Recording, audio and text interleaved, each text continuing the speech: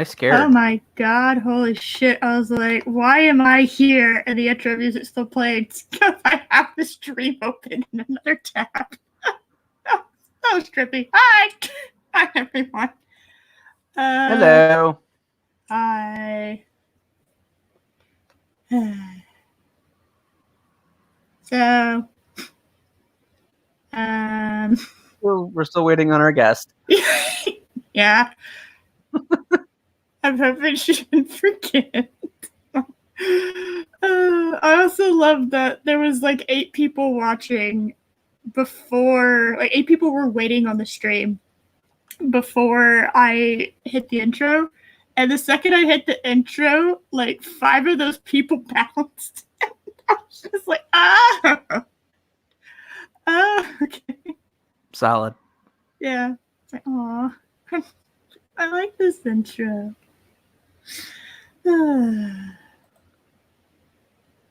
Why does it say afternoon when it's... No, it's afternoon. We have discussed this before. Pod racing. We have discussed this. This is... CST is the only time zone that matters. We have discussed this. Yeah, and that was the point. That was exactly the point. Why did I use the horror story? I had to watch this damn movie. Yeah. Why did you? What did I do? And what? Why, Mark? I can't keep up with the lore. What happened? He's Mark the Infinitely Gambit now. Oh.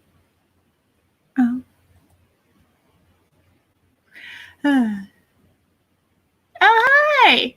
Humans. Hello. I don't know. Would you say Clobbering Time's a human? I don't know. Is a rock being a human? Is that am I being specious? I do not want to assume Clobbering Time's species. Yeah, I don't know. Because he was like a human, and now, you know. Right. Space things happened, and now he's rock. That sums up the Fantastic Four origin story very nicely. Space things happened. Oh, thank you. Yay, we guilted him. Yeah, I made everyone aware. I don't care about Britain. I don't really care what goes on. Wow. Yeah. There's like a person over there. Like a single human being. I'm just like, yeah, all right. Okay. I used to care because, you know, Doctor Who was good.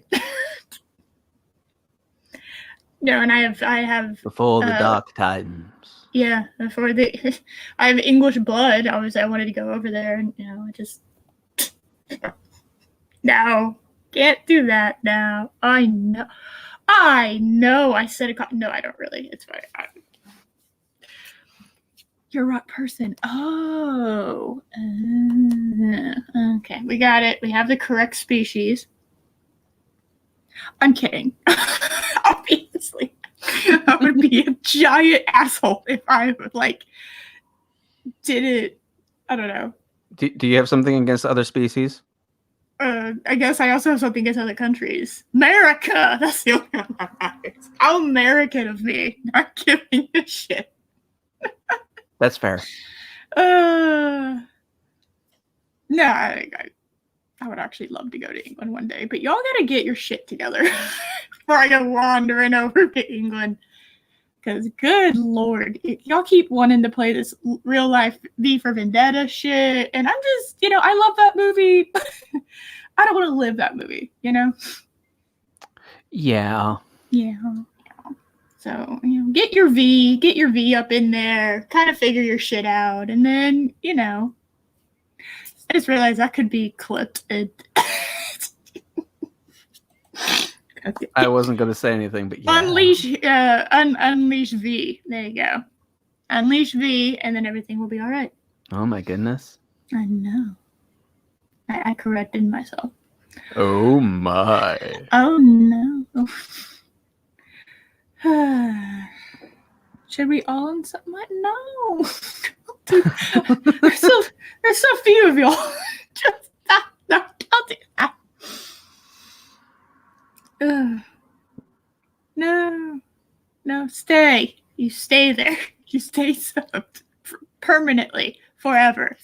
You're not allowed to unsub. Just like in some cases, you're not allowed to dislike videos now. English great. Avoid the politics. Oh my god. Yeah. Yes, unleash the V and everything will be alright. I just can't. There's no way I can There say you that go. without it sounding sexual. Great. Wonderful.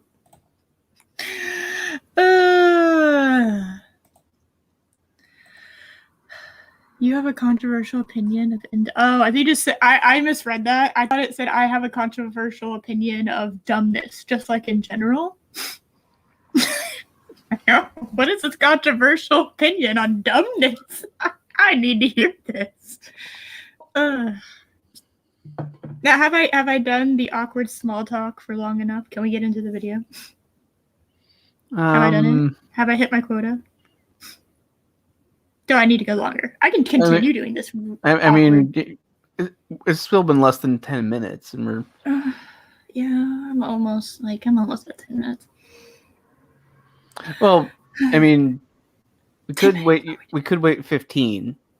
Yeah, I guess I can clunk around trying to act like I'm an extrovert for a few more minutes. There you go. Yeah, because I'm so charming.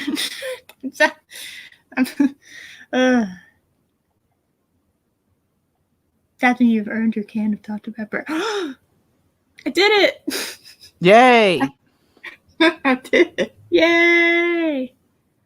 What? What? No!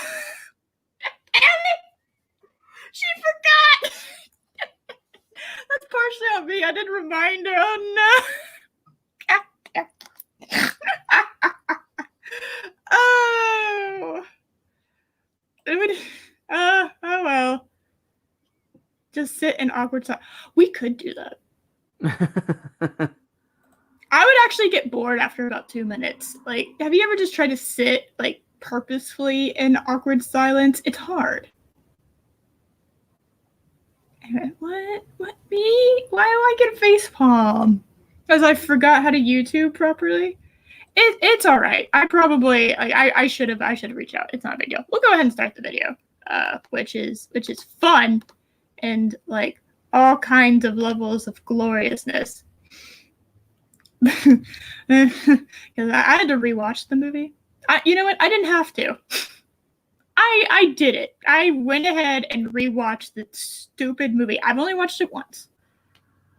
And then I watched it again, and it did not get better with time. If anything, it got worse with time. Mm-hmm. Yeah. Did you rewatch it? Yes. It's worse than I remembered. Yeah. It was not. No. Like how old? When did Into Darkness come out? I have this tendency of 14, was it? So I was in college. I have a tendency to get really into franchises right before they die. I don't know why that is, but Doctor Who, I got introduced to Doctor Who at the 50th anniversary episode. Yeah, I know, right? I got into Star Wars before, like a year before The Last Jedi came out. And I got into Star Trek between the 2009 Star Trek and Star Trek Into Darkness. I know there's a pattern of behavior there. I don't know. I know it's like I watch something and it dies afterwards. No. Yeah, I know. Oh no. I've been watching a lot of anime lately. Oh no. I think Japan's okay. I think Japan has like a steel set of balls. it will be fine. So I'm not that worried about it, and I've been watching so many that it's just. I'm almost at 15 minutes. And no.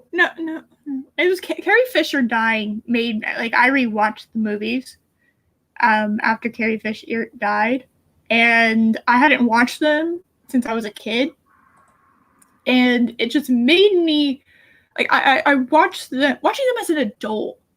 Like there was so much more to the movies than I remembered them being. Like actually, like they're hilarious. Han's hilarious. I love me some Darth Vader being like every piece of that man's suit is to help him move around and like live. It's and to function kind of as a person, except for his cape. There is no reason that man needs to be wearing a cape, and he does, and I appreciate that. There is no reason for him to wear a cape, and he is wearing a cape, and I love it. Yes. So technically, it was Carrie Fisher's death that led me into watching Star Wars. Jar Jar's defend. I will defend the 09. I defend the 09 one. Yeah. It set out, like I said, it set out to do what it was supposed to do. What a reboot is supposed to do is revitalize the franchise. That's really it. That's true. That's what it does. And for most likely a new generation. And it did that because I got into Star Trek because of Star Trek 2009. I'd never even heard of Star Trek until that movie came out. I'd never even heard about it. I had no idea what the hell that was. So I am proof that it accomplished what it did. So it's kind of like, well, it did what it was supposed to do. Everything after that is obviously Star Trek Into Darkness. I had like that Last Jedi experience of Into Darkness where you're just like in full denial that what you're seeing on the screen is like completely awful. Because like you just get into this thing and you're like, I mean, there's no way this thing could be like they could go out and completely fuck this franchise up in a single movie. There's no way. There's absolutely no way they could possibly do that. So like, and these people are working at their. I used to think that when like if you were in Hollywood, that means you were the best of the best, which means there's no way you could fuck up something that is like a 50+ year franchise, right? You could never fuck up something. I know. It was very naive. I used to think that because it just made sense. It was like, oh, you've got to be good at your job to have gotten here, right? Because the concept of someone not being good at all, being promoted through the ranks and given more money and more like respect and kind of like becoming a household name, those kind of things, or is just you have to be good, right? No, I actually learned that pretty quickly in my job that I have now. Like, oh, just because you get promoted doesn't mean you're good at anything. Excellent. That was a real life experience. But obviously, like I learned that before I have my job now, because that would be kind of terrifying. I'm out in the world still with that naive sense of, oh no. You're not sorry. You're sorry. Sorry. I don't agree. It's not good. There's a lot of problems with the 09 Star Trek movie, but it's not as bad as I think a lot of people think it is. Like, I think The Last Jedi is pretty awful, like in almost every area, except for a few cinematic scenes and possibly the acting ability of some actors. Other than that, I don't really think there's anything in that movie that's worth anything. You know? The 09 Star Trek, like, there's multiple things that are good about it. So it's not, like, to me, it's not the worst thing ever. It did not ruin Star Trek. Into Darkness, in my opinion, ruined Star Trek. We didn't know it quite at the time, but it, then they were like, oh, we really fucked up and we got Beyond, right? Which wasn't as bad as Into Darkness. No, I think Star Trek Beyond is the best of the Abrams films, but that's not saying much. Yeah, it's like, oh look, that's the best turd out of the bunch. Well done. Great, wonderful. Like, oh, that one has less corn in it, but it's still shit. I think that the original TOS Star Trek movies, like that trilogy doesn't hold a candle to it. It's just like it's a bad movie. It's not a good movie, but it's not the worst movie ever. Like, so it did its job of yes of making Star Trek a mindless action film. I don't know. It's complicated. It's complicated. Let me get my tempo out there. I don't know. It gave us bad reboot.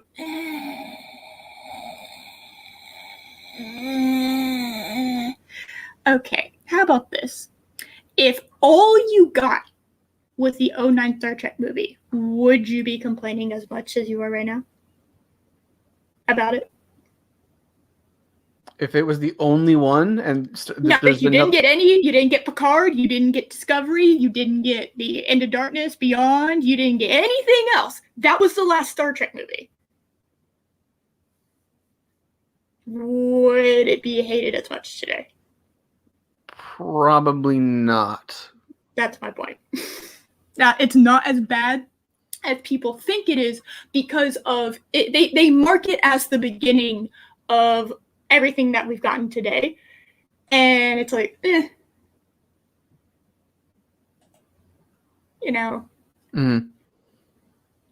And see, what's funny is that you could say that Ghostbusters 2016 was the start of all this woke shit. Well, oh no, it's been creeping in before that. And but it's like that line, right? It's like, okay, so like this was kind of when everyone noticed it. You know what I mean? Like, it's the first time it was blatant. Yes, and in my opinion, it kind of was kind of the modern day woke, not the in your face modern day woke. That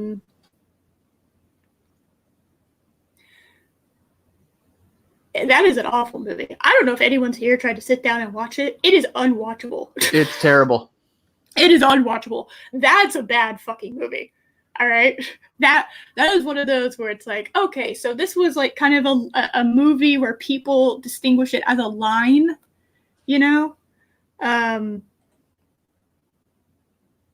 It's just like Force Awakens is really bad, and I would say it's much worse than the 09 Star Trek movie, much worse. Because when you really start to think about it, it's like, this was supposed to be a new story, not a reboot, but like a new story, and it ended up being a soft reboot in like the worst way possible. So, I don't know. I feel like the 09 Star Trek gets just...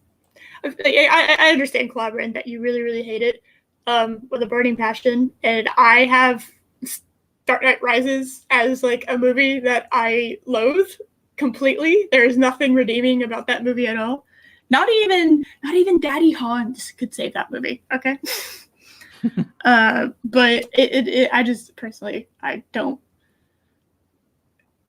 If it had just ended with 09, I don't think it would be looked upon as bad as it is now.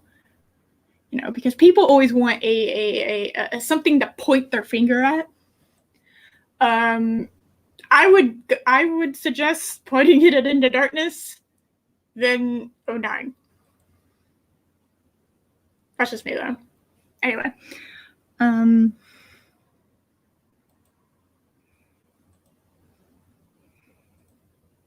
right. I did it. I'm almost at 25 minutes. We did it.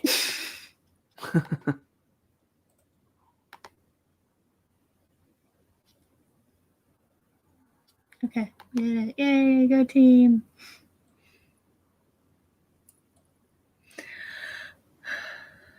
No. Stop it. No. Was it? I don't know. I liked it. I liked it. I have a soft spot for that movie. Maybe that's like causing me to be, less objective about it. During our two streams about the 09 movie, I thought I was, fairly objective about it. But I don't know. It has a soft place in my heart. You will notice that even though I say that, I do not say the same thing about The Last Jedi. That's the first movie I watched ever in theaters involving Star Wars. And that's the first movie, that new Star Wars movie that came out after I became a fan of it. Like a real fan of it. And I do not have the same feelings towards that movie. So, I don't know. Yes, that's my point. Exactly. It's not memorable except for the music and Carl Urban. There you go. Those are your two big redeeming qualities of that movie. Yeah, the music is fantastic. And Carl Urban is amazing. There you go. There's my TED Talk on the 09 movie. Get Carl Urban in more things. Josh. Yes. But was I that amazing? No commentary? Nothing?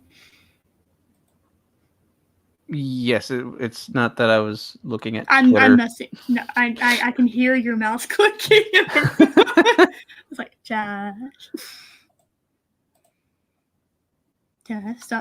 Stop shopping for a waifu pillow. I'm looking for evidence of our guest being online. I don't know. It's all right. Hey, man, like, she's busy and shit. I forgot to remind her. It's fine. We'll have her on. We'll have her on some other time. I'm not gonna make a big deal out of it. It's really not that big a deal. Okay, that is wrong. That's wrong. I'm sorry, Cameron. That's wrong. That's a bit harsh. That's wrong. I hate to break that to you. I think he did the best of capturing the essence of the character compared to everyone else. He watched over and over, like Star Trek over and over, and like he's a method actor. He watched so much Star Trek so that he could get the micro expressions that Bones does, when DeForest Kelly does when he talks, down to a T. I disagree with you on that one, but that's all right. Here's something we can all agree with: Star Trek Into Darkness is bad. Yes. Way overrated. He's no D. Kelly. All right, no. Sorry. I just don't agree with you, man. Well, I mean, yeah, no one can replace DeForest Kelly, but he came close.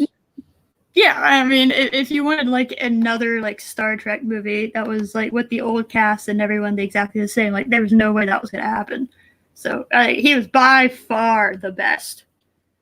So I don't know. It's all right. We disagree. That's fine.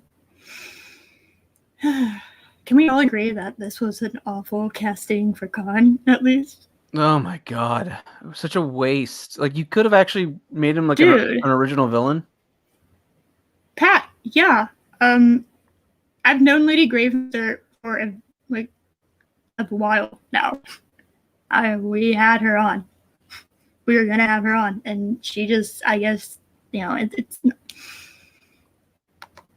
Yeah, dude, seriously. like I would never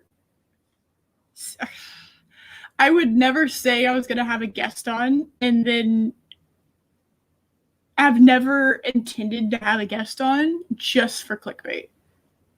That's using people. I don't use people.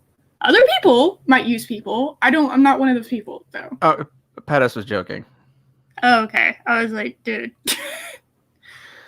Dude, come on. Yeah, she has the links if she's interested. She can join us if she wants. Okay. It's all right. Y'all are stuck with us. Josh, do you think it's okay if they're stuck with us? I hope so. I don't know. Like they're look at this blue. It's so blue. Blue. Like I know they used a fucking blue filter for this. There's telltale signs when you use filters. When you use a blue filter, there tends to be like on white people, their skin becomes more pink. So, because you're using the cooler side of the color spectrum. So, it's so blue. Why is it blue? Can you imagine working in an environment where everything was blue? Wouldn't that, mess up your vision? I guess that's why there's so many members of the Blue Man Group. We did it. We solved it. We solved it, guys. We have done it. We did. All right. I'm going to hit play. All right. I did share audio. Yes, we did. I did that. Everyone can hear it. We did it. Can you hear it? I heard it. Okay, good. Shall we begin? Oh God, do I have to? I'm getting an echo. You are? Really? I'm not getting an echo. How are you getting an echo? Is anyone else getting an echo? Echo?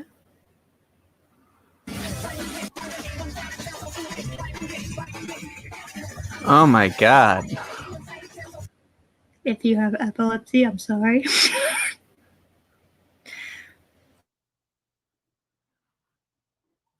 Sorry, I just realized my mic's way far away from my. There you go. Now you can actually hear me. Well, I did it. There you go. Shit. So, our retrospective journey into the Kelvinverse brings us inevitably to Star Trek Into Darkness, easily the most divisive of all the Kelvin films, and divisive. I don't know. Would you say it's divisive? No, I think it's pretty universally hated. Yeah, I don't know if anybody. Did anybody like this? I mean, sadly, it is the highest grossing Star Trek movie of all time, but there's reasons for that. It also cost more than any other film.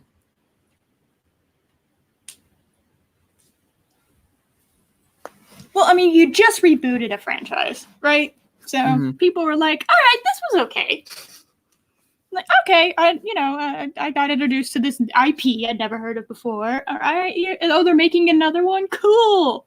Oh, everyone loves Benedict Cumberbatch.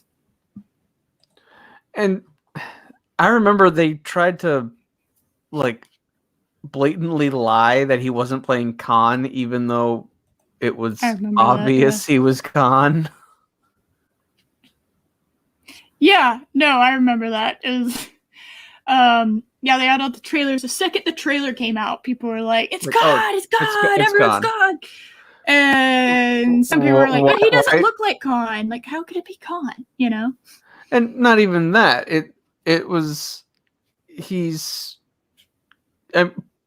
Benedict Cumberbatch is a very, very white fellow, and Khan is supposed to be from India, and he was played by Ricardo Montalban, who was Latino. So he's supposed to be a person of color, and yet they cast Whitey McWhiteboy. Why'd they do that? It's the voice. I guarantee you it's the voice. It has absolutely nothing to do. I mean, honestly, Benedict Cumberbatch does have like a great voice. Yes, he does. But the actual reason is dumber.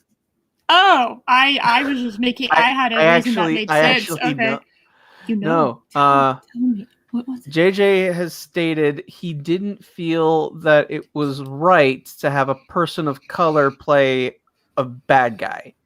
Oh. Even though this is supposed to be like the genetic perfection of the human race, so that can't be a person of color. Is that what you're saying, JJ? Oh, perfection is. Oh, I can't say that. This is gonna get clipped. Never mind.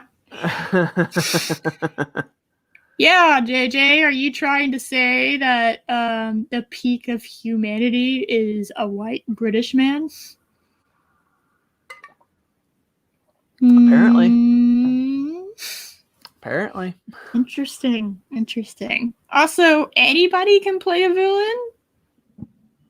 I, for one, think that there's a big shortage of really good female villains. You know, I love me a good female villain, but we can't do that anymore because it's problematic. Yes, it's so problematic. Yeah. So I just Alba playing the villain in Beyond was okay. Yeah. Yeah. Yeah. Yeah, anybody can play a villain. I know, it's a shock. Big shock. Anybody can play a villain. And perhaps of all Trek films in general. And what's strange about it is that what everyone is divisive about. Because, you see, pretty much everyone universally agrees that Into Darkness is in fact the weakest of the Kelvin films. Okay, no. Weakest. I would say worst Star Trek. Probably the worst Star Trek movie. Oh, to me, Star Trek Into Darkness is the single worst film that has ever had the Star Trek name on it. Yeah. It's complete garbage. It's bad. It is not good. It's very bad. Okay. What? I know why I'm getting an echo now. Do you have a stream on with the volume? No, I have the stream muted. But for whatever reason, I'm getting sound from both the StreamYard and Watch Together. Usually it mutes one. Oh. Yeah. I've never had to do that. Yeah. It's a new computer. I literally got it last week. So I'm still working on things. All right. I think I got it now. Okay. I think weakest Star Trek. Just saying the weakest Kelvin movie is kind of. I think that's an understatement. I think obviously it's the weakest Kelvin movie, but it's also like the weakest Star Trek movie. I don't know. I haven't seen all the Next Generation movies, so I could be wrong about that. You've only seen Generations, right? Correct. Okay. First Contact's okay. It has issues, but overall it's an okay film. Insurrection and Nemesis have a lot of problems. But they're better than these movies. All right. Especially Into Darkness. Into Darkness is, I think it is the worst film to ever have the Star Trek name on it.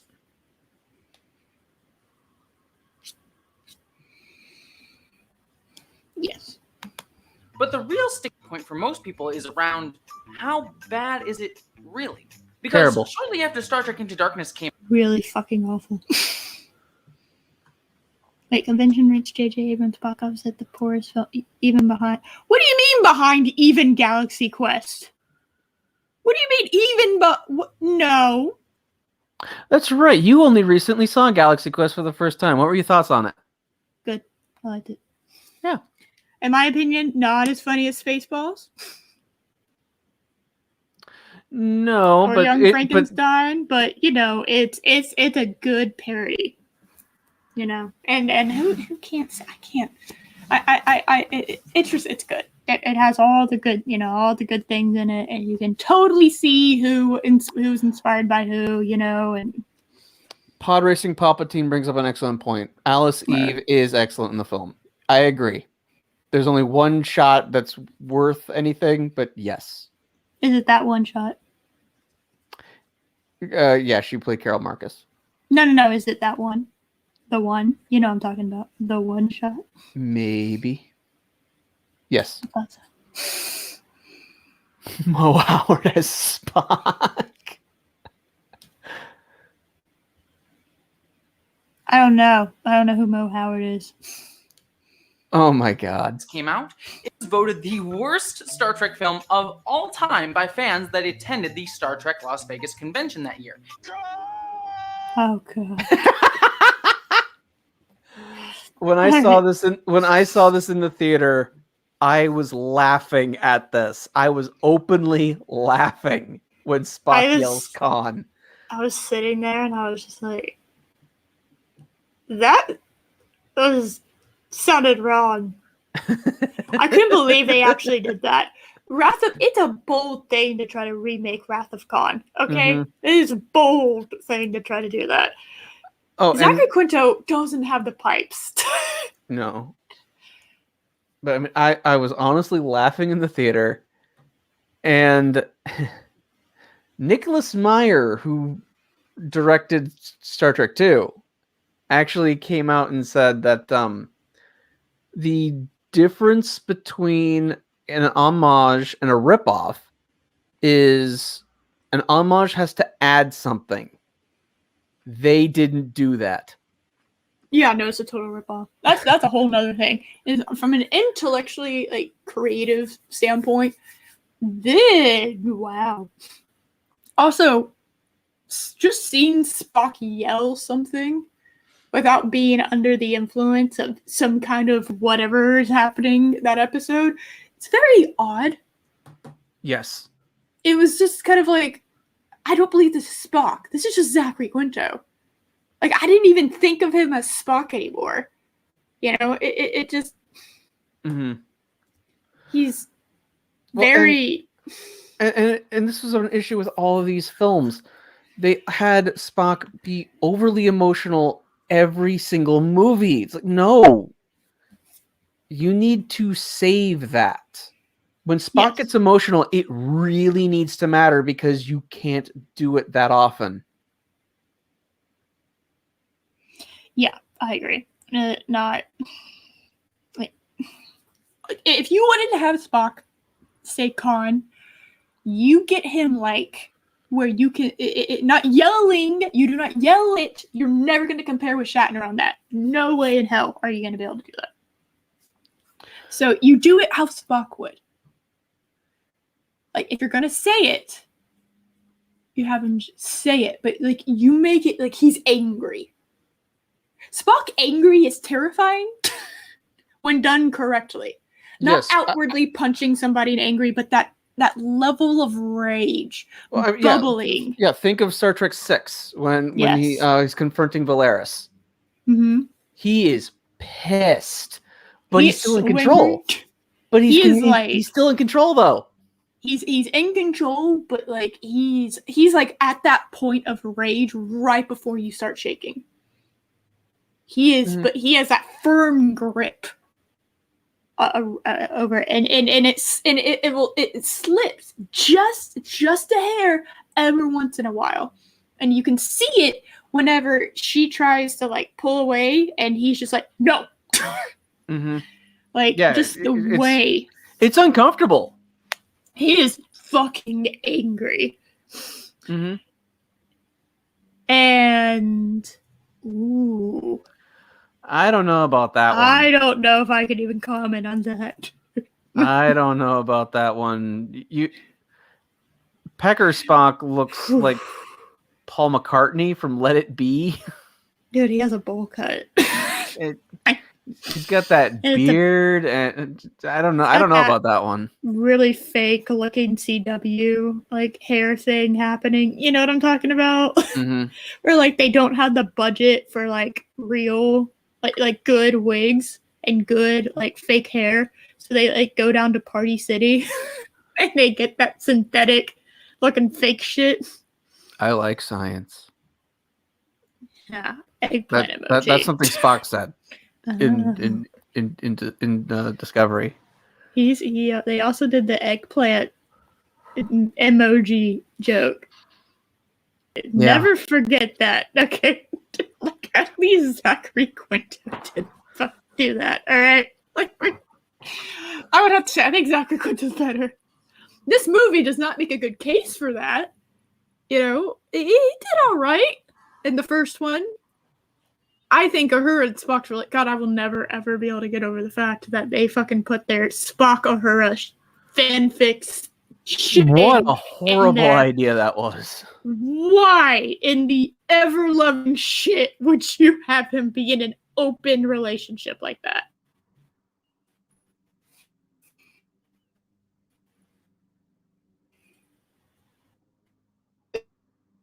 I don't know.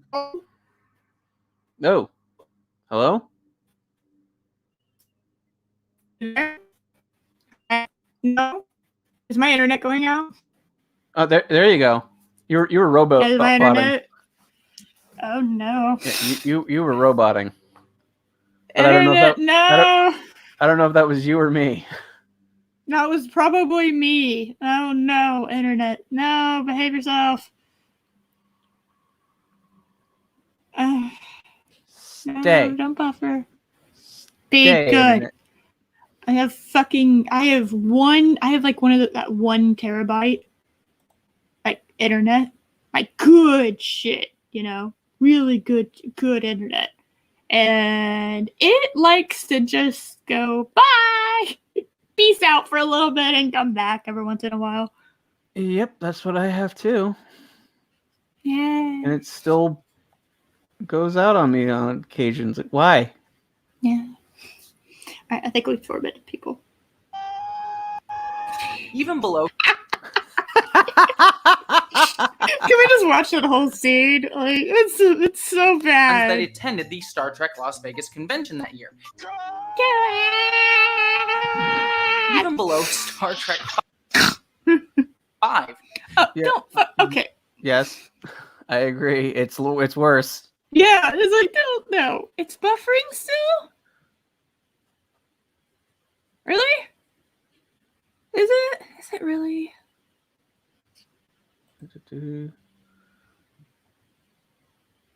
Seems fine on my on the stream. I'm watching. I'm watching it too, and I don't get anything. Okay. All right. Just keep an eye on it. All right.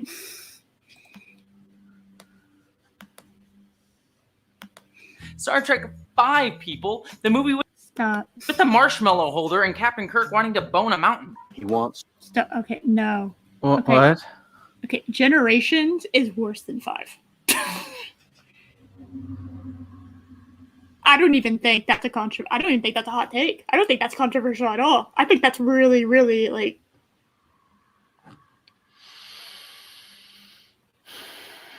I'm thinking.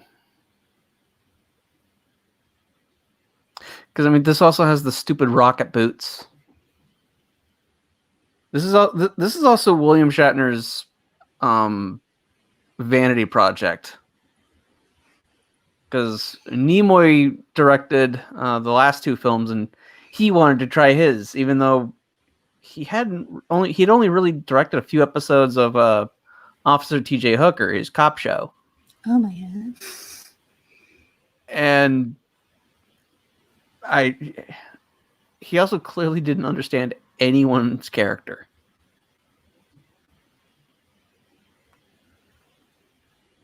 I don't know.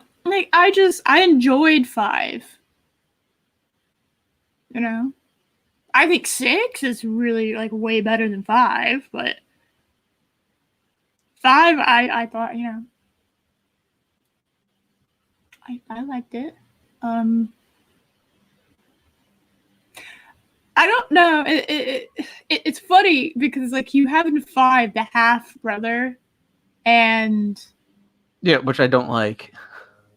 And like that was a failed concept, but then in Discovery, and then they like, retried it for Discovery. Yeah. Yeah. So I don't know. I just insert Jeopardy music. It's something I've never thought about. Like, is like which is worse, Generations or 5? But I would say Generations is worse. What they do to Kirk in that movie, they fucked that guy up. They really fucked that character up. You know, he I don't know, they just kind of made him a bitter old man. Kind of what they did to Picard in the Picard show. Mm-hmm. And I don't know. He just kind of gave up and just didn't give a shit anymore. And it was like, Captain Kirk as a nihilist. Oh, great. Oh, Mark brings up a good point. I forgot there was a writer's strike during that time as well. Oh, yeah. But he still went ahead with the movie. And his basic idea was he wanted the whole world to he wanted it to be Kirk against everybody. And that's not even what happens in the movie, actually. Well, because Nimoy and DeForest Kelley said no, they would not turn on Kirk. Yeah, of course they wouldn't. No. And that's the thing. Neither would anyone else. Neither would Uhura, neither would Scotty, neither would Sulu. They wouldn't do that. No. If we're willing to give up their careers to try to rescue Spock in Star Trek 3. They would not turn their backs on Captain Kirk. I always interpreted it not like they were turning their backs on him, but like they were almost under like some kind of drug influence, you know? But that's not what happens. They make it very clear he doesn't use drugs. He doesn't use mind control. He does one therapy session and they do whatever and they suddenly become a believer. I know. After one therapy session? No. Drug, it would kind of be, it's like they took away their pain. Now them, like, kind of jumping on board, I think there might have been a discussion at least whether they'd jump on board. But like the idea of them getting rid of their pain is like imagine a human being just getting rid of all of their pain and their trauma. Like that person's changed forever. But that still wouldn't like make them you know what I mean? Like they still wouldn't change their personality to people they don't have bad feelings towards. Or have bad memories with, you know. I liked the scene, you know. I like the bone scene. The bone scene's pretty good. Yep. Yeah. I'll admit that. Apparently her and Scotty were into each other. That was kind of like, oh. Didn't know that. Okay. Yeah, because it comes completely out of nowhere because it wasn't in anything else. Sulu and Uhura had like a flirtatious relationship on the show. Yeah. Agreed. And then suddenly Scotty and Uhura are together in 5, and then it's never mentioned again, and it was never hinted at before because it didn't do anything. Yeah, it's kind of more brainwash. That's the correct term. But yeah, no, it's still. But that's not what Shatner wanted, though. Shatner made it very clear that he wanted it to be their choice to portray him because of his. He wanted it to be their choice to abandon Kirk because he wanted it to be Kirk against the world. Well, he can. I mean, he kind of had that in 6 a bit. Was it 6? No. Was it? No. Which one was it? I'm getting them all mixed up. Hold on. And when I say he kind of had that, like, he still had his crew, like in 3. Like, everyone else was kind of like, bad, Kirk. No. Bad. But his senior officers are still with him. Yeah, I know. So it's like he kind of, when I say kind of, is like, not everyone is like, yay! Some people were like, ooh. Dude, do you know how much that was? You know, I don't know. No, was that 4? Fuck, I got to rewatch all those movies again. Anyway, so the 5th one is, I think, better than Generations. Not even close to being worse than Into Darkness. And I don't think that's like a controversy. Again, I don't think that's a controversial opinion. Oh, no. I mean, I don't hold 5 with that much respect, but it is vastly superior to Into Darkness. Into Darkness is garbage. I would say 5 and 1 kind of robot butt heads. Oh, I'm roboting? Really? Oh, great. You're better. No. Internet, behave yourself. I just all right. I get you, Mark. I get you. Yeah, I think 1 and 5 kind of on like the worst one out of those 6 movies. They're the most standalone, I guess you could say. Yeah. Like, there are good aspects in 1. There's good aspects in 5. You just kind of have to see which one has the more worse aspects. So, you know, but again, like, I mean, my whole point of us talking about this was she was surprised that it was like that. I mean, I actually think Star Trek 1 is underrated. It's not the best, certainly. And I would still hold it in like the lower half of the 10 actual Star Trek films. But I think it like if you were to rank all 10 Star Trek movies, you know, in order of, you know, so like your number 1 film and your 10th least favorite film, you know, so 5 would be, you know, in the upper section and 5 would be in the lower section, right?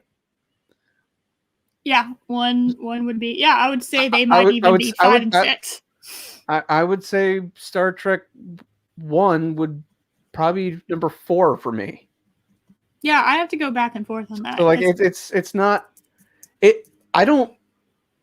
There are issues because they had production problems and they had to get special effects shots in, and then they didn't really have time to edit them properly.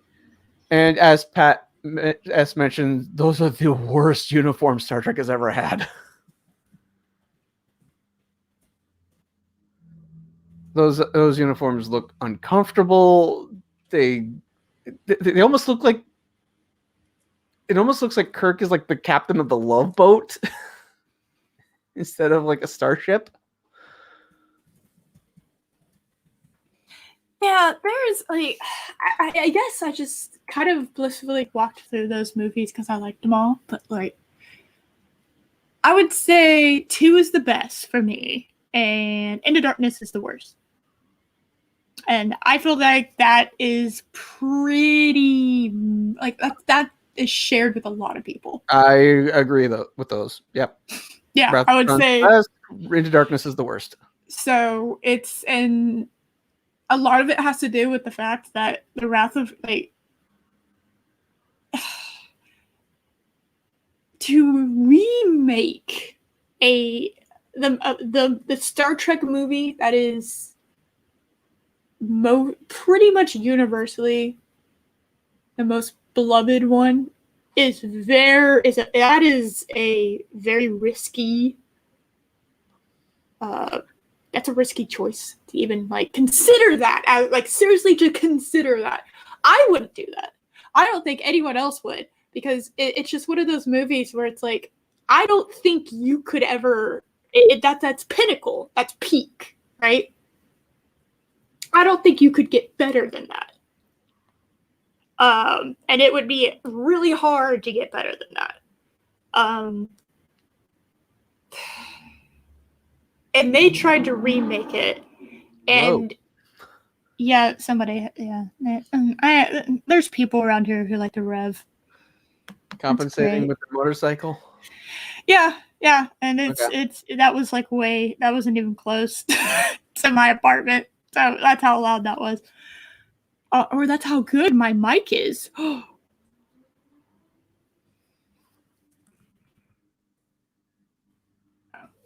I don't know. I just, nah.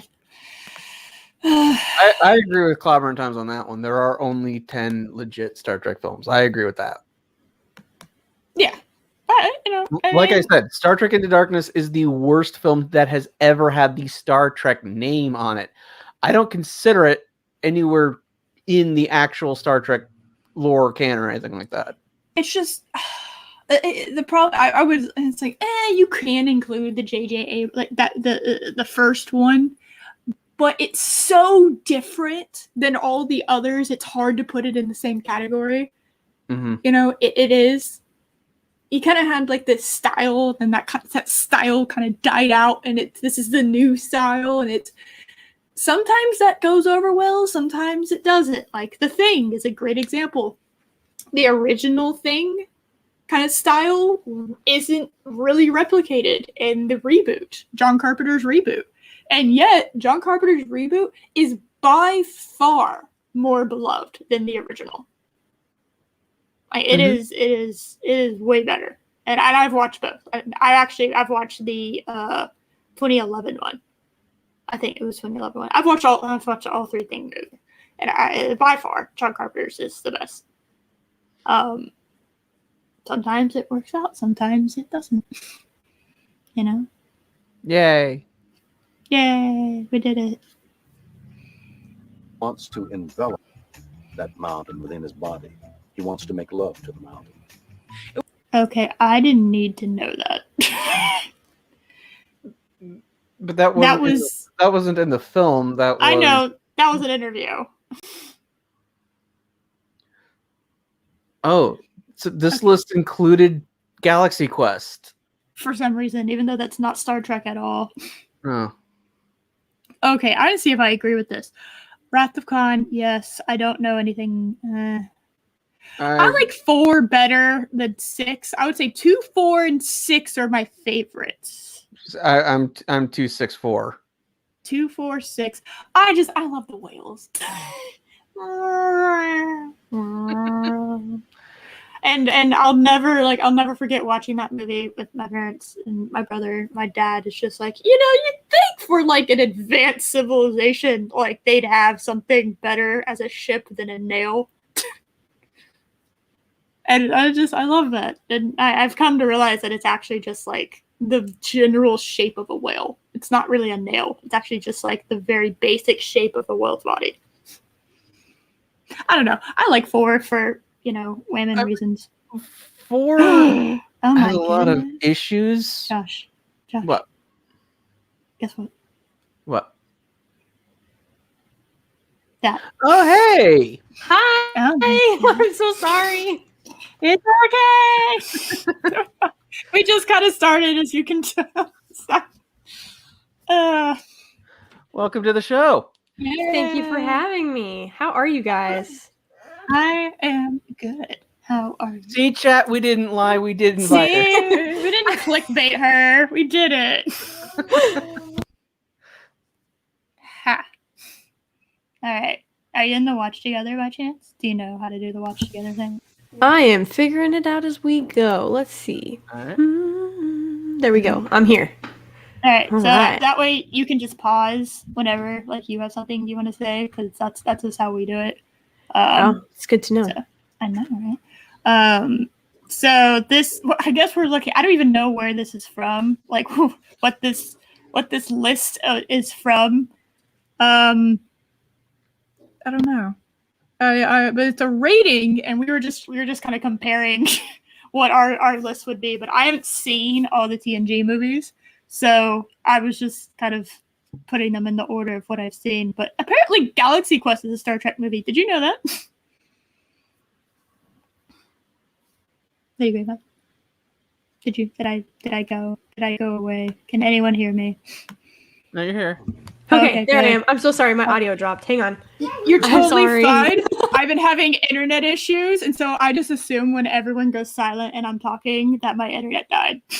So don't worry. God, stop. I think everybody's had issues this weekend-ish. It's just been crazy. Yeah. I don't know Maybe we can get Az in here, and he can just take over the show if we lose Eris. No, what? You think really? You think I'm replaceable? No. Thank you. Never. Exactly. A British? Are you saying a white man? Took over toxic femininity on Monday. Are you telling me that I can be replaced with a white man? How dare you, Josh? No. Oh. How so dare you? And it's a British, which means they're whiter for some reason. Is that how that works? I guess. I don't know. Very well. Yeah, I assume that's how that works because Americans rebelled against them, so they're okay, even though they all say they hate us, but they continue to live here anyway. I mean, yeah. What would be life without hypocrisy? I don't know. Yeah. Josh, what is your opinion? Yes. Yes, that is your opinion. That's a good answer. Excellent. All right. It was even voted lower than Galaxy Quest, and that's not even a Star Trek movie. Yeah, I don't know what list this is. Galaxy Quest is in a Star Trek movie. So. And I would say the motion picture is not worse than the 2009 Star Trek movie or Generations. So I don't trust this list at all. What is this? Okay, what so is this Wrath of Khan, First Contact, Undiscovered Country, Voyage Home, Search for Spock, Star Trek 09, Galaxy Quest, Generations, Motion Picture, Nemesis, Insurrection, Final Frontier, and then Into Darkness. No. I agree with Into Darkness's placement. Yeah, Yes. so I know Galaxy Quest, isn't it supposed to be a parody of Star Trek? Yes. Yeah. So and it's a wonderful parody. Yes, and so with that in mind, shouldn't the Orville be on this list too? Correct. And that's assuming Beyond isn't on this list. I think this is before. This list was before Beyond came out. Because they didn't have Beyond on this list either. So you'd assume that they would have put that on here. So I think it's before the Orville. But probably. Like if Galaxy Quest is a Star Trek movie, then Spaceballs is a Star Wars movie. You can't have one without the other. It's certainly an improvement over the Disney Star Wars. I would take Spaceballs over all the Disney Star Wars, including Rogue One. So I would agree. Yeah, I think the only thing that, and I'll own up to this, the only reason I have any sort of fondness towards Rogue One is the Darth Vader scene at the end. That's the only reason I saw that movie, actually. I think that's everybody. I think that's everybody's. Yeah, and people were telling me about it, and I was just like, I gotta see this. So I just watched that whole movie for that last part, and then I saw the awful CGI young Carrie Fisher, and I was like, oh no. And I was quite terrified by that, actually. Quite terrified. CGI. Yeah. Grand Marf Tarkin. Tarkin? Wow. Grand Marf talking. I am a nerd. I know names of things. Oh my god. There was a Trek con?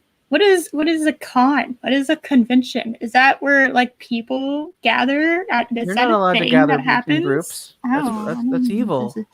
Evil and dangerous. Yeah. And salamanders. It's toxic. You can't interact with other humans even though we're social creatures, and that deeply psychologically affects us to not be around others. So I guess I'll kind of agree that it is, and it is one of the best Trek movies. But that vitriol from... No, because I don't consider Spaceballs a Star Wars movie. So I just... I mean, Galaxy Quest is better than the all the Abrams films. Oh no, that's pretty hands down. That's correct. I think it's a stretch to call those things films. They really more are just what I feel is an untalented individual ripping to shreds any and all continuity and then duct taping it back together and saying it's a masterpiece. It's really more of a travesty than a film. That's true. Listen, I have a soft spot for the 09 movie because that's what got me into Star Trek. And like as a reboot, it did its thing. Like it did what it was supposed to do with me, which is a reboot is generally something I talked about before. A reboot is generally a reintroduction of an IP to like a new generation, which is why the Spider-Man like 3 reboots is like it completely goes against what a reboot's supposed to be and why people are sick of it now. So it did what it's supposed to by like the baseline, and I love Carl Urban and I love the music, but there are lots of issues in that movie and we've got over it. But yeah, it's I would not say it's good, but I do have a soft spot for it. Yeah, I have a soft spot for Chris Pine. Nice. I got it. So I have. Oh my! Oh my! And I was actually really concerned with how Zachary Quinto was gonna represent Spock, like because to me, like Leonard Nimoy is Spock. Yes, and correct. Yes, absolutely. And William Shatner is Kirk, and I was like, it's. I think that the one person that they really, I guess, cast like I think that Zachary Quinto did a great job. I think that Chris Pine did a really good job, but I think that Carl Urban was probably the best cast out of the 3 of them for Bones. Yes, I would agree. Yeah. And I think that he was kind of wasted, especially in this film. I think he was really wasted. Yeah. The whole cast was wasted. Everything was wasted. It was just wasted. But I think Carl Urban especially was just not because when DeForest Kelley portrayed Bones, it was he was a very like emotional sort of representation. Like it was like because Spock and Bones are supposed to be the 2 opposite ends of the spectrum, and Kirk is supposed to like kind of navigate those 2 opposite ends where you're like emotionless and cold, and then emotional and just passionate about everything. And perfect. Yes. Yeah, and so I think Carl Urban did a really good job of that in a more sarcastic way, if that makes any sense. Yes. I think he was he brought something to the role that I think it did a really good honor to Kelly's character, but it didn't try to basically overtake or reinvent or whatever you would call it. But he made the character his own, whereas I got the feeling that Zachary Quinto was trying to be Leonard Nimoy and not Spock. I think he tried to do a Leonard Nimoy impression. Yeah, and I think Chris Pine, there were times when it felt like he was trying to do his own thing, and then in the next breath he was trying to be William Shatner. He kind of like flip-flop back and forth, but Zachary Quinto struck me as really trying to do an impersonation of Leonard Nimoy as opposed to being Spock. Right. Yeah. Which became pretty apparent when he and Leonard Nimoy were on the screen together. Yeah, yes. It's like, oh no. Like, one instance I would say for Chris Pine kind of making Kirk his own is the Kobayashi Maru scene. Like him just casually biting into the apple while with that smirk on his face. I was like, okay, I could totally see this being like a young Kirk, right? I can totally see that now. But It was still a little over the top for that. Was yeah. I don't know. I liked it personally. Yeah, that was very much his own take on it, but I don't think I think from that apple biting scene to I know that Star Trek Beyond is a completely different film, but I just feel like where in the series and in the original, like in the movie, Kirk grows, Kirk learns, he adapts, he matures, and he he takes lessons that he's already. First and foremost, everything, it was about his crew and it was about his ship, and those were always more important than himself. And I just didn't get the sense of that kind of devotion from Chris Pine's Kirk, because it seems like every movie he had to he played the same moral dilemmas over and over again. It felt like, to me at least, when I watched the films. And I think at one point I literally was just like, it shouldn't have to play out this way every single time. But then, that was really before I knew who J.J. Abrams was, because in 2009 I was, a baby. Like, I was little, I was young. And and I learned who J.J. Abrams was, and I was like, this man is a terrible human being. Yeah, so. He's just like, I don't know. J.J. Abrams, I don't think he's like evil. I just think he's, how do I put this? He's so overrated. I've watched things that he did Super 8. Yeah, I think he did Super 8, and I believe so. I think that was somewhat of an original concept, and I heard people, they were just like, oh, it's so good, it's all this, and I was just like, okay. I didn't know it was like, why it's called Super 8. I had to figure that out by Googling it later. Super 8. It seems that everything, JJ has no follow through, is what I have come to discover and accept with all of his projects. He has no follow through. He couldn't follow through on Alias, Lost, and yeah, on and on and on. Yeah, and he butchered. He abandoned Star Trek. He abandoned Star Wars, and then came back and tried to basically what I've never seen, nor will I ever see, the Rise of Palpatine. I watched Last Jedi once, and it was over a year after it came out, because like The Force Awakens, they had me for the first few minutes, but I was kind of like, I'm not really buying into it. Sure, but let's see where this goes. The moment that, because you're supposed to believe that Finn was kidnapped and raised by the First Order, right? Right. And it is clearly a military institution.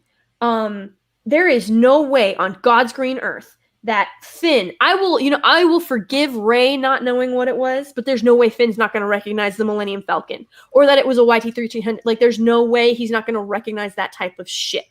Mm-hmm. And then I was like, they lost me right there. And when they called it trash or garbage or whatever, and people were like, oh, it's supposed to be an homage to Episode 4. And I'm like, no.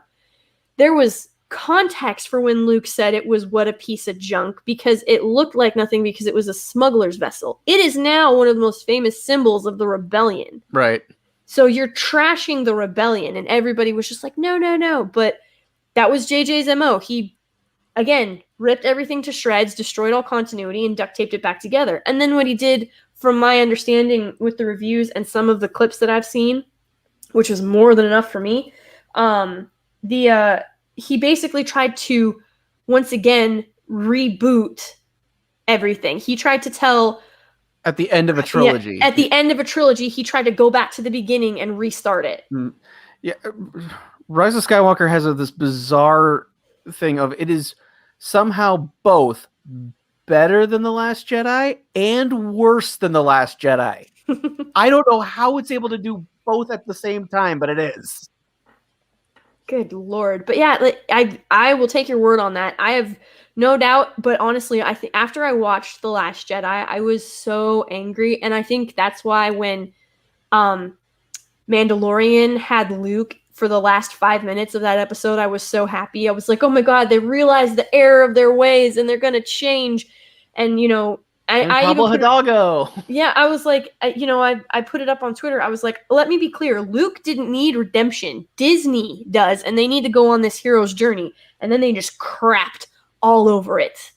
110%. Like within a week. And it was just shocking at how much hatred they have for fans and their own IP, and having it that palpable on the screen was just wow. And I think with JJ, there's a difference between when I watch Star Trek and when I watch Star Wars. Star Trek speaks to me of someone who has no idea about the IP but doesn't care. Star Wars has the effect of me that he kind of knew a little bit more about this IP, but he cared about making it his own thing and completely cutting off all connection and continuity from the original trilogy and the prequel trilogy. And that's why Disney got rid of the EU. That's why, or Kathleen Kennedy was like, it's gone. It's not canon. It's nowhere anymore. We don't have any source material to draw any stories off of, except for cherry picking these things from those, but not doing enough so that we don't have to pay the writers any royalties. Yep. And having no way to tie this together or make it make sense. And I guarantee, I'm sure JJ had something to do with that. Just like now he's come in and said that he wants his Superman to, check these boxes and fall in line with this universe and do these certain things. Written by Ta-Nehisi Coates. That's going to be great. God help us all. Yeah. I am to the point where these companies are either they truly believe they're too big to fail, or they don't care and they are purposefully trying to burn it all down out of spite. I have no idea which it is, but they're going to get the same result.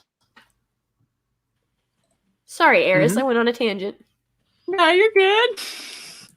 That's why we invited you.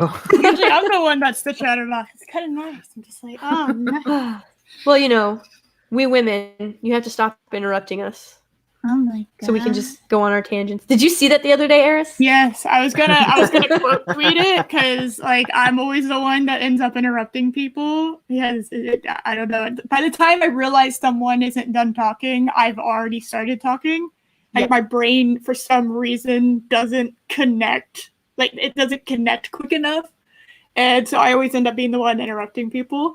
So for them to be like, stop interrupting women, it's like, well, I don't. Yeah, one of the replies to that tweet, and it made me giggle so hard. It was like clearly written by someone who has never spoken to a woman.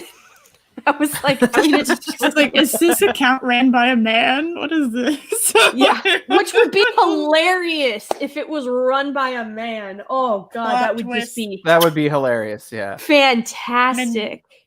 Was it Critical Drinker whose reply was "make me a sandwich" or something? I don't know if it was Critical Drinkers. I know that Lethal replied that he would like to speak to the man in charge. The man in charge. Yes. I died. Oh my god. Oh god. That was beautiful. Yeah, it was. Oh man, they got trolled, and they rightfully so. That was whew.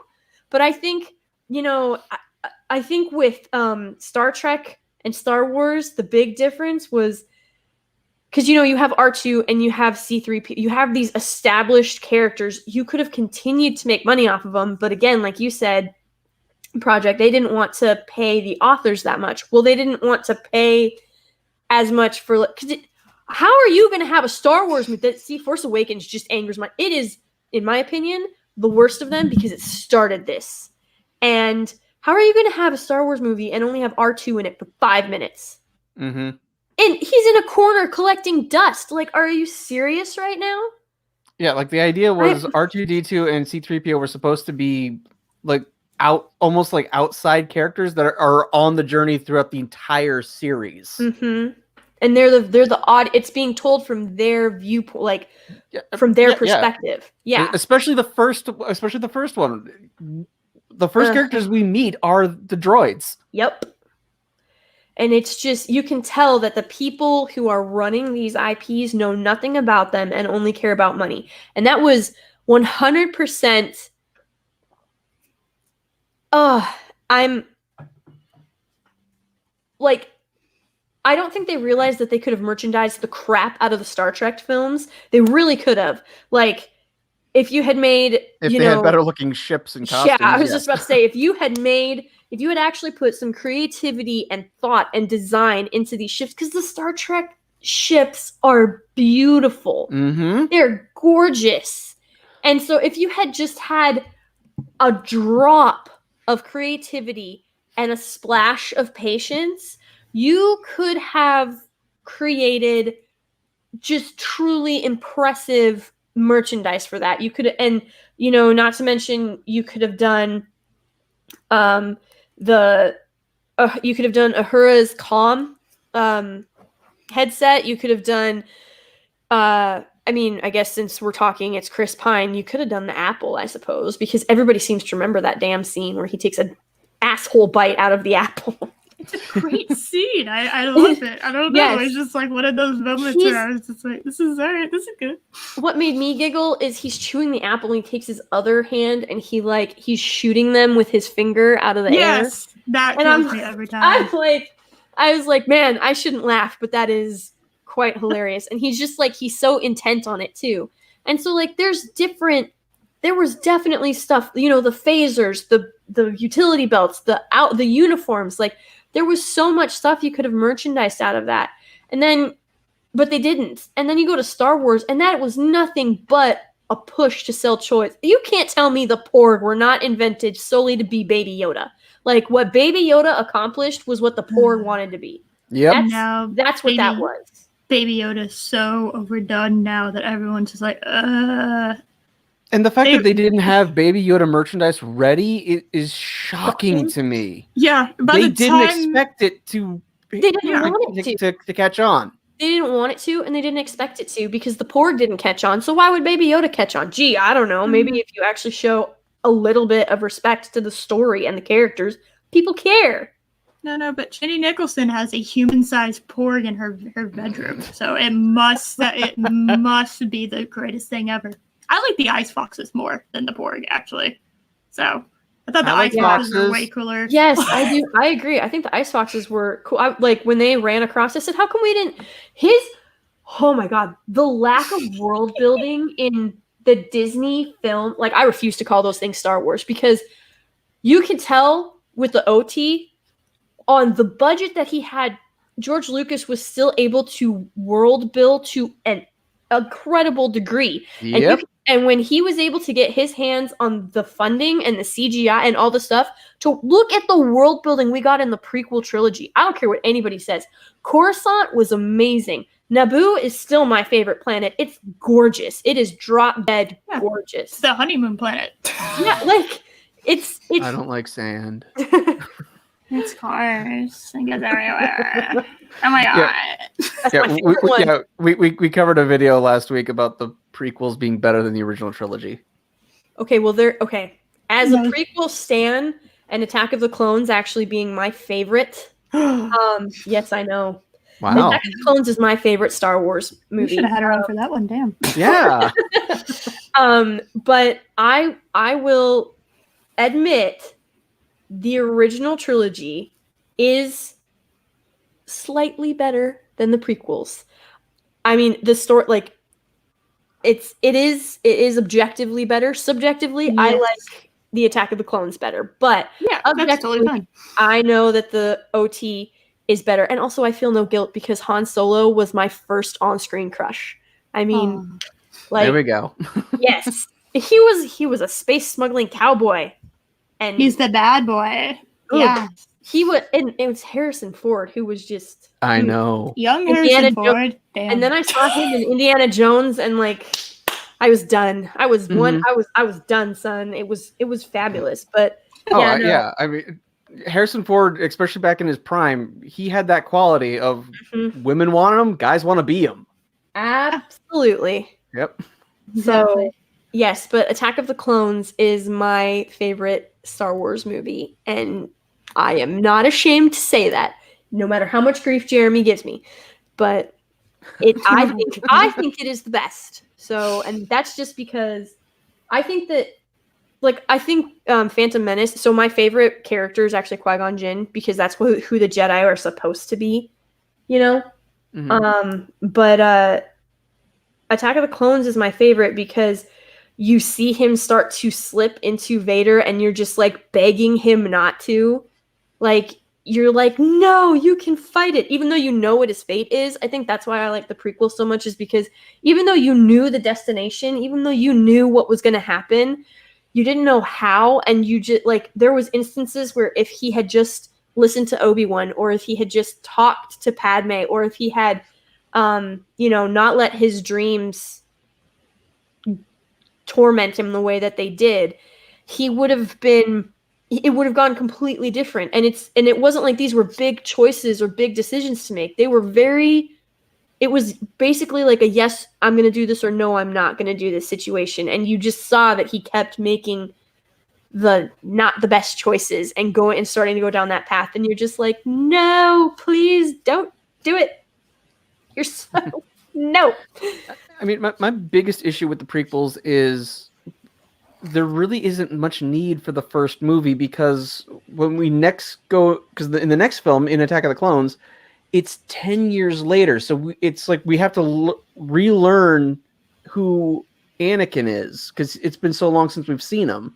Mm-hmm. So why not just have the first movie be an adventure with Obi-Wan and Anakin, so we can like see their friendship, and then you can start to introduce the Emperor, Palpatine, and see him kind of like manipulate the young Anakin, and then you could have like more of the gradual fall, because for me, Revenge of the Sith is too rushed.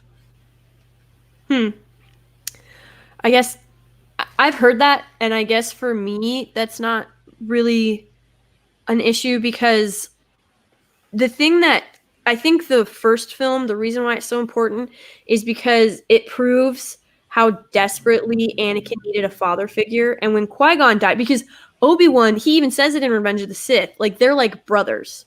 So Anakin never had that father figure. And the one father figure that he did have was Qui-Gon, who was a good influence on him. And so to fill that vacuum, you ended up with the Emperor. That's true. It's just my take on it. Like I said, I've heard that argument before. So, and no, I get it. Like, I know that George Lucas himself said that he realized when he got to the third film, he still had 3 movies worth of storytelling to do. But I think that, especially with the world building that he did and all of the stuff that he was able to put, like, I will never forget being in the theater, and when Maul hit that double saber, or that double lightsaber, I think everybody screamed. It was so cool. Like, you could tell George was just being able to do things that he wanted to do with the OT that he wasn't able to. So, but yeah. Star Trek Into Darkness. Yeah, yeah. Wow, this is about Star Wars. I blame JJ. Oh my god. It's somewhat connected, JJ Abrams is the connection. There we go. We did Yep. it. All right. I don't even remember what the last point she made. I don't. Yeah, hold on. Yeah. Oh, wait. Hold on. Wait. We did this. Okay, yeah. All kind of agree that it is, and it is one of the best Trek movies. But that vitriol from fans stands in stark contrast to the film's overall critical reception. I mean, if we look at Metacritic, which, by the way, folks, use Metacritic. Rotten Tomatoes is only useful if you're drunk on a Friday and need to check if a movie is worth watching, or if you're a pissing YouTuber needing to justify his 3-hour rants about Alex Kurtzman. Oh, she does. She does hate Doomcock. We have confirmation. That's hilarious. Wow. She did this segment in the last 2 videos that we covered where it kind of looked like his background. And we were just kind of like, I don't know if this is a shot. I don't know. And now she doesn't. Then why be so subtle? Like, okay, that's funny. And if you want to get onto somebody who does 3-hour videos about Star Wars, I would direct you to Mahler. But can't do that. Yeah, it's like I don't know. I don't think Doomcock's ever made a 3-hour video. So. That wasn't a live stream. No, probably don't think so. Yeah, if it's not a live stream, no. I think Mahler has made 3-hour videos. Yes. Covering Star Wars. So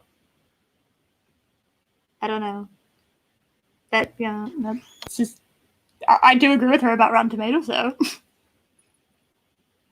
Like, unless you're like just looking to laugh at the critic versus audience score on some of this really bad shit, then I don't see the point of going on Rotten Tomatoes because like they've sold out so many times that it's kind of like it's a pointless like a review website that doesn't honestly like have what people actually think about it on there. It's useless. Right.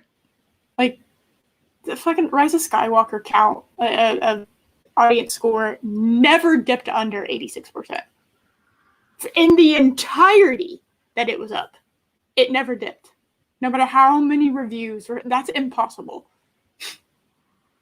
No matter how many thousands of reviews were added, it never dipped. It just that's Did you guys see what YouTube said about the likes and dislikes changing in the middle of live streams and the viewers and everything? They're like, oh, we're trying to get rid of the bot and the, inorganic viewership. And it's like, no, you're not.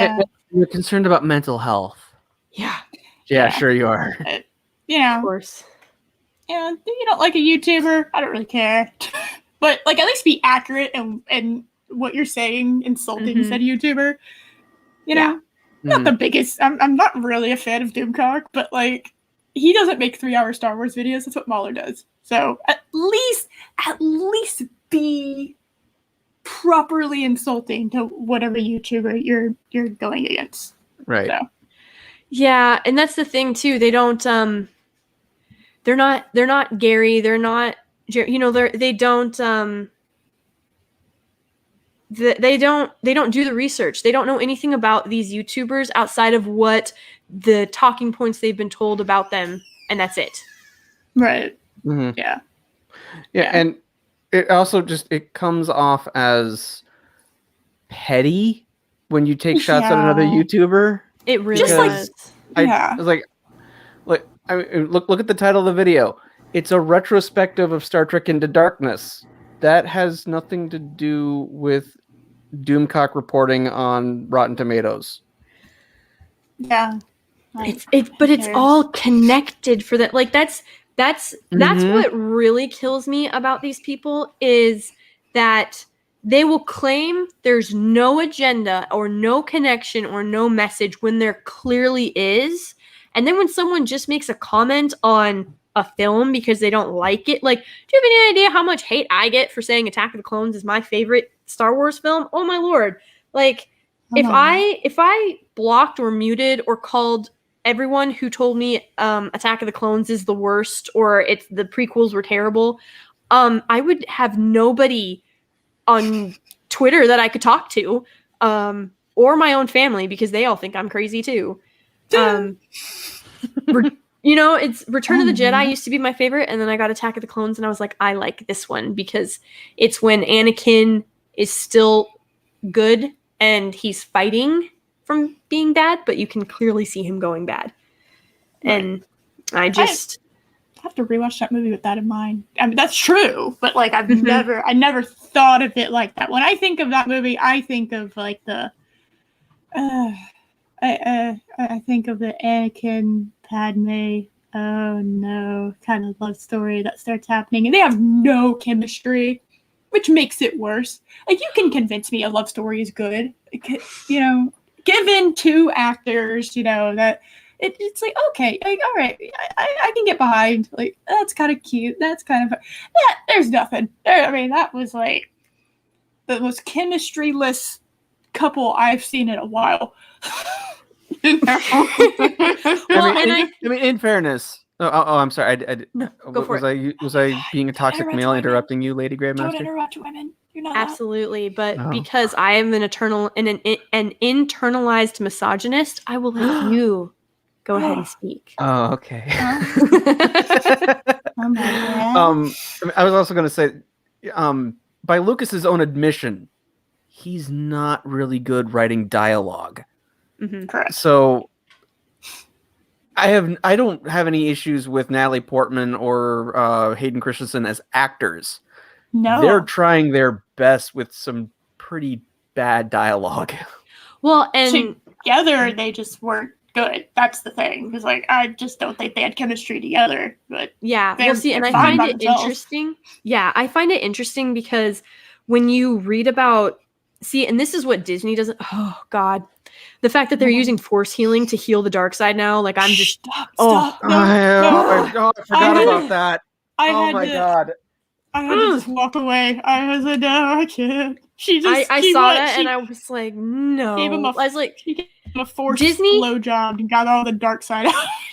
as insane as far-fetched as some of what the prequels had in them was, there was no continuity break. There was no like it clearly stuck within the Star Wars universe and the rules and everything like that. Right. And as far as the storytelling go, from my understanding, what the lack of chemistry is supposed to represent is because it's been 10 years. He's only ever thought of Padme, but he has no idea how to act around her because he's not supposed to, as a Jedi, have these emotions. So what he was supposed to do was seem because, when he has to like slay the assassin or whatever, chase down the assassin, he's really confident because he knows what he's doing because this is what he's been doing for 10 years. He's never flirted with a girl. He's never flirted with a woman. And so the sand thing was literally all he had, and he doesn't know how to flirt. And so he does what he can. And that was, I think it would have come across better if, like you're right, Project, if there had actually been good dialogue, because that whole scene where they're sitting at the table and he floats the pear over to her and stuff like that. Yeah. That was ad-libbed. That was 100% ad-libbed. There was no written, there was no script for that part. Lucas basically said, okay, this is the situation you guys are in. Talk. And like, just rolled the camera. And he just let the actors come up with stuff. Yes. Well, that was one of the best, better scenes. So that's why they seem more alive in that scene. Yes. Yeah, and so way better. When I heard that, I was like, maybe someone should have not fed Hayden Christensen the sand line, even though it makes sense because that's it. It's supposed to represent that that's what they have in common because that they met. Excuse me, that's where they met, and it was sand, and it was a sandstorm. Like I get it. But it wasn't, there wasn't enough context there for you to realize that that's what he's doing, that he's making callbacks to how they met and everything like that. And I said, so maybe if you had just let them ad-lib that part, it would have been less cringy awkward. But, Yeah, because it's like when you look at those, if you read those lines, I don't know any actor that could make those sound natural. It's just, it's bizarre. Yeah. And I've seen Hayden Christensen in other things. He's a good actor. Yes. Yeah. And clearly when he and Natalie Portman were left to their own devices, they can actually have good chemistry and they can work off of each other. So I think that this is one of the few situations I think that maybe you should have just let them ad-lib more and not tried to force a sand dialogue between them. But that's just me. I don't know. Again, see, now we're back on Star Wars. So Star Trek.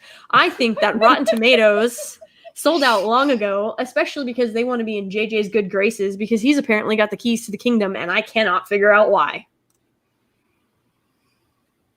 Yeah. So just a heads up on how this whole YouTube thing works. I don't want to bring up part of the chat whenever somebody's talking.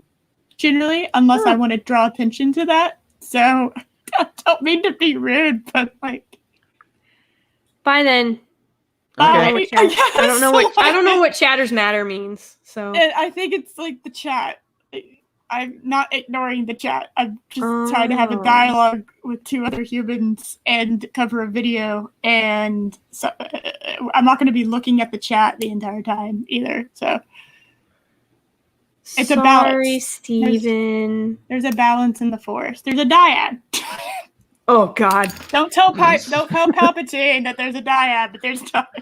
Go find your corner, Eris. Go find your corner and stay there. No. And the only reason I even know what happened in The Rise of Skywalker is I've watched Mahler's breakdown of The Rise of Skywalker probably about 50 times because it is one of the best streams ever. The 7-hour review. Yes, it's one of the funniest things. I've watched it so many times. I now know everything that happens in that movie more than I know actual movies that I like. Because I love that stream so much. Mahler's got a talent for that. I watched his breakdown of. I've only watched 1.5 episodes of Game of Thrones, and I never really got into the books. But my husband was huge into them, and then I came across Mahler's review of season 8 after the disaster that it was. Mm-hmm. And it wasn't the whole season 8; it was just that one part. I think it was like a 45-minute episode of him covering 10 minutes of material, and he was like, "What did you do?" And I was like, "Oh man, this is bad." Like they screwed the pooch on that one. And I think honestly, something tells me that is, and I think Gary has said this too. I think that is how George planned on ending the books, and he told him that was his plan. And of course, Dan and Dave went about writing it however they went about it. It's maybe not identical to what George had planned, but I think after seeing the disaster and the backlash that happened, I think that's probably why he doesn't want to finish the last 2 books, because that's how he planned on ending the series. Yeah, I mean, can you imagine? And it's one of those, I can see where people end up, happening in the books, but they had no ability on how to get them there. Whereas I think George has been working on that, but now that everyone kind of knows how it's probably going to end, I don't think he knows what to do now. Yeah, I don't think he does either. And he's an interest. So for a man to come out and say, to be, first of all, a failed TV screenwriter and then go and author your books, and then to come out and say that J.R.R. Tolkien got it wrong and here's how, that's big. That's huge. Like, no matter how much I love, C.S. Lewis and Terry Goodkind and everybody's names are leaving me. Brandon Sanderson, I love all of them. Mm-hmm. But Tolkien is the father of modern fantasy. Yep. He is why we have the fantasy realms and worlds that we do today. And for you to come out and state that he got it wrong, you had best be able to back it up. And the fact that he's now almost a year overdue from when he said he would have, what is this, book 7? Right? This is book 6. 6. So to be over a year overdue when you said you were going to have it done, and then tell everybody that when you bring up 10 years since the last book came out. Yeah. And so to tell your fans who are waiting to hear from you that they're wrong. I mean, that's just like what JJ did with Star Trek. For you to come out and say that, you didn't really care, the toxic fan base doesn't really get what you're trying to do with Star Trek. That toxic fandom, as you want to call it, has been around for decades. Mm-hmm.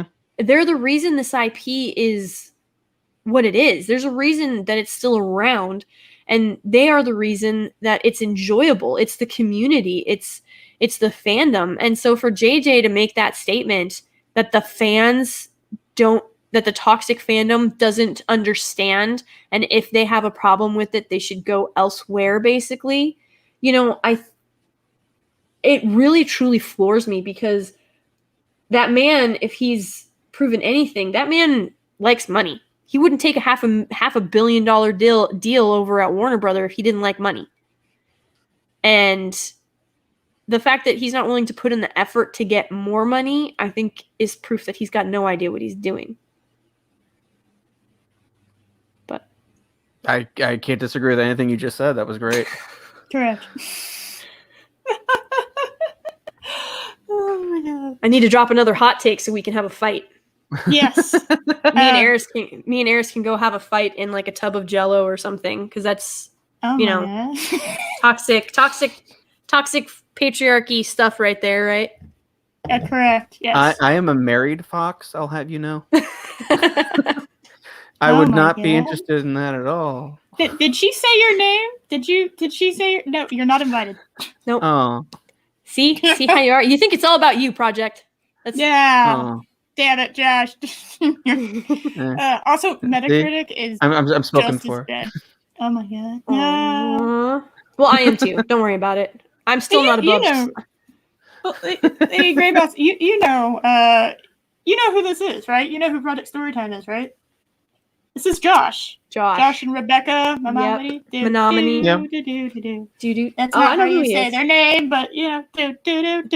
Yay, doxing. I'm not gonna lie. The first time that I ever heard their names be spoken, like, I thought they said hominy, and I was like, that's an unfortunate last name, because hominy grits are not the best.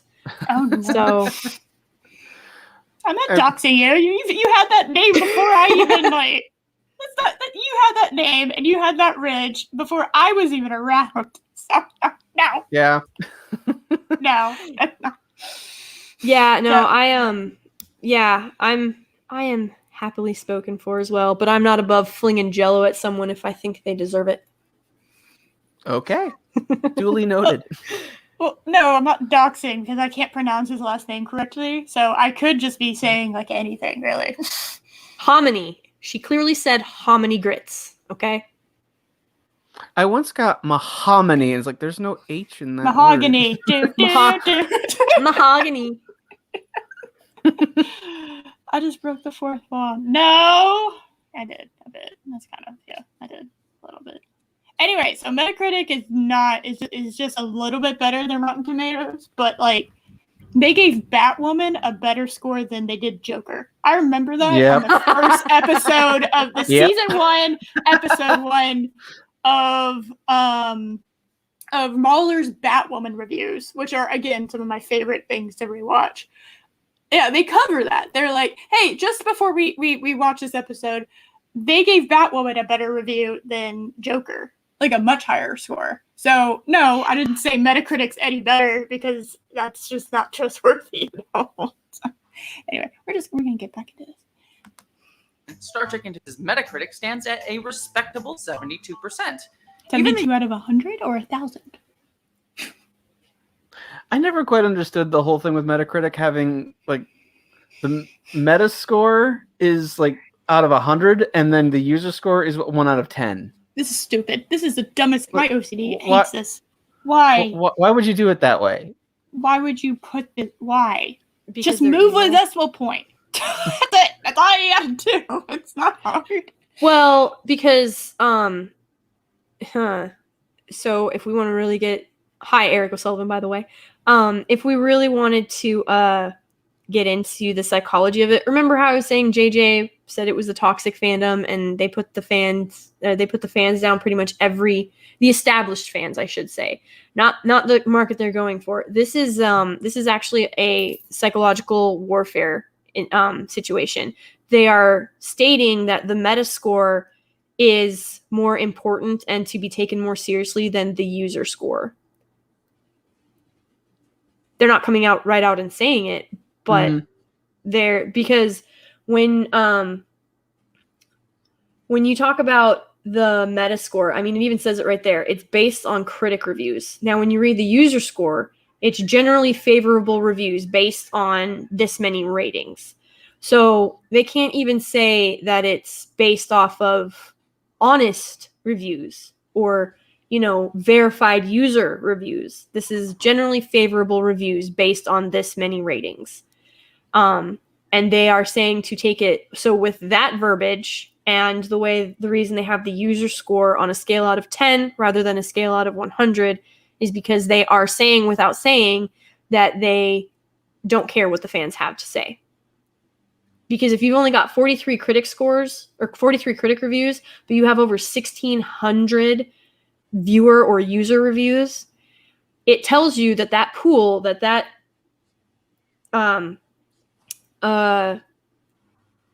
test market or whatever you want to call it, I can't think of the word of it right now, it escapes me, but you have a larger pool of data to pull from the user score than you do the meta score, but you're putting more emphasis on the meta score because you care less about what your users have to say. And they're making that apparent with how they've scaled and graded you. Mm-hmm. Just so you know, Eris. Oh my god. It's still just 1 decimal point away from being all right. Yeah, but okay, what's a bigger number, 72 or 7.7? I know that the critics have some of them probably have some size issues. They want to feel bigger. They think that means that 72 is, the same as that. It is so much bigger than that 7.7, even though they're pretty much identical when you're comparing scores. So when you scale them, yes, but when you but Star Trek Into Darkness is a 7.7 out of 100. I don't disagree. Yeah, 72 out of 1,000. I mean, the scores, I don't disagree. I don't know why they're giving a green light to this. So my big thing with Into Darkness is Benedict Cumberbatch. Like, I feel so torn because I love him. Correct. And I think he's an incredible actor. Mm-hmm. Yes. And he's in this. Yeah. Yeah. And it angers me. It angers me. I heard him described for this as a Conderbatch. I kind of like that. Yeah. Yes. Gotcha. Yeah. I think that there was, because this cast is not untalented. No. They are not untalented. And so how they were able to make a film that is supposed to be about espionage and betrayal and outthinking your enemy and one of the most brutally tactically minded villains ever. How they managed to make this film boring, now I think that takes true talent. Because it was a snore fest when it should have been something way, way, way more. And quite frankly, like, I don't go to Star Trek for romance. I don't go to Star Wars for romance. If I want romance, I will go watch The Princess Bride. Oh, the man. bickering. I want to see The Princess Bride now. Aw, it's so good. But like, honestly, the bickering between couples, or, yes, even in the Star Trek series, Kirk was a womanizer. That's fine. He eventually grew out of that to a point. But I mean, the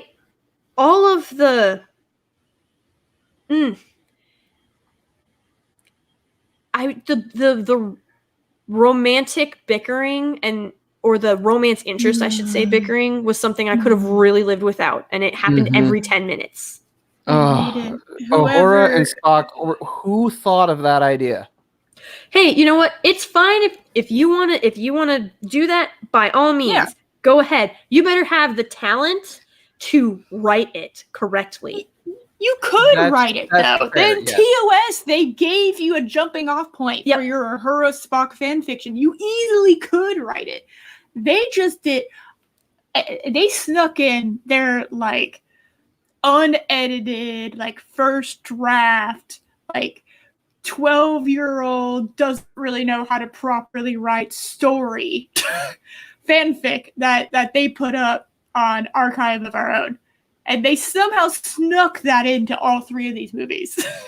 I don't know why that was able to stay and didn't get cut the second we started filming it.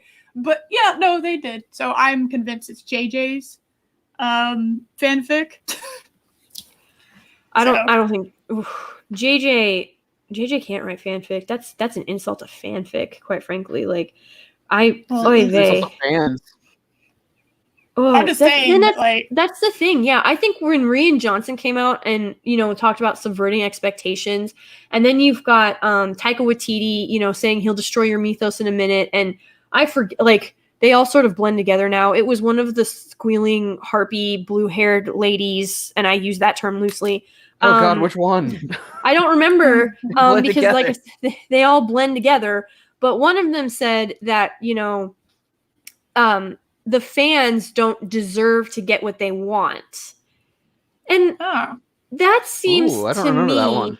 Yeah, that was right around the time. But I think that if you don't like my politics, don't buy my book. I think that one took off a bit more than the one that I am thinking of. If I can ever find that article, I will bring it up. But basically, was it a comic book writer? No, it was a comment on Twitter, and I think she was a YA novelist.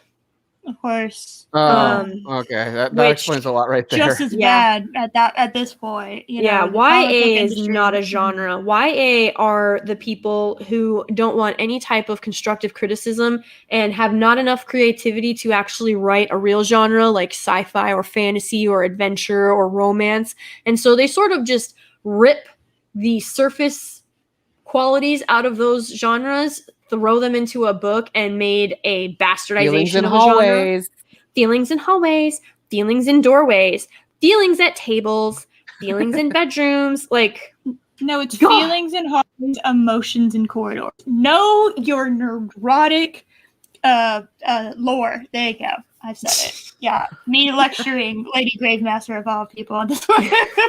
Wow. No, that was actually Friday Night Tights. I forget how long ago it was when you had Az and Gary going back and forth over who's when it was like feelings in hallways. Oh yeah, well, feelings in windows. Feelings in because they were. Oh, that's right. I forgot about that one. Because they were talking about how on Discovery, this actually may have been the real BBC. They were talking about how on Discovery they don't even have to like tap their communicators; they just start speaking, and they don't have to when they teleport now inside the ship. Like, there's so much wrong with it, and they were like, and Az I think was the one that made the comment of what would have happened if they had teleported into a wall. And then Gary was like, well, then you have feelings in walls. And then they went off on that tangent, and it was hilarious. Yeah. But it's oy vey. I feel like the people who are writing YA, and this is just my personal opinion, but I think that those individuals are people who are so miserable and desperate to be loved, but they are scared to say that out loud because they think somehow it makes them weak or unattractive or unrelatable, because apparently relatability is all that matters now.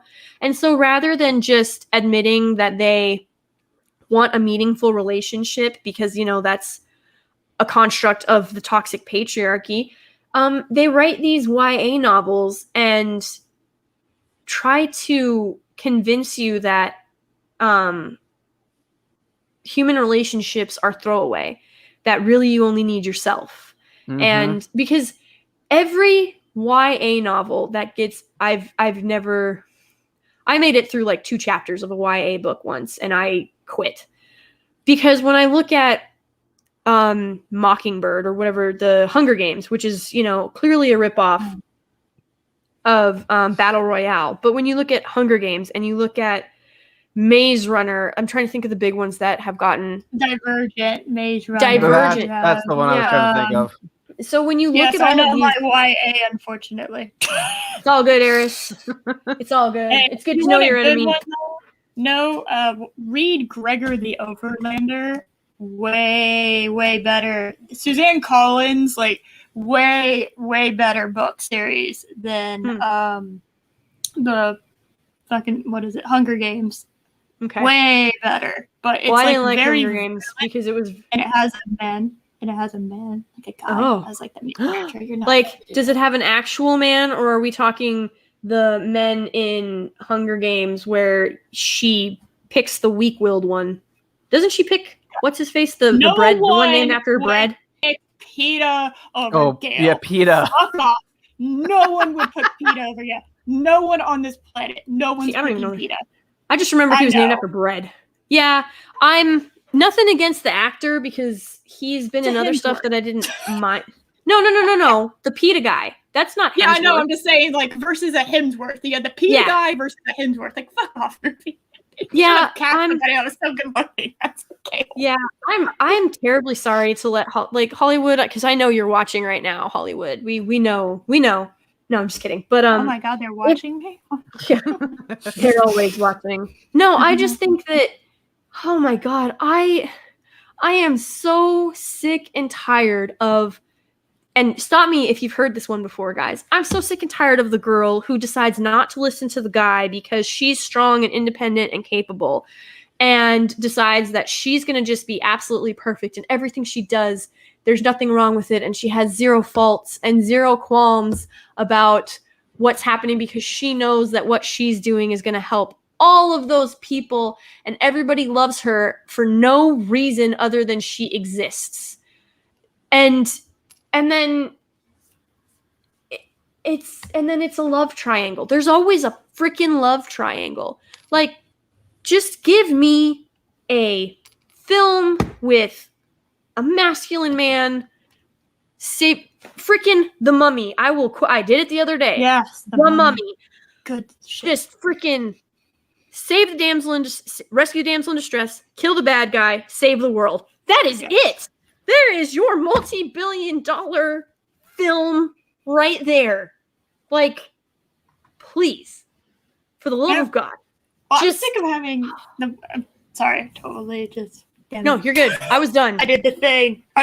Stop interrupting me. No, you're good. No. The internalized misogyny. No. Yeah, and so eventually I'll get around to actually working on it again. But in the book series that I'm writing,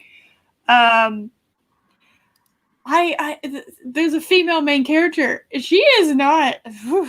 She like kills people, and there are punishments for the killing of those people. So it is not like it's not. It has to do. There's a whole like other thing attached to it, but like she's not perfect. Like, she can't do the Captain Marvel thing where it's like, oh, her power, she immediately has like control over it. No, she kills people because she doesn't have control over them, like at all. And it just like there's consequences to her actions and lack of control. I don't know what you're talking about, Eris. I'm confused. It's like, because like if you were you know a person and you got powers for the first time, there's no way you'd be able to control them. And even if you had those powers and they were like exponentially enhanced by, I don't know, taking off the collar or whatever the hell, you still would not be able to have control over them because they're these things that, like, first of all, they're very individualized and very unique to you for the most part. So trying to learn how to do them on the fly by yourself is not going to happen. It's not going to happen. And if you do something bad with those powers that you really can't control, you should have consequences. There should be like a cause and effect as like a result of that. Well, yeah, because if you done, yes. Oh no, I was gonna say if you break the rules and there's no consequences to break the rules, then there's no reason for the rules to exist. Yeah, there's no rules. So exactly. I am 100% with you on that. I just really want, like, and I know it was a comedy skit thing, but the BBC a few years back, it was the anagram spelled out twat, but it was like, you know, these women, they were like, you don't need an education. I have one, and I got a job, and now I work all the time. And like, they're talking about how tired they are of being in the industry. And one woman was like, you know, I have to do these hungry man meals that I have to heat up and I don't get to use my own kitchen. But like, I know it's a parody, but all of that is really true. I honest to God wish that we lived in an economy where I could just be like, hi, sweetheart, I'm going to go take some money out of the bank and have brunch with my friends on a Tuesday while the children are either at school or on a play date or what have you. Because it's exhausting having to decide everything for everybody all the time. And I just want to, like, you know, go back to the 50s, like Ryan said, where all I had to do was, you know, cooking and get ass. No, but for real, it would just, like, I think that, and it's pretty apparent where what feminism was supposed to be was you can choose whether you want to be a stay-at-home wife/mother, or you can be a career woman. And, you know, it's flipped to now, if you decide to stay home and take on that traditional role and take care of your family, you get shamed, like hardcore shamed. And that makes zero sense. And I know this has nothing to do with Star Trek Into Darkness, which is just even more of a statement on how terrible this film is, and you should not watch it. But getting distracted by other things that are more interesting. far more interesting. But yeah, I honestly would love to be able to just, you know, be able to take some time and sit down and actually decide what it is that I want to. Oh, we lost him. He ran away. See all this talk. But I would love to be able to just spend time with my family and to not have to worry about if I'm bringing in enough of a paycheck, because I think that's where a lot of the stress comes. Like these poor men, like no wonder when the Great Depression hit, so many of them self-deleted because it's stressful when you're like, I don't think this is going to be enough to cover bills this month. I need to, you know, work harder. Yes. We'll go with that. Yes. Yeah, absolutely. But it's just, I don't know. I think that I think that feminism hijacking and intersectional feminism and wokeness and all this stuff that's hijacked all of our entertainment. I'm really getting sick of being preached at with it. Like, especially when they announce it, when they're like, she is so brave. She is so brilliant. She is so strong. All the affirmation. Yeah. And I'm like, dude, my love language is not words of affirmation. It's acts of service. So start acting, like start doing and stop talking about it. Like, you have said all of these things and have provided no evidence to support your thesis statement. I am quite done with this. And especially like, and I'm sure Eris can back me up on this. Growing up, some of the strongest women I knew were the kindest women I knew. Being a bitch does not equate to being strong. Oh my God, don't tell them that. Don't tell. There's so many women out there. You just shattered their worldview. No, we can't do this. That's your internalized misogyny talk. I'm not sorry. She hit the red button, guys. I hit it and I'll hit it again. Being a bitch does not equate to being strong. And freaking, I don't even know her name because it now escapes me. The she's the Which other one? Carol Danvers. Oh, yes, Carol Danvers. Yes. When she sneaks onto oh my Lord in heaven. First of all she had to do was use her name and nobody would have blinked an eye. Like, she could have just got, like, that's the thing. The whole reason that she lied about who she was and getting on to the Enterprise was so contrived. Right, Carol Marcus. Marcus. I was like, Danvers, is that what it? No, that's Captain Marvel. See? Carol. Freaking Carol Baskin. All right. But like, she, through that whole thing, she was just derogatory and just dismissive, and she had no consideration for the people around her. She was just a straight up bitch. Mm-hmm. And you're supposed to be like, and you can see through Kirk, like, he's finding her desirable. That is not desirable behavior. I'm sorry. I don't want to be treated like crap, especially by my subordinates. That's the other. But she got in her underwear. That counts for something. That's female empowerment, right?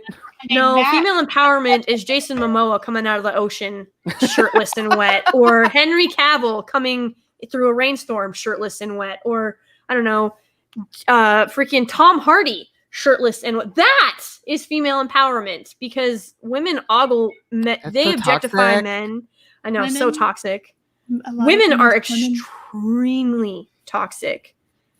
I don't care that she was hot. Started, girl. Don't get me started on toxic women. We could be here for 3 days.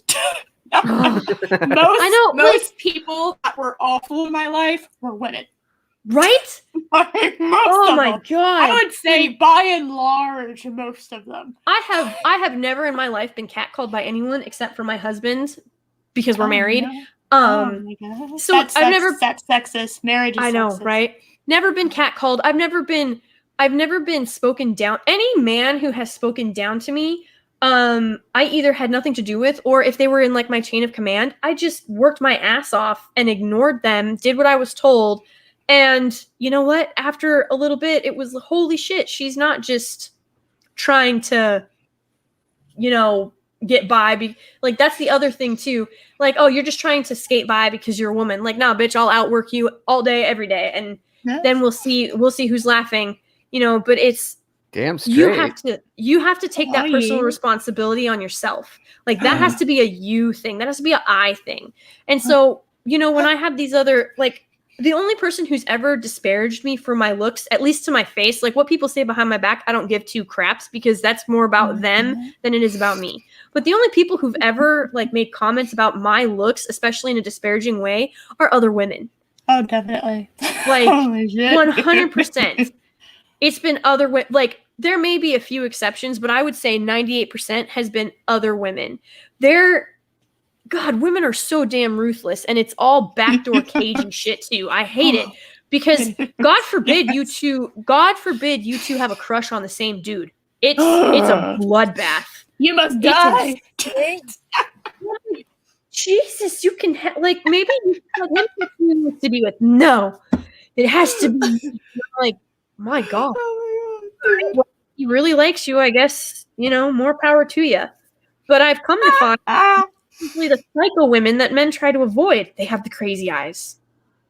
Yes, then they do. Crazy women have the crazy. You can see it. You're just like, oh, you can. No. They telegraph that crap. And I will repeat. Oh my God! I'm sorry. Did you see the video going around of the woman who was complaining that her grandfather was watching her grandfather was watching a sexist movie. She doesn't identify the movie.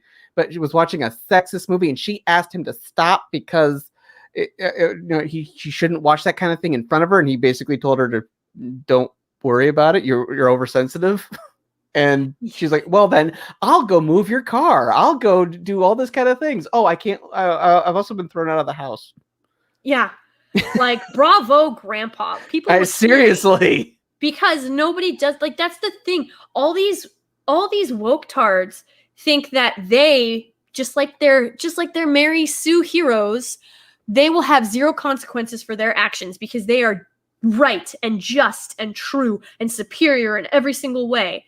And then reality smacks them in the face. But the problem is people have been facilitating this crazy and this insanity and this behavior. And so they really do genuinely think they can get away with it because they have for so long. It is literally a toddler who has never been told no.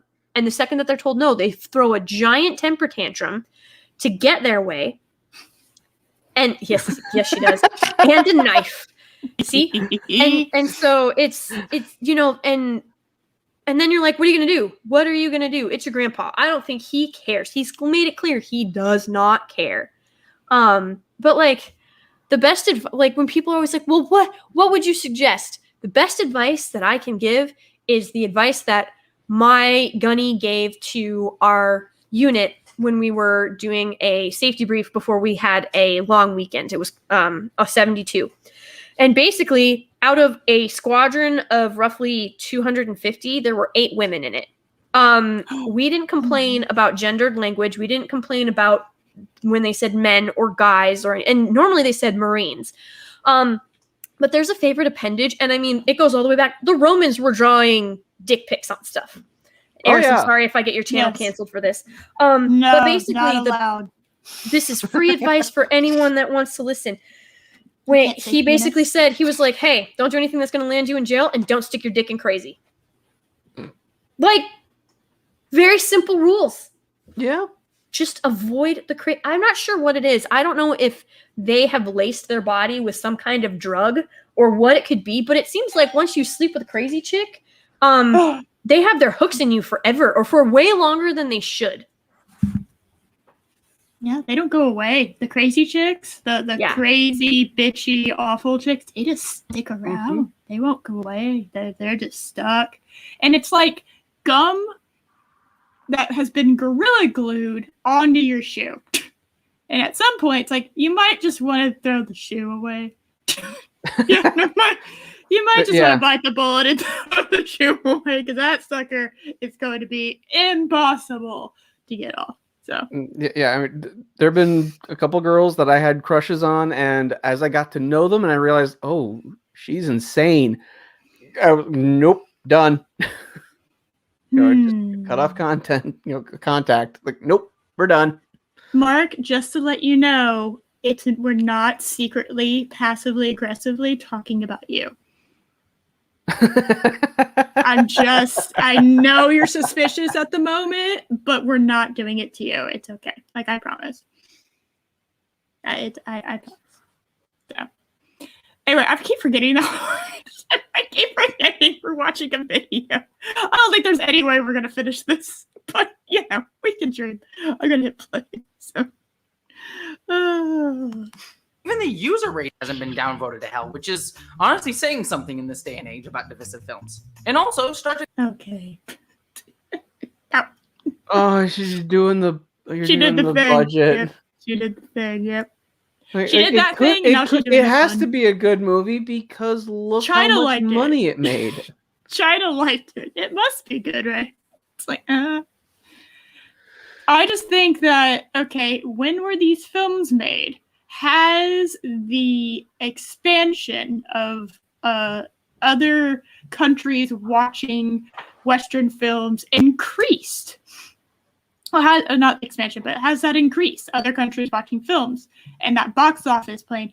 Because I'm pretty sure, like, it wasn't until, I would say, like, somewhat recently, that the international box office, particularly China, that's within the last 20 years.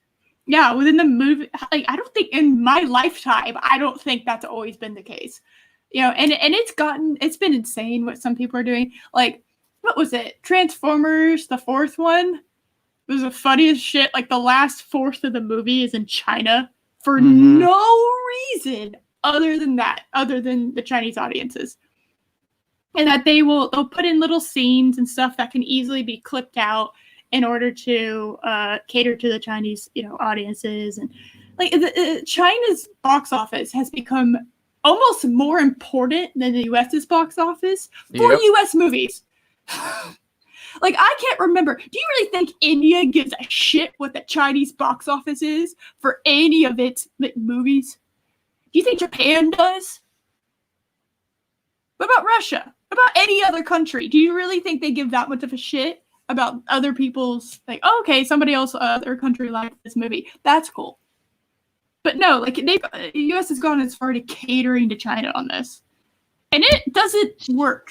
It backfires a lot of the time when they start, like, just, like, sticking their head up the ass of China to try to get them to like them. Oh, there we go. Hi, sorry. Hi, that's a good thing to come back on. Yeah, all I heard was up the ass of China. So, all right. We're talking about Hollywood. We were talking about Hollywood's catering to the international market and how this chart means literally nothing. Because in the last, like, what Josh, you said, last 20 years, the international... Yeah, China only became relevant for box office in the last 20 years or so. Yeah. So this doesn't mean anything because in the motion picture was the first Star Trek movie ever. It was the first Star Trek anything since, well, I mean, there was the animated series, but in almost 10 years. So that doesn't matter to me. This chart just doesn't mean anything to me. It's like, that doesn't mean anything. It's like, okay, so that explains those numbers. And then the other numbers is like, I don't know, but then all of a sudden it skyrockets. And that's because the international box office has become a lot more important than in the last decade or two than in the history of cinema. So, well, I think that's got a lot to do with. I'm not saying that other countries and cultures aren't aware of what Hollywood's tactics and stuff are, but just like you were saying, they edited. I don't know what scene exactly it was, but Force Awakens, they shrunk Finn for China. Yeah, and they covered up Chad. Was it Chad Boseman? I forget how to pronounce his name. Chadwick Boseman. They put the mask on him. They put the mask on. It's like, oh no. So it's pretty apparent that, first of all, that's insulting. Like, that's insulting the people of China, telling them like that you honestly think they're not intelligent enough to see what you're trying to do. But also, you got to think of the different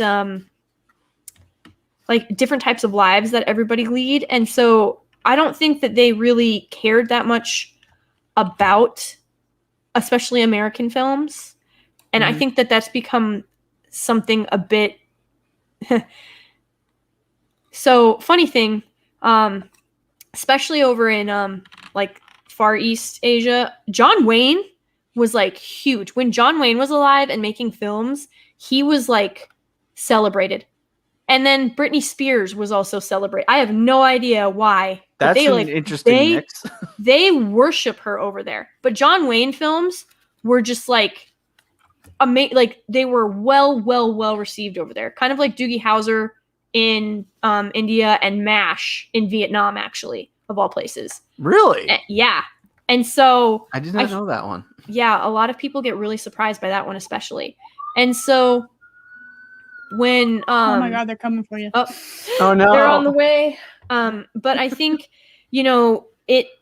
Hollywood always anticipated being a powerhouse. When you look at the numbers for Hollywood and Bollywood is destroying Hollywood right now. Yep. Smashing that ever-loving tar out of them. And so you're talking about a country that has 1 billion people in it. Yeah, and the films, and let's be honest, it's the extended, like, you move in with your grandparents and your parents and your children, you all live under the same roof. It's very much a traditional multi-family living situation, and there's not a lot of movies that are family oriented that sort of reflect that kind of value anymore. You don't have, the Andy Griffith Show anymore, like where it was very traditional. Like, you don't have any of that stuff. So these countries didn't see their values, not even necessarily their culture, but their values weren't reflected. A lot of people will,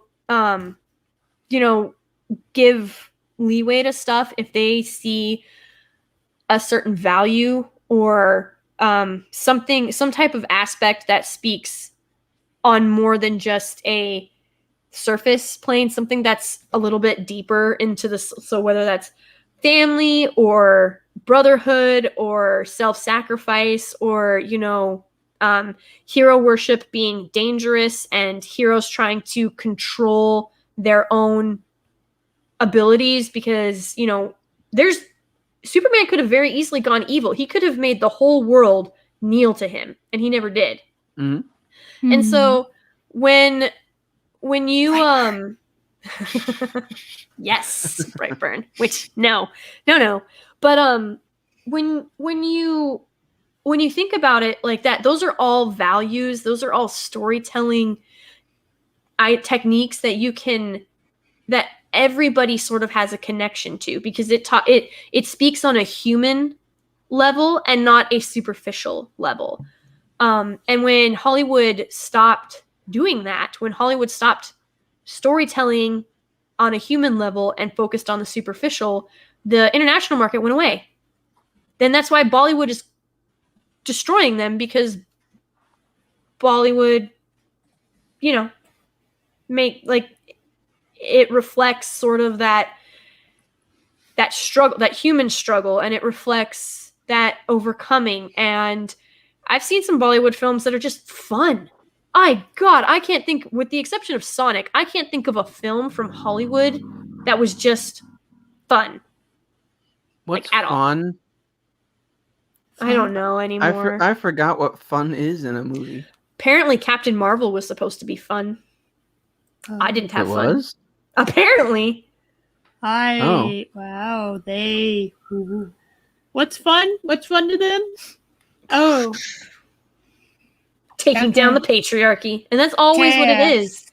Mm-hmm. Like, if your end goal is not to take down the patriarchy, then apparently you're a failure in their eyes. Which is just... that's not fun to me. I don't really take pleasure in tearing other people down. Like, punching up is one thing, but you can definitely uppercut too high. And, you know, tearing people down is just it's a poison road that leads to nothing good. True. But it seems to be their MO. It's no wonder why these people are miserable, because all they know is misery. That's all they deal in. Meanwhile, I'm watching Crocodile Dundee tonight on family movie night. There we go. Yeah. So I've only got a little bit of time because we're gonna start the movie at 6. But yeah, we're watching Crocodile Dundee. I was gonna do so my sister, long story short, my sister lost a bet.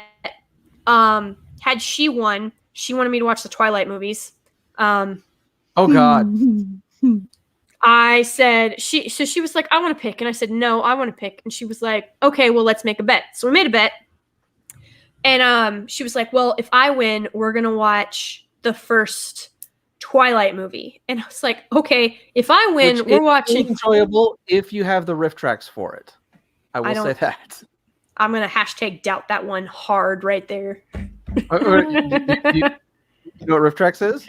I do. I still don't think there's anything that could make that film enjoyable, because I've seen this. I have seen the previews for that. First of all, was it a first-year film student filming, or were they trying to go for the shaky cam? Because I thought at least the camera work on the trailer. Yeah, the camera work on the trailer looks quite terrible. Is it an improvement in the film, or is the camera work terrible in the film?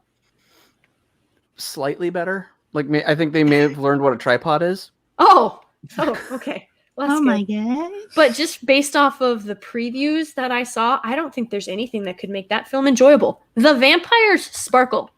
I know. It's gloriously stupid. I thought you were just going to end it glorious, and I was going to be like, we need to get you into rehab. Oh, man. No, if you watch it with the riff tracks, it is fun, because they just tear it to shreds. Okay. Well, maybe. See, but I just got done saying I don't want to tear people to shreds. I don't want to tear people down. But I guess it's a film, so we can do that. That's fine. Yes. But my sister wouldn't be watching it with the riff tracks anyway, though. And so she was like, we're going to watch, because she genuinely likes these things. She likes the books. She likes the films. And I was like, I like the vampires that are in Blade, and those don't look like the vampires that are in Blade. So I'm going to pass. But she and I made a bet. And so my top 3 choices, I told her we're either watching Crocodile Dundee, Romancing the Stone, or Raiders of the Lost Ark. And I decided on Crocodile Dundee because it's just so much fun. Like, Raiders is fun and Romancing the Stone is fun, but like Crocodile Dundee is just next level fun. Yeah, Chris even has the quote in there. That's not a knife. Now this is a knife. Exactly. It's beautiful. And so we're gonna go ahead and watch Crocodile Dundee. And my sister is not happy. And she was like, you should just give it a chance. And I was like, I have a greater chance. There is a higher probability that I would give a Russian roulette game a chance than that. And she was like, you could die watching Russian roulette. I said, I could die watching Twilight too. That doesn't want to be how I want to go out, like, at all. Like, what if I pass away on the couch watching Twilight? That's not how I want to go out. I tried watching that movie to impress a girl when that came out. That that didn't work out. You know how boys do stupid things for girls. Yes, we do. And that's a biological fact, all right? Like, we're gonna be toxic about this. Like, Lord, I have seen boys do some stupid. Oh man, there was a dude. It's all about flashing the peacock feathers, basically. Yeah, there was a dude who jumped off. So he jumped off the roof in front of my sister and tried to land in the pool, and he missed the pool. Ooh. Ouch. And my sister was like, "Why would he do that?" And I was like, "He was literally trying to impress you." And she goes, "By breaking his arm?" I said, "No, he was trying to cannonball into the pool." And she was like, "Well, that wouldn't have been impressed me." And I said, "Yes, because you don't appreciate the clear skill that was needed to make it from the roof to the pool. Because he had to clear a fence in the process. He didn't clear the fence." Ooh. Ow. It was all bad, but he tried because the other dudes were doing backflips into the pool. And there's also a one-upmanship guys have where we're like, okay, I need to outdo that. Yeah, and that's exactly what it was. Mm-hmm. And my sister was very much the pretty girl in high school, and like dudes would come up to me and be like, "Hey, can you give your sister my number?" And I'm like, "How about you just give it to her?" Well, like, because my balls haven't dropped yet. She's not in my class, but you are, and I get to talk to you, and she's just like really cool. And I'm like, yeah, so go ask her. Like, just ask her out. You want me to be my sister's secretary? Right. I said, that's not a way to make you attractive, just so you know. Right. But yeah, it's there was definitely some one-upping going that day, and there was some trying to impress her that day. Like, he broke his arm. I called him an idiot to his face. Like, I added that insult to that injury because he was being an idiot. Yeah. Like, I get what he was trying to do, but man, make sure you can do it before you do it. Yeah. Like, whew. Boys are dumb, but we love you. But man, you're dumb. Yay. Now that we've thoroughly insulted Josh, sorry. It's okay. I once lost a tooth to a vending machine. So I've done some stupid things. You can't please tell that story. Please. How did you lose a tooth to a vending machine? Did you try to stick your head through the slot? Okay. So I was about 10. Oh God. And my parents had signed me up for basketball practice, and my sister was taking gymnastics at the same time. So it was a big, big thing at the Y, right? Okay. So basketball would always end before gymnastics got out. Mm-hmm. So bunch of us brothers, we go over to where the gymnastics was taking place, and we'd have to wait sometimes 10 minutes for the gymnastics to end, and that's too much time. We have playing to do, right? Oh God. So we found some pieces of paper, and there's a vending machine. Obviously, we'll play basketball. Why not? Oh, jeez. So we just crumpled up the pieces of paper, and we're just playing basketball, trying, with the vending machine's top as the hoop. And I went up for a slam dunk, and I hit the corner, and it ripped my tooth clean out. Didn't break it or anything. It just ripped it clean out. Dude. And so my parents had to rush me to the nearest dentist. They reinserted it. I had to get a root canal done. The root canal didn't take. So I was told in about 20 years or so, that tooth's going to die and you're going to have to get it taken out.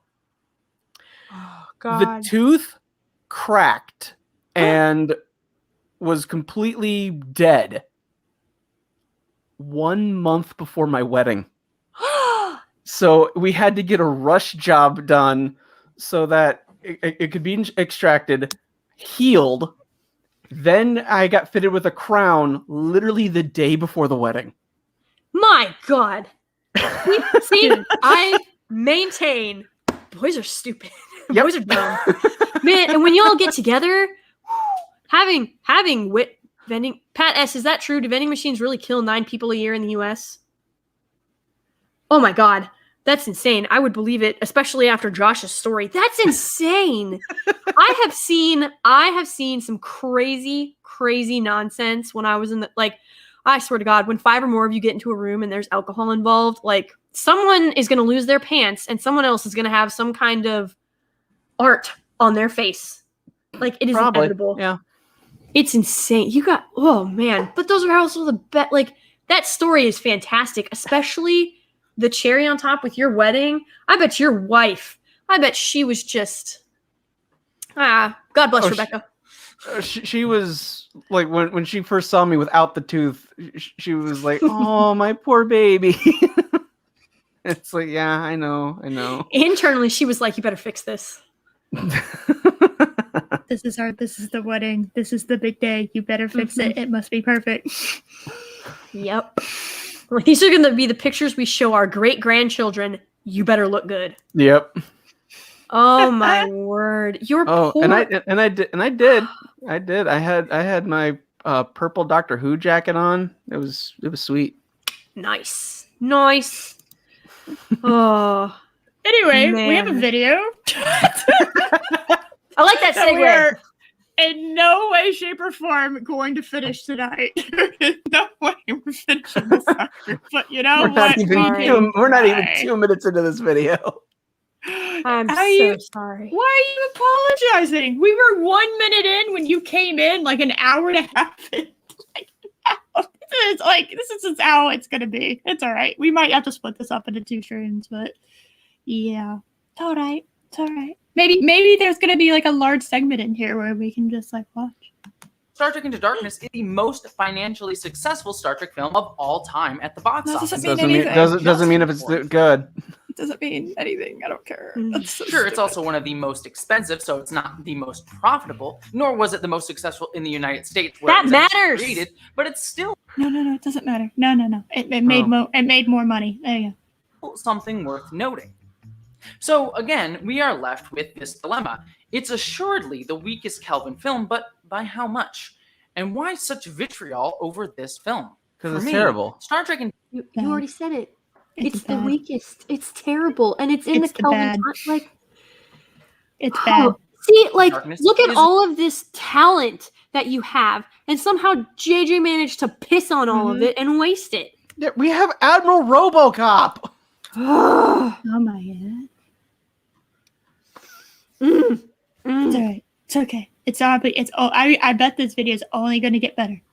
It is indeed the weak Kelvin film, but I also think it's the one with the most potential, both in its potential means jack shit. Second they cast Benedict Cumberbatch as Khan, this film was going to fail.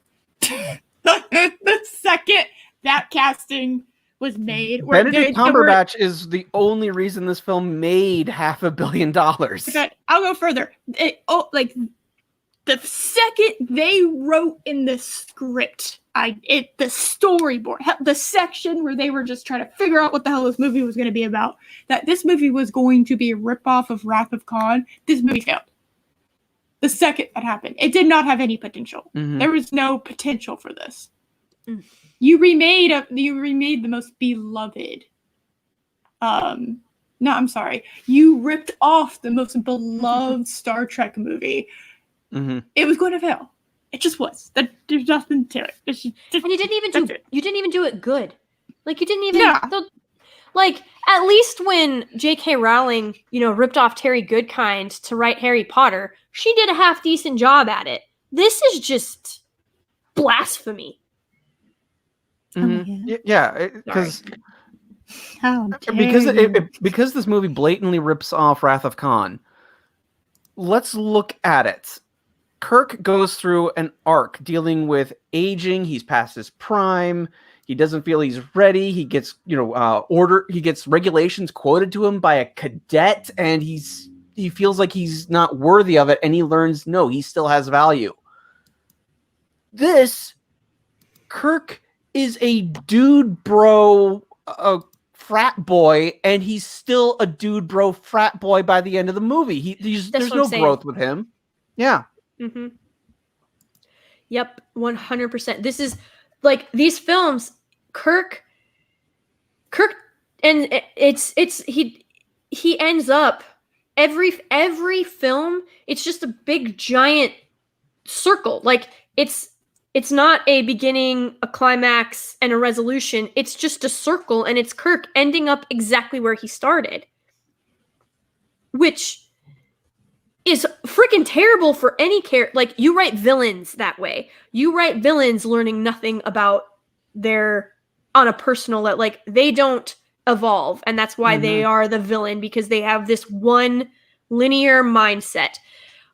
You don't write heroes that way. Oh wait, you're talking about Twitter. Yes, that is exactly what I'm alerting to.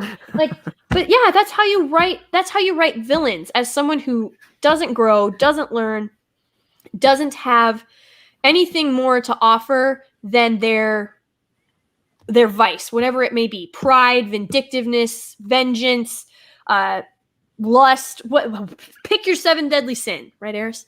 But that's how you write villains. You write villains in they can still be brilliant, they can still be, formidable, and they can be powerful, but they don't grow. That's why you kill them.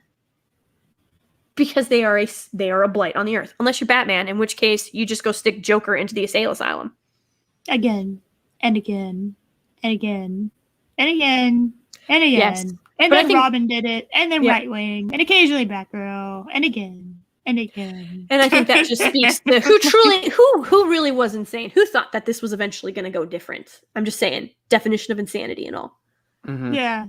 But it's, I can't understand why you would write your heroes the way you're supposed to write villains, and why you are trying to make your villains not even empathetic but sympathetic.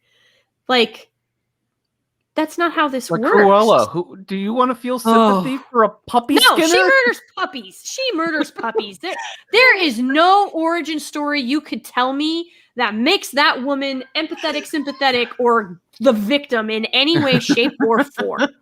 I don't want her to be a sympathetic villain because, like, she's fabulous without it, It's like, I didn't want Maleficent to be sympathetic because I liked her because she was I hated her. She's the mistress of all evil. Her name is literally, Maleficent. Like, Corella's name is literally Corella Deville. This is apparently lost on Disney, who, made the animated films of this. Made the movies. Oh my god. Like, I'm just waiting. When's Ursula coming out? Because that's coming down the pipe. That actually would be interesting. Like, because Ursula's, like, I need to hear all the tea involving how Ursula became Ursula. Because, like, it's really it would be Titan's fault in some way. It's really messed up. Oh yeah, like, she and Titan it would totally be Titan's fault in some way. And then, because it's totally like Greek mythology levels of like, what? Yeah, but it's gonna be he got so he gets the trident. She really deserved it. He oppressed her or cheated somehow because he's a dude. And then she turned to her powers and really wanted to start helping people, but then realized that when they didn't hold up their end of the bargain, she still hated that fact, because I'm sure it's going to be she and Titan like struck a bargain. He didn't keep it. That's why he ended up with the trident and was the king of all the ocean. And so when people broke their contracts she knew they weren't going to be able to fulfill, she punished them because she couldn't actually punish him. And you're going to be like sympathetic for it. Yeah, exactly. Because evil man kept me down. No, not the evil man. Not the male. I didn't think there was a way. I take responsibility. Good, you should. Like, I didn't think there was a way that they could make Maleficent sympathetic. I don't like I dislike this. They didn't. They still haven't. They tried. They did this with Maleficent, and they did this with the Wicked Witch. As much as I love the musical Wicked, I blame it for this current trend, because it made the Wicked Witch it made the Wicked Witch, you felt for her. You were like, that's not how she really is, and then she just decided to be what everybody was calling her. Like, fine, just I'll do. She was born green. Yeah, just no. Green woman bad. No. Yeah. Exactly. That's basically it. Yes. Pretty much. Not joking. And as much as I love the musical is phenomenal, the song the soundtrack for Wicked is great. The numbers are great, but the story, it completely undermines Dorothy. It completely undermines her entire journey. It undermines the Wizard of Oz. It's everything gets topsy-turvy. And now you have it happening with these other villains. But have you noticed they haven't tried to make... Well, okay, I will somewhat take that back. I know that Once Upon a Time or whatever that show kind of did make Hook sympathetic, but Disney has not. They didn't succeed in that either. Yeah. So have you noticed that the only villains that they're really making empathetic are the female ones? Because they haven't. Where's Jafar? Yeah, Jafar doesn't have one, and they just redid Aladdin, so this would have been the perfect time to do that. They made him. They made him a squeaky voice. Yeah, they made him almost where you couldn't take him seriously. But you don't have Will Smith's in it, so that's better. I'm gonna move on. Yeah, because they should have never remade. First of all, they need to stop making live action films. But also, yes, as much as you may love Will Smith, and yes, he has got a very storied career and he has talent. He is not Robin Williams. No, God, no. And I know. Yeah, and I know they said that he came out and said that he's not trying to imitate Robin. He's just trying to honor the role. He's doing his thing. Yeah, but he's Will Smith doesn't really play characters anymore. He plays Will Smith now. Yeah, correct. And so I think that especially after I've never even actually seen the live action Aladdin, because when I saw the trailer for Friend Like Me with Will Smith, I was completely turned off. I was like, that was your one hook to get, because that is probably one of the most iconic songs from Disney anywhere. And, he basically talked through it. Yep. It's like, didn't you start your career as a musician? Yeah. And we ended up with what we got. And so I haven't seen it. I haven't seen the live action of Lion King. I watched the live action of Cinderella, which surprisingly, they didn't do too terrible of a job with that. There were some things where I was like, but it wasn't. It's also hard to screw up Cinderella. Yeah, it's like dang near impossible. So I was like, oh, it's not that bad. Then I watched the live action Beauty and the Beast, and I was like, no. That was awful. Yeah, no. Emma Watson can't sing. When auto-tune can't save you, find somebody else and just lip sync the thing. Dude, oh my god. Mm-hmm. Dude, I watched Jay Longbow. I totally criminally undersubscribed channel. Jay Longbow did a review of that, and God, it was glorious. It was amazing. She is one of my favorite YouTubers. She is yeah, she's not kind to that movie. There's nothing to be kind about. You didn't need the whole bit about the plague in there. Like, you already had. No. And why did they go steampunk with? I don't know if anybody else caught that, and I'll have to watch Jay Longbone's review of it. Did anybody else catch that they were trying to make it steampunk? No, she called them out on the fact that they made Belle more like Emma Watson than Belle originally was, and that's not a good sign, because she had like a intimate, not intimate. She was very how do I put this? Involved in the script writing of the movie for some reason. Oh, so she's self-inserted. Yeah, she's self-inserted. Basically. She's like, well, we don't want Belle just to be Belle. We want her to have like a career on the side. We want her to have like the inventor. Yeah, that drove me insane. Like when I watched it, I didn't get a chance to see it in theaters, but my husband knows how much I love that story. And so he bought it for me. The original animated is one of my favorite movies of all time. Yes, absolutely. Like it's beautifully written. It's beautifully cast. The animation is incredible. Gorgeous. Yes, it's it's a wonderful film. And so, you know, my husband knew that that how much I loved it. And so he went and bought it for me for my birthday. And he was like, we're going to watch, like, I have a babysitter for the kids. We're going to watch this together for your birthday. And the movie was terrible.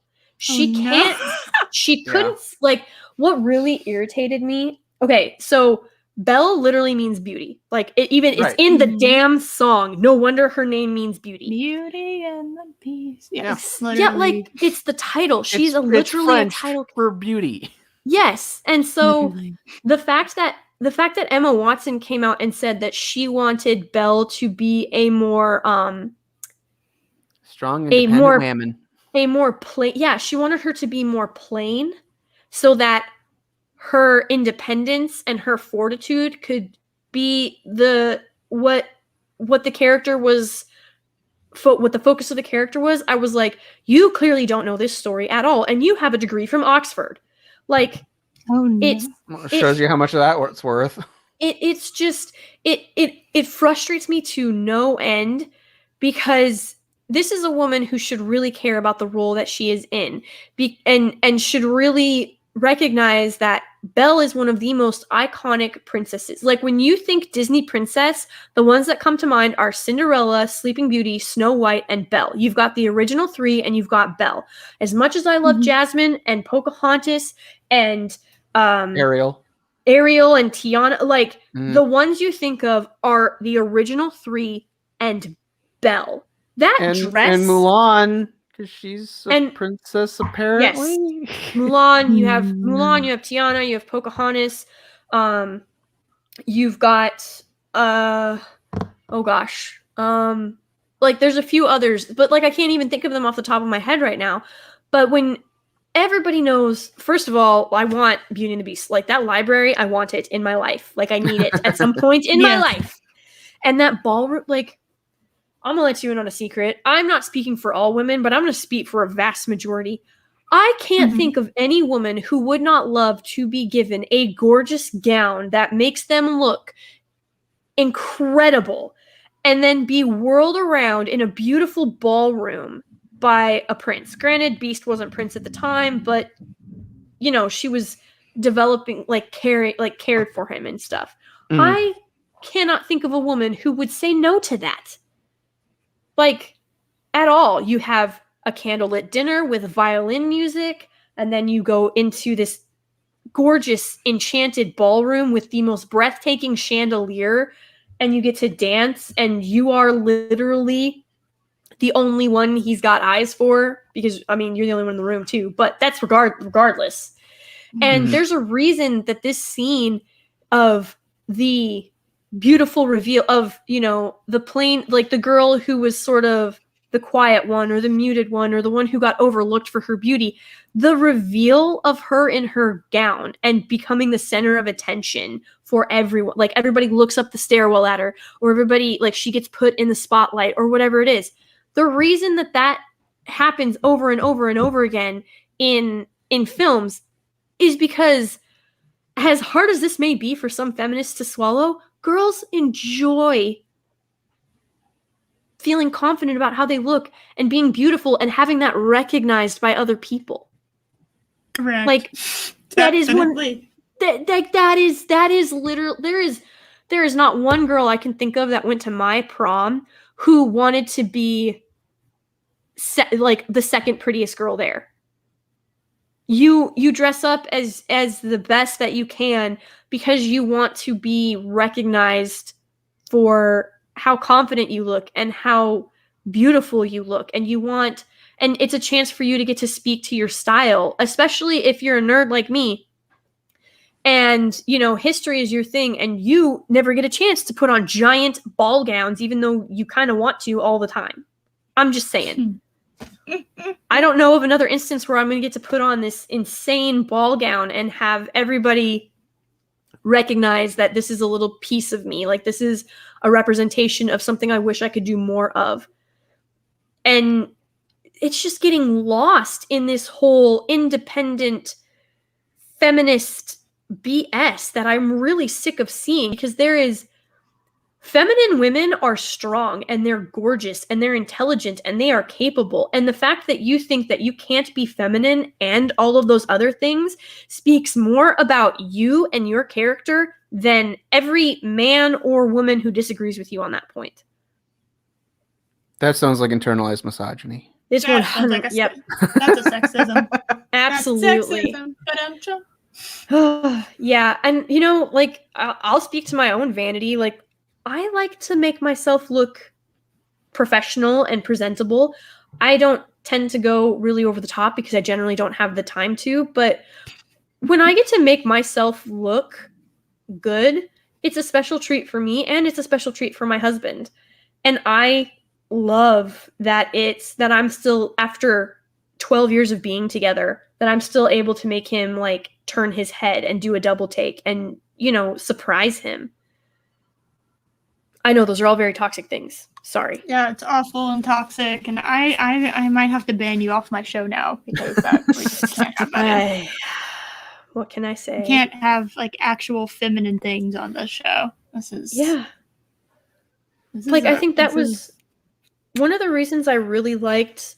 And everybody can give me some hate for this, but one of the reasons I really liked Van Helsing was because Kate Beckinsale was still really feminine in that movie and able to kick loads of ass. Yep. Yes. Yeah, the story's not great, but it's not for the fault of the actors. I know, you have Hugh Jackman and Kate Beckinsale on the screen. Quite frankly, the story can suck, and I will be perfectly fine with it. But it's just, it's you know, if your characters, your story, there is no story that does not have plot holes. Like Lord of the Rings has plot holes. Lion, Witch, and the Wardrobe has plot. Like every story has plot holes. But if it's engaging and if the heart of the story is there and the characters are well rounded and you know, if it's just fun, like by all intents and purposes, God, what is the name of that movie? I cannot think. But it was just it's the first Fast and the Furious movie is not cinematic genius. No. But it's fun. No. And my God, like all of the characters all have great chemistry and it's just fun to watch. You know, like The Expendables. Oh my God, another favorite film of mine. It's not winning any Oscars. Not that matters or means much anymore, but it's fun and the characters are engaging and it's a simple, straightforward plot. Rescue the damsel in distress, kill the bad guy, save the world, or in this case, the island. Whatever. You know, like the first Star Wars movie doesn't have that complicated of a plot, but you care about the characters. Yes. And that's what really sort of separates them and makes you want to keep going back for more. You know, it's not all about special effects. I would like, to me, practical effects are much better than special effects, and I think that the one and I will use this crutch till the day I die. Jurassic Park, the original Jurassic Park, holds up. Yes, it does. That T-Rex is still like, it looks real. Like it still holds up. It still works. It still holds up. The story is simple but brilliant, really, when you think about it, because it's literally men trying to play God, which is a plot that's used in several films. And you know, it was poorly used in Into Darkness when they tried to use Khan to, you know, make better weapons so they can control more people or whatever. But you know, still, that is what the Federation wants. The Federation wants more weapons. Absolutely. Correct. That was Orange a contrived, Federation bad. Yeah. And so, you know, like, but that is a universal theme. And it's something that can work. It can also be shat on, much like in this film. But, you know, the Jurassic Park perfectly encapsulated men's obsession with playing God I mean, they even say the line in there, like, you spent so long thinking about if you could do it, you didn't think about whether or not you should do it. Nature, like, life finds a way. Like, Ian McDermott was just, like, he was the voice of the audience in that film. Because you're just like, dude, this is not going to go the way you want. And money isn't everything. And yes, you invested a lot into this park, but these are living creatures now. You have they have wills of their own. You have no longer any control over them. I mean, my favorite death in the original Jurassic Park is the lawyer. Yes, absolutely. It's like, yes, the greedy guy got it. Absolutely. And you know, he even says he's like, we're gonna make a fortune. And maybe we'll have a coupon day. Yeah, exactly. A coupon He's day. so dismissive of the plebs. Yep. And that movie, the plot is simple and yet perfectly written and perfectly executed. And the characters, oh my God, there's so much greed that happened. Like, stuff I missed when I was a kid is stuff that I appreciate so much now as an adult. Like, the fact of, now I can't think of his name. But when he steals, the dinosaur eggs. And Wayne Knight. And he's he shuts down the entire system, and his greed, like, this wasn't some contrived plot. It's not like a lightning bolt hit one transformer and everything went down. His greed, he shut everything down for the sake of his own greed and corporate espionage. And that is something that is not only believable, but it happens all the time. Even I didn't think he'd be stupid enough to turn off the Raptor Park. Yeah, exactly. And so, like, this is all stuff because it speaks to money, power, greed, man's obsession to control and to play God, and how much it blows up in your face, and the effects, the story, the chemistry of the act, like, it all still holds up. And then you have films that leaned way too heavy on the CGI, and they don't hold up. And we're talking not that many years separated. I would say that in, like, some of the Marvel films, they're way too heavy on the CGI. And in 5 years, they're CGI ages. Yeah. And I mean, you were mentioning Attack of the Clones. Does CGI Yoda still look as great now as he did when the movie first came out, or has it aged? No, that's definitely, like, Puppet Yoda. I like Puppet Yoda. It's the one decision Rian Johnson made that I agree with. He went with a puppet for Yoda. And now I agree. Like, obviously, when Yoda fought Dooku, clearly that had to be CGI'd, which I could have let go. You know what I mean? Like, in that instance, because it makes sense with everything that had to happen.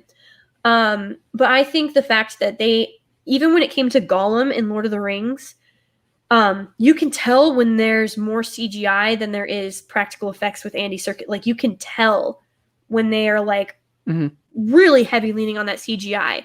And because maybe they liked Sean Astin's take better when he wasn't there for some reason. But the fact that he was physically interacting with them really helps Gollum hold up, though. Yes, exactly. But you don't have that in a lot of these Marvel films. And, say what you will about, oh my God, now I can't think of his name.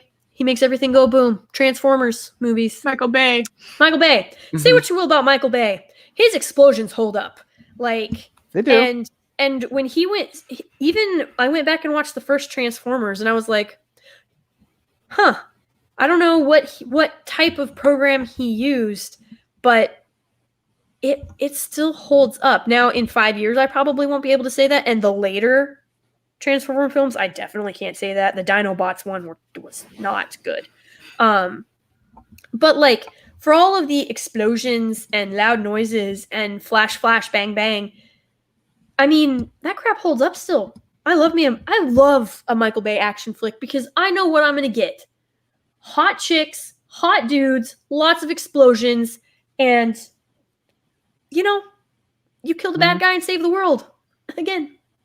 I mean, a couple years ago, I was I hated Michael Bay because the movies are just really dumb, and I like movies that there's a little more thought in the story. I despise the Ninja Turtle films. Despise them. Oh, the remakes, yeah. Yeah. Because it was just Michael Bay not knowing what to do and just doing his shtick, and I hated it. Now, I miss Michael Bay being the go-to director. I do too. At least they're simple. I do too. And it's not and that's the other thing too. For whatever reason, people think simple is like an insult or a bad thing. That is not the case. Like we just said, Jurassic Park had the simplest plot, the simplest story. And it was perfectly written, which made it smarter. Because they were able to write it more intelligent. Mm-hmm. Yeah, like you said, man playing God is not a new story idea. Yep. But they did it to perfection. Mm-hmm. And I think when Rian Johnson makes the comment of we need to subvert expectations, what that means is you're not talented enough to write these themes, these universal themes, perfectly and deliver on them. So you decide to just crap all over them and then blame the audience when they hate it. Right. Because there's nothing wrong with the idea of subverting expectations as long as it fits the story. Like doing something that's unexpected, but it still works. Yeah. That takes a lot of talent to be able to do. But it can be done. Nobody saw Vader was Luke Skywalker's father. Oh, yep. Spoilers. Oh no. Spoiler alert. Sorry, Eris, we're just dropping all the spoilers on your stream. It is y'all are so rude. People. But in 1980, nobody saw that coming. But it fit. Yep. 100%. It was brilliant. Mm-hmm. And yeah, because if I remember correctly, Anakin Skywalker and Darth Vader were both originally conceived as two separate characters. Yes. But George was thinking we need to get a more, because this story was more personal, because plot wise in the grand scheme of the Star Wars, not much happens. It's character driven stuff. Yeah. In Empire, and he realized we need something personable. But we have Luke, we have Obi-Wan, and we have Yoda. There's no room for, because I believe he also wanted to have Anakin also appearing as a Force ghost on Dagobah, and he realized there wasn't really room for him. Then he had the idea of, what if I combined Anakin Skywalker and Vader? And it made the entire story fit. Yeah. And it turned, it was one of the, it is, I would posture that it is still to this day it is the greatest cinematic tropes ever perfectly executed. Yep. It's perfect and beautiful. And and you don't get that anymore because George clearly had passion for Star Wars. He loves it. It's a part of him. And why do you think in the Charlie Rose interview when they were talking about it, he said he sold it to the white slavers? Yeah, it hurt him to get rid of it. I mean, you just look at him. Yeah, but I think $4 billion when he's signed pretty well. I mean, you can just see it on his face when he's in the press conference when he's actually signing and making it final. Yeah, it's crushing him. Yep. And I remember when the news broke that Disney was going to buy Star Wars, because leading up to that, George had said how he wanted to spend more time with family. He was tired. He didn't think he could put in the time to make another trilogy. And he really felt like the story ended with Return of the Jedi, and it was time for new stories to be told, like a continuation, but of new stories. And then, and so you're like, okay, well, clearly, he's not as, he doesn't have the same fire or passion for it that he did before. And by that, and when he sold Star Wars, he was pushing 70. So, yeah. And when Disney took it over, you're like, okay, well, Disney has billions of dollars, all of this tech, and they have a built-in fan base. There's no way they can screw this up. And I thought it was a good fit when happened. it was announced. Yeah, when I heard that, I was like, okay. And then there's a reason that Tolkien has it written in that they are never allowed to sell or lease or anything to Disney. Like, he recognized Disney for what it was back then. And yep, we all should have just listened to Mr. Tolkien's wisdom, Professor Tolkien's wisdom, because he saw it. And can you imagine, like, look at what Amazon is currently doing to Lord of the Rings Second Age. Can you imagine if Disney had gotten their hands on it? It would have been horrific. Horrific. I'm just oofta. Like, when I look at what Disney has done now and the disdain that they have for paying customers, it shocks me that they still have as much business as they do. And it's not new business. It's parents that are nostalgic for the Disney that we grew up with. They aren't going to Disneyland for, Mary Sue Sky Palpatine, whatever the heck her name is. They're not going there for Rey. They're not going there for Kylo. They're going there for Mickey Mouse ears. They're going there for Minnie Mouse ears. They're going there for the Cinderella Castle. They are going there for the memories and the nostalgia and the love that they have for those stories that they want to share with their kids. They don't care about the agenda. It means they don't go there to be preached at or preached to. They go there for reliving their childhood, and it was supposed to be the most magical place on earth. And to share that love with other people who have that same kind of nostalgia and love. And Disney is shitting all over that and thinking it's a good idea. Just, it blows my mind. And then you've got stuff like, Star Trek. I don't even know who owns the rights to Star Trek anymore, because it was CBS, Viacom, CBS, and Paramount. Yeah, they are back to one company. Oh, yeah. They are what? They are technically back as being under one company again, but their stock has been plummeting, so I don't know. Yeah. That's what I'm saying. Like, I mean, because CBS doesn't I keep hearing talk of they might have to sell Star Trek because they can't afford the brand anymore. Yeah, and it's not making them any money. For cash. Yeah, they can't, it's not making them any money. They can't figure out why, because they think that they are the most genius writers and storytellers ever, and that everybody wants to hear this preachy message, and that people, the people who love Star Wars... Communism will save Star Trek. Communism, the people who love Star Trek are not there to be preached at. They, this is a post-scarcity society. This isn't a communist society. There's a difference. Communism is when you have scarcity, and you basically just, they pick who lives and who dies, and that's just the way it is.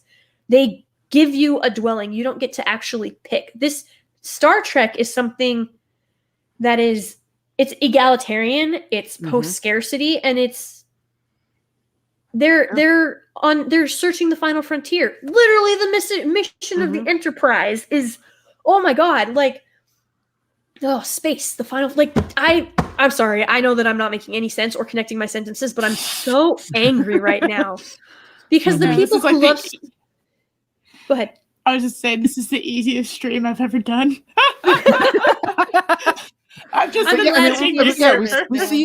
We see in Deep Space Nine, Sisko's dad owns a business. Yeah, and I'm just floored at these people who want to go backwards and hyper focus on just, I don't know, I don't think I should say that on here. So hyper focus on superficial elements that really have nothing to do with the person and everything to do with the identity groups that current generations are obsessed with. And yep, I know, Eris, I know that's shocking news.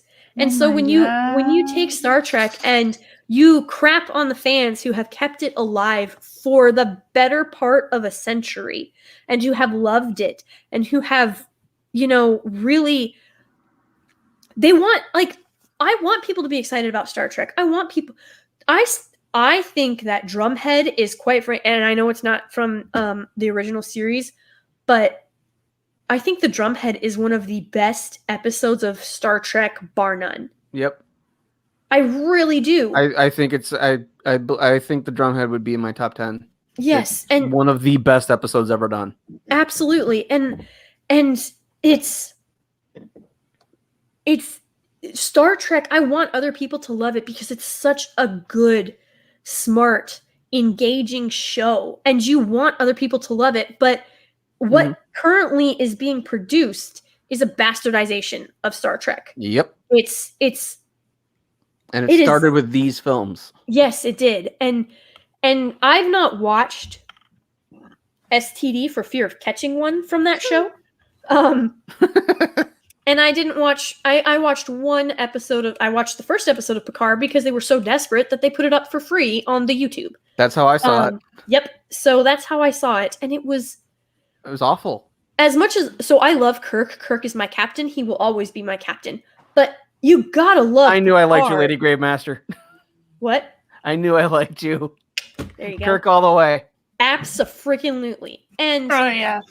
And I am all right.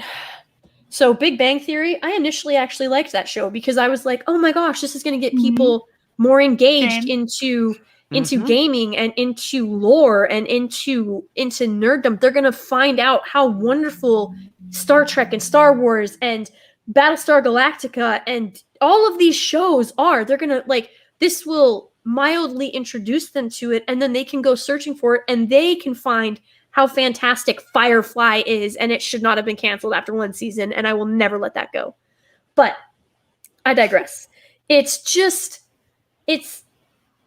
You wanted so badly for them to love it for what it was. And what you realized is they were either too embarrassed to admit that they loved it because it would have made them a nerd or a geek or a dork, and they thought they were going to be shunned for it, or they never actually liked it, but they saw the potential to self-insert into it. Because, geeks and nerds are pushovers and accuse us of gatekeeping when we try telling them what the rules for this franchise is, and they're like, oh, well, that's just, why are you trying to, bar people from coming in? Like, no, that's not it. Yep. That's not it. If you're going to play this game, you got to play. If you want to play in this universe, you got to play by the rules of this universe. Yes. Exactly. What was it? Just some guy said, it's like, no one is keeping you from entering my house, but if you're going to start breaking shit, I'm going to kick you out. Yep. Exactly. And the issue that we're running into is that you have this weird paradigm where you want to be inviting to new fans, but also you want to protect your shit. And so you're like, no, I'm not being cold or distant or gatekeepy, even though that's what it's going to have to turn into. I'm simply trying to make sure that you are genuine about liking this and that you actually, care to some extent. And when it comes to Star Trek, I will give Chris Pine this. I can think of maybe 3 other actors in Hollywood who put as much time and devotion into their roles as possible. He did an interview where he said he went back and he watched the entire original series so that he could get to know the lore and could understand Kirk better. And then JJ went in a completely different direction anyway. But I mean, not for nothing, but Chris Pine 100% dedicates himself to the roles that he is given. And that is a mark of a real professional when you actually spend the time to go back and learn this stuff yourself. Nobody forced him to go back and watch the entire original series. Nobody. He did that because he cared and he wanted to do right by it. Carl Urban did the same thing. He went back and watched the whole thing. I don't know about Zachary Quinto. I didn't really hear anything about that in interviews with him. But the fact that these two men... Well, I know he became friends with Nimoy. Yes, and so it wouldn't shock me if Zachary Quinto did. But, when Chris Pine comes out and says that they wanted to modernize Kirk into this sort of red flag. Yeah. He said that when he's like, when JJ approached me when we started filming, because I was trying to much like what Carl Urban said, and Carl Urban obviously has some veteran status on Chris Pine, which is why I think it worked better for him when he was just trying to emulate Bones but not do a you just said it, Project, a while what Nimoy did, where he was trying to impersonate. So like Urban wasn't trying to impersonate Kelly. He was trying to get the essence of the character. Yeah, he was trying to be Bones. And then, like I said before, you can really tell with Pine that he was torn between trying to be Kirk that everybody knew and recognized, and the direction that JJ told him he wanted to go in with Kirk. Mm-hmm. You know what I mean? And also trying to balance out. You're also playing a younger version of these characters as well.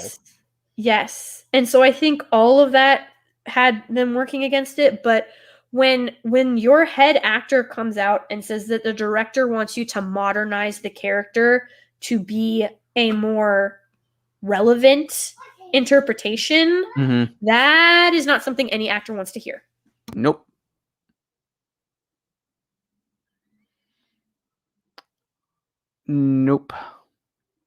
I think but yeah, like as far as Into Darkness goes, I like Benedict Cumberbatch. I think he would have done well as a Starfleet officer. I think he's a good villain in some instances, but as Khan, I don't think. Sorry, I have a break and I have a fugitive. Oh my goodness. That's cute. It's little Gravemaster. It is. Sorry. One of my loves. But yeah, no, I think Benedict Cumberbatch can play a villain. I think he can play a villain very well. Sure. I think he's brilliant as Doctor Strange. I loved him as Sherlock Holmes. He's had several roles where I really liked him. I think he can do a villain well. I don't think he was Khan. No, I really don't.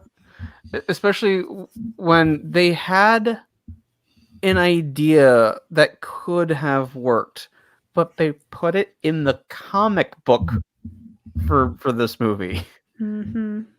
Where Khan took the place of a Starfleet officer and was surgically altered to look like him. Yes. And so why don't you just do it from that perspective where, you have like one of his closest friends wondering why has he suddenly changed? Yeah, why is he acting differently? Because then J.J. Abrams would have had to pay the author. J.J. Abrams, he is a greedy man because he hates paying people. Yep. I weep for everybody that's going to be on the set of that Superman film because they are all going to be overworked and underpaid. And then this Superman movie is not going to make money. If they want to make, I don't understand. AT&T clearly wants to make money or they wouldn't have released the Snyderverse. If you want to make billions, and that is billions with a B at the beginning and an S at the end, put Henry Cavill in a Superman trilogy and have Steve Barron direct. First of all, he helped film Donner's Superman. And then he gave us the 1990s Teenage Mutant Ninja Turtle film. The man knows what he's doing with comic book films. Mm-hmm. Give Steve Barron and Henry Cavill a trilogy, and you will make billions of dollars. Are you saying women might turn out for a Henry Cavill movie? Oh my God, do you really think that it was... You think those women went to Aquaman for Amber Heard? Or for the script? Or the script. Anna will not just be there. She will go there multiple times. Yep. Yeah, she will live in the movie theater. She will live in the movie theater. I did a poll. I did a poll the other day, yesterday actually, and it was... I didn't put Gina Carano on the lead female one because I knew she was going to win. So I was like, no, we're going to do it this way. And quite frankly, it was Kate Beckinsale, Charlize Theron, Rachel Weisz. Oh, yeah, I saw that. Yeah. So I forget who I picked, actually. And I was really actually let me check. Okay. Yeah, so it was Gal Gadot, Charlize Theron, Kate Beckinsale, and Rachel Weisz. So Rachel Weisz beat out. So Charlize Theron came in 4th. Rachel Weisz came in 3rd with almost 20%. Kate Beckinsale won. She beat out Gal Gadot by less than 1%. It was 32.9 to 31.7%. Now, seeing that, I was like, that's awesome that this was this close of a poll. You know what I mean? And so I didn't put Gina Carano on there because I knew that everybody would pick. Like, how would you not want Gina to be your leading lady in your film? At least in my opinion. So in my male lead poll, I put that Henry Cavill is not on here because Star Wars Girl and Tug Life would rush and bought the crap out of this poll until it exploded to make sure that he won. They would make more Twitter accounts just to make sure. Yes. Yes, they would. Yeah, you gotta make those women happy. Just send them Henry Cavill things. Absolutely. And so, like, I put Tom Hardy, Chris Hemsworth, Chris Pratt, and Brendan Fraser. Brendan Fraser won. Like, I was so happy to see that. Brendan Fraser won, and not by a little. He won by a lot. Yeah, I voted for him. Yeah, and how could you not? Like, really, how could you not? Dude, I have the poster of The Mummy in my living room right now. Yes. I love that movie. I watched that movie so many times. I had, like, the first half of it memorized. I love that movie. Perfect. I love that movie. And The Mummy Returns was a worthy sequel. I pretend the other Mummy films don't exist. There's no other Mummy film. There are no other Mummy films. There's not a third one. There's not nothing. There's a Scorpion King. Yep. But yeah, other than that, there's nothing. There's only the one Scorpion King though too. There's no sequels to that either. Yeah. Who knew there was like 12 sequels to that movie? Right? Oh man, but like all of like I like Tug's idea though. She was like, hear me out, all 4 of them as brothers. And I was like, yes. Yes. That is a movie I will go to see. You could have like a cameo. You have like the cameo of like Tom Cruise, the Tom Cruise cameo. Not really a cameo, but like it took you a while to figure out, like in Tropic Thunder. You could have that kind of character as Henry Cavill. You have like a new Tropic Thunder, except it's like they're all brothers, and then Henry Cavill is like in charge of them. I like it. I would go watch that, and it doesn't even have to be good. Like, no, it's just them on screen doing things. It's just them on screen. Drinking coffee. Doing mundane activities. Yep. Coming out of the ocean. You know, whatever. Yeah, I'm such a toxic woman. I love that my husband is strong. I love that my husband is decisive. I love my husband. And quite frankly, if I can't understand the attractiveness, and perhaps this is why so many of them. Now, I know this is a stereotype, and I guess you can call me out for body shaming if necessary, but this is something that I have seen. You have beanpole dudes with very overweight women all the time. And it seems like these beanpole dudes have really low self-confidence, really low self-awareness. They're not very self-assured. They're not decisive. And the woman tends to be very loud and overbearing and abrasive. It's like the opposite. Like the normal gender roles are switched. And that's fine if that's what you're into. But it's like a pattern. It's weird. Yeah, you know? It's an abusive pattern almost. And, you know, I find it really... Okay. What's her face that married Prince Harry? That is she has got to be... Oh, Megan. That one. So she has got to be the social climbing... I can't use that word. Go ahead. Do it. I dare you. Come on. Do it. Critten. I'm going to say critten. I will use critten. Like, it's the fact that... So first of all, if you want to have a whirlwind romance, that's fine. But to sit there and blatantly lie that you had no idea who the royal family was because you grew up in America is absolute bullcrap.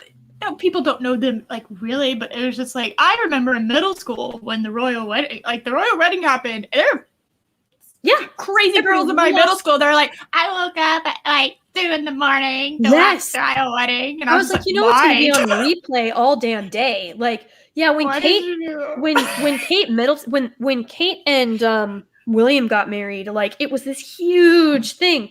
And then, but I still remember I was young. I was super young when Princess Diana passed away, is how I'm going to phrase that. You know, when the whole thing with Princess Di happened, like even in America, people were weeping because she was known as the people's princess. You know, she was the princess of the people. She literally had a Cinderella life. Yes, exactly. And, you know, and so when all of that happened, it rocked people on this side of the pond too. Yep. And, I remember you know, people have been keeping tabs on the royals ever since because you felt bad. Like, I don't know about everybody else, but like, I can't imagine losing my mother at that age.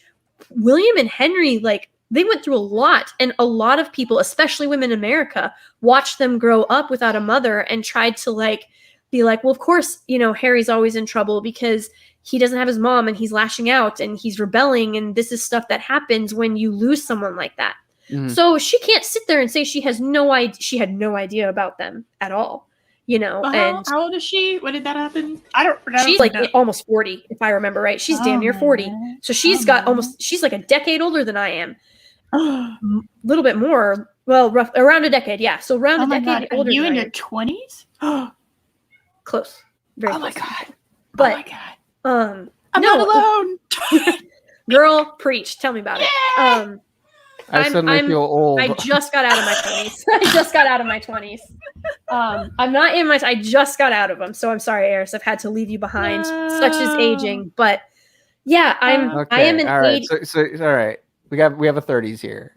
Yes, yes. I feel better now. I'm an 80s baby, so am I am an 80s baby, and when I barely squeaked into the 80s. Like there was a month and a half left of the 80s when I was born. Oh my god! But so I squeaked in there. Best 2 months of my life. But anyway, the 80s were awesome when you were 6, man. There you go. Yeah. But no, yeah, she made it clear, like her intentions were obvious to anybody with half a brain. Yep. Like literally anybody with half a brain. It was, and she came out and said it, that she would want to, like, with all of this notoriety and responsibility, she'd want to run for president someday. I have no doubt the reason they stepped away was not to live a more quiet life, because they haven't been living quietly. She was told that as a member of the royal family, you're not allowed to get political. You're not allowed to be the center of attention. You know, you're not allowed to do these certain things. You can't have a personal social media account where you just go on and blather stuff. Because I think, love him or hate him, I think President Trump having a personal Twitter account was evidence as to why that is the situation. And so we'll just sidestep that, but it's a perfect example. Started World War III over like a meme. I don't know. Wait, stop. Like I said, we're gonna just sidestep that because I don't want to get too deep into politics. But when she was told that she had to follow these certain rules, and she was like, no, I don't want to. I want this. And then she just did it. Yeah, and so it's hold on, I got to came back. Little Gravemaster. Little Gravemaster. Like head to toe. Yeah, little Gravemaster, head to toe covered in armor, you know, wielding a sword, like the sword dragging.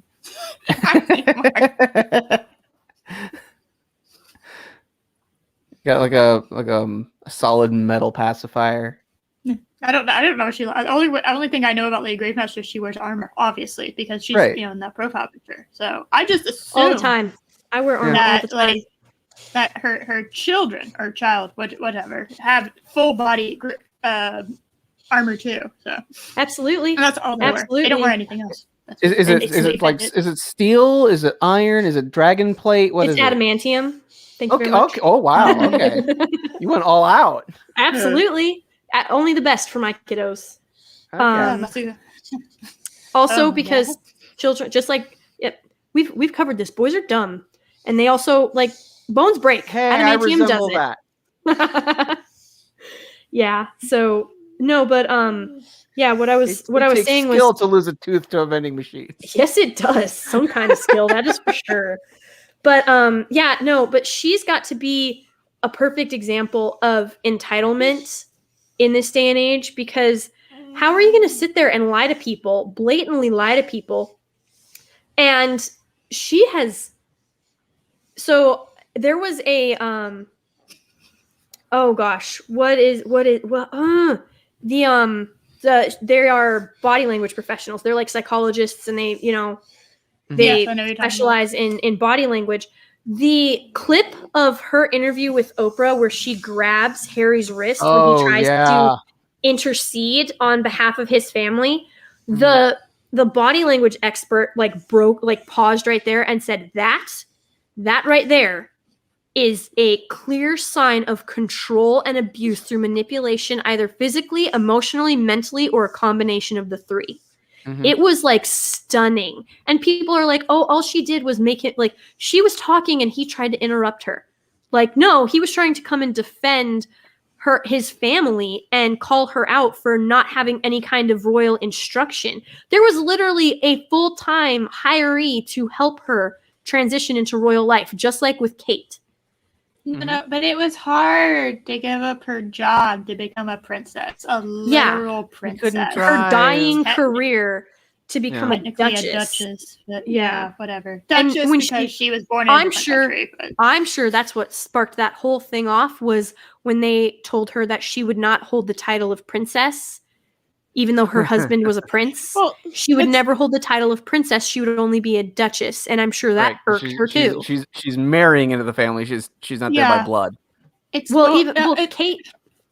will be a princess, but that's because her husband is the crown prince. King. Right. Yes. Yeah, that's the only reason. Like, yes. Sorry, you married the wrong one. I don't know what to tell you, girl. You wanted power, you wanted all the eyes on you, but like you married the wrong plain-looking one, not the hot one.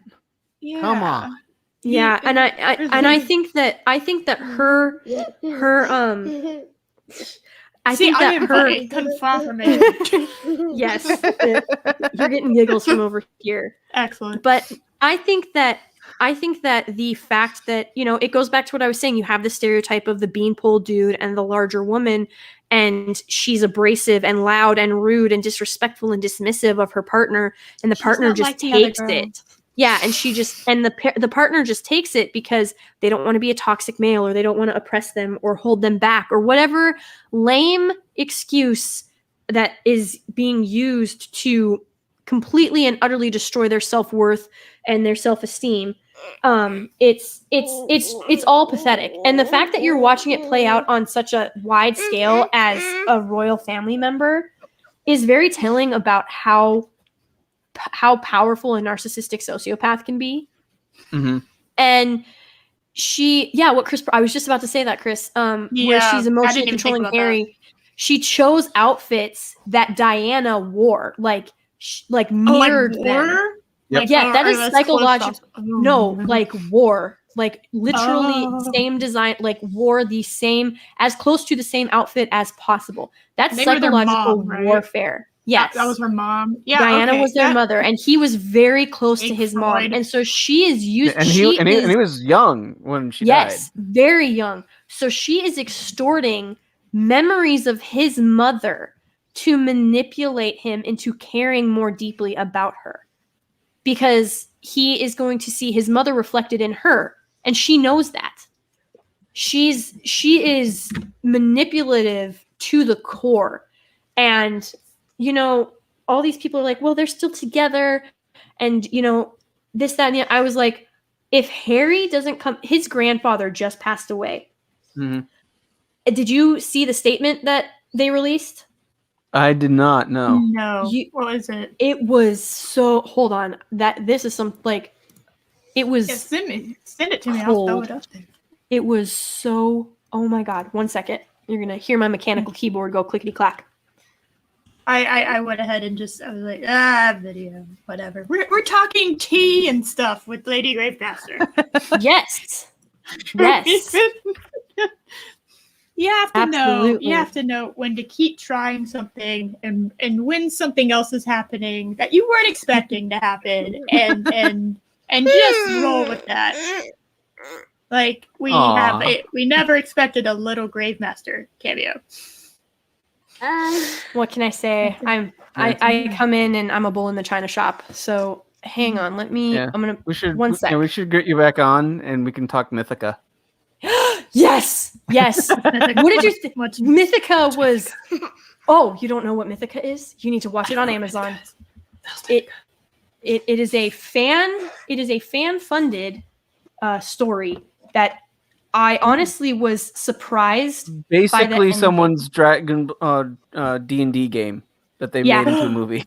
Pretty much. I like D&D. It's great. It's fantastic. And there's 5 movies. They made it a whole series. It's amazing. It is pretty amazing. Gosh darn it! Every time I'm trying to find it. I know I just shared it. I'm sorry. 1 second.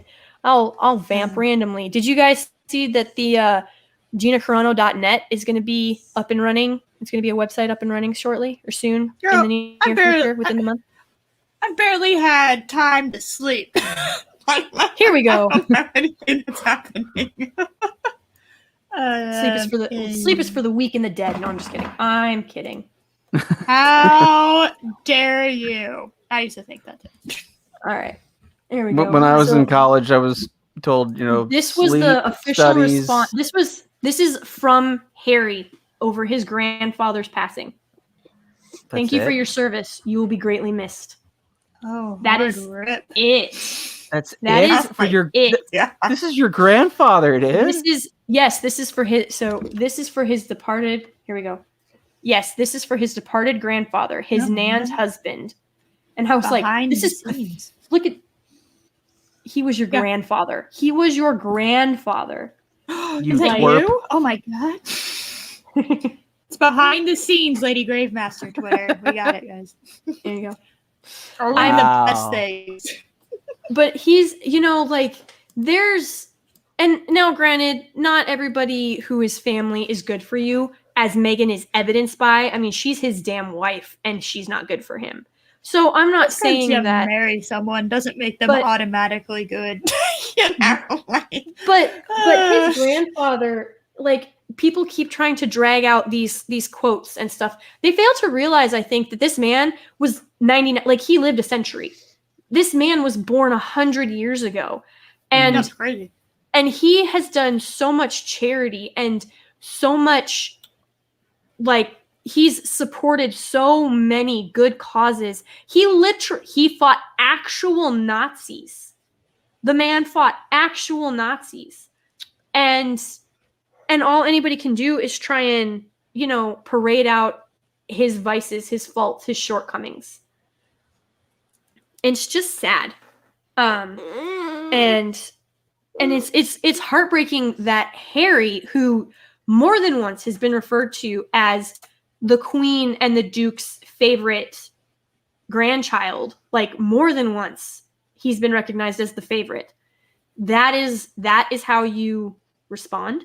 That's all you're going to give your grandfather. If he doesn't come back for the funeral, I know that lots of Brits hate Meghan and want nothing to do with Harry because he's so cucked. But if he doesn't go back for the funeral, I really don't think he ever will be able to go back. I don't think he will. I don't see how he could. Yeah. That's a blow to not only your family, but to Britain as well, because as much as the media, I'm sure, would like to spin it, and the SJWs on Twitter would like to spin it, he was pretty beloved in Britain. I mean, that's just here nor there.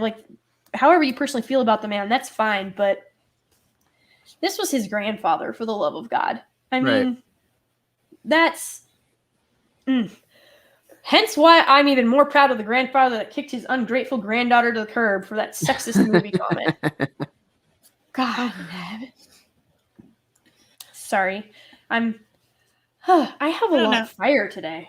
You did. It's funny. That's why I've just been sitting back. Like I had a long week, and I just sat back and just wind her up and let her go. Dang. Well, nice. I'm so sick of watching disingenuous. Open invite. That's a fair point, Loki. I'm gonna ignore the but I don't know. I'm getting really sick of these disingenuous, vengeful, spiteful bitches. SJWs like infecting everything and then telling you like literally targeting people, harassing them, getting them fired, and then telling you that you're in the wrong for not supporting them. Like, what? Oh what the actual? Like, shut the front door. Front door. Go to grass. It's just mind blowing. And for all of these women who are like, if women ran the world, it would be a much better place. If women, there would be no wars, there would be no suffering, there would be no murders, there'd be no nothing. I'm like, have you heard of Bloody Elizabeth or Bloody Mary, her sister? Like, let's be real. Elizabeth I was even more gruesome than her sister Bloody Mary. Like, those were two rulers who they got their kill spree on. Let's be real. They slaughtered people. Cleopatra wasn't exactly innocent or, didn't have any blood staining her hands either. Nope. So we'll just take those three examples because, yes, I know they're some of the more well-known. And they're like, why can't you have any more examples than that? I can. There are plenty of women throughout history who have been ruthless, murdering psychopaths. Women can be psychopaths too. So women are more psychopathic because women. All right, this is what I say. Men can be like assholes, right? But women, most of the time, they can be. I said can be. It's true. Women can be assholes, but women are cruel. Yes, exactly. All right? Women have this like vengeful kind of drive that a lot of women, not all women, but obviously hashtag not all. They have like this just like they'll latch on to something and they'll never let it go. I've been victim to that too. Or victim. Yeah. That's the wrong language. I've been victim to that, of my own emotions and flaws as a human being. I'm a victim to that because of the patriarchy. I 100%. Oh man, like vindictiveness.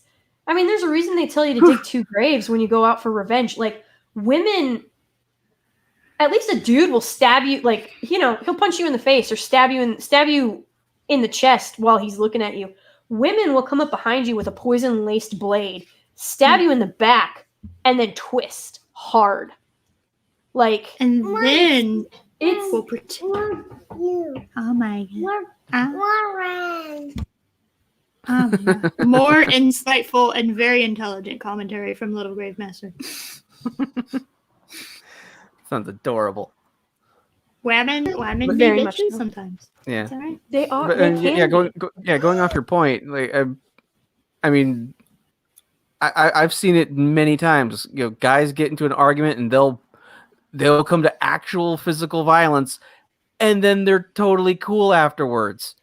Women will never ever let anything go when it if they feel they've been slighted in any way. Yeah. I have a thing with grudges. Usually what ends up happening is I'll hold on to that grudge and then I'll forget about it because I'll hold on to it for like a while, and then something more interesting happens and I'm just like, look, it's a butterfly. What was that? You did something to me? Oh, I don't really care anymore. Look at the butterfly. Hooray for ADHD. What now? Sorry. Very rampant ADD. Yeah. That's all right. Everybody does. Everybody's got a little bit of them in it. Everybody's got a little bit of it in it. But yes, story time. The last thing I heard was that women can be vindictive and never let it go. that is true to measures that I don't think men even realize. It's like ingrained in the DNA. It's truly insane. There was like someone said they brought up Carrie when they were making the comparison. If Carrie hadn't gotten her revenge when she did, and it had been allowed to fester for, till their 10 or 20 year anniversary, like high school reunion, she probably would have leveled the entire state. Oh, the whole planet would have been gone. Yeah, like that's like it would have festered and it would have grown and it would have gotten worse.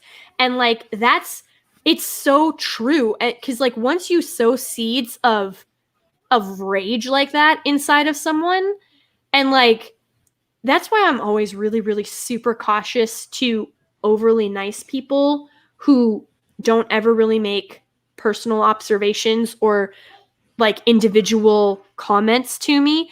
Because when you come at me with this facade of kindness or this facade of niceness, but there's no kindness rooted in it, I have a problem with you, because that's a giant red flag.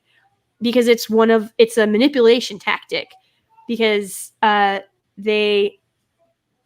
advice I ever got was one of the best pieces of advice was from my grandma, and she said that listening ears can also be talking mouths.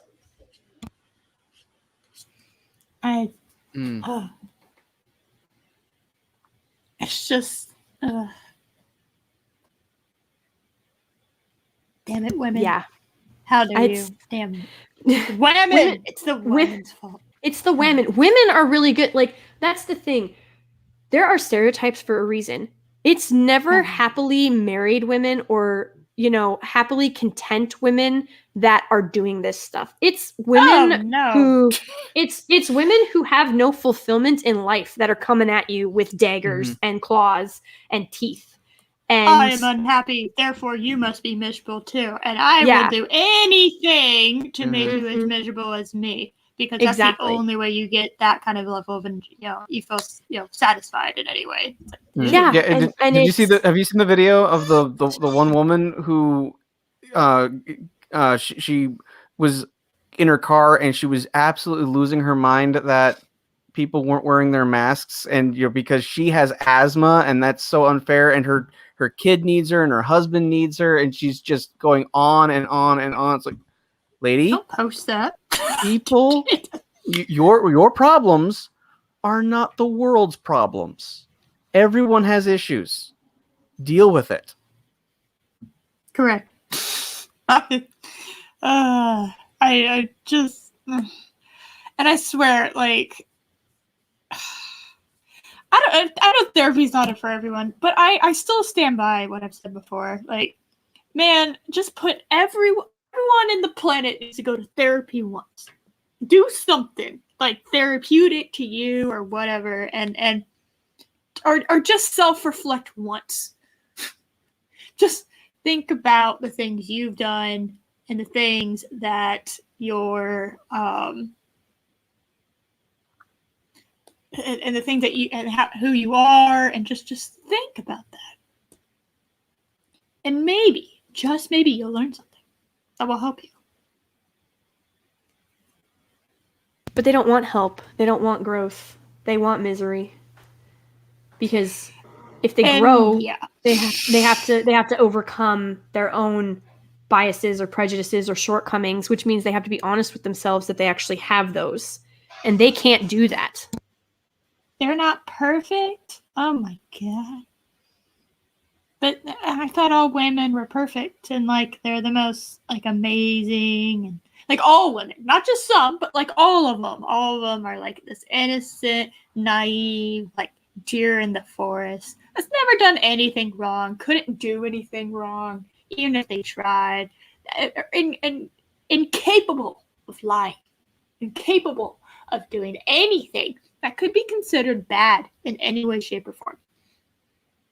Yeah, and quite frankly, nothing could, like, the SJWs make me laugh so much because they say they hate stereotypes of genders and gender roles and gender normativeness and the patriarchal, oppressive views and whatever of women, and yet they completely exploit that by knowing that if they cry and if they claim that they've been injured or harmed or in any way, shape, or form victimized, that the instinct of men is going to kick in to be protective more often than not, to be protective. And what they are doing is they are completely eroding that instinct and making it so men can't trust that instinct because they can't trust the women who claim they need protecting, because they get turned around and stabbed in the back while they're trying to help protect these women from whatever evil it was they claimed harmed them. Like, if I went to a mentor or, you know, some male figure and told them that I had been sexually assaulted, they would have gone and like probably ripped the dude's head off. I have zero qualm or question about that. Like, I know for a fact that they would literally like salt the earth for me. And I never, ever, ever exploited that, because that is not something you take advantage of. That is like, you do not exploit the protectiveness of men, the need for them to be a protector or go to them because you need protection, unless you actually do. Because then you end up in a boy who cried wolf scenario. And the problem with these SJWs and these woke women is when they are doing this, they are destroying any trust men have for themselves, for their instinct, or for women who may genuinely need help. Yes. And that's reflected in the storytelling, because I'm sorry, you cannot, as a 120-pound woman with practically zero muscle mass, you cannot go and beat up a 245-pound dude that can bench press a bus. It doesn't happen. It doesn't work. We are physically mismatched. It is just a fact. Yeah. Like, and when you see that told in storytelling, when you have, like, I love me some Charlize Theron, but when you're beating some dude with your shoe and it's working, like, I'm sorry, I can only suspend so much disbelief. If there had been like a blade in your shoe or something, I could have totally bought it.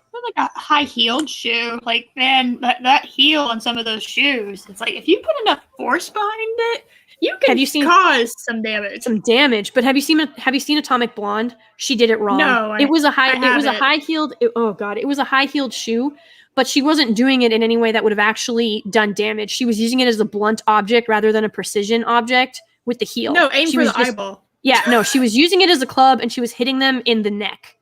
Like, it wasn't gonna work. And oh my god, having done close quarter combat stuff, like, I'm by no means a master or an expert or anything, but I will tell you this: it is very hard to move a human body. It's so hard. It is so hard to front kick and maintain your balance and actually like send your opponent flying, unless you've got some type of law, like some law of physics working in your favor. She's front, like, these women, and this isn't just Atomic Blonde, these women are front kicking dudes across rooms and out windows, and just not anything that would be believable for the universe that they are set in. If she was a super, like, I can totally believe that Black Widow can wrap her legs around some dude's neck and snap it. I buy that 100%. Yeah. Absolutely.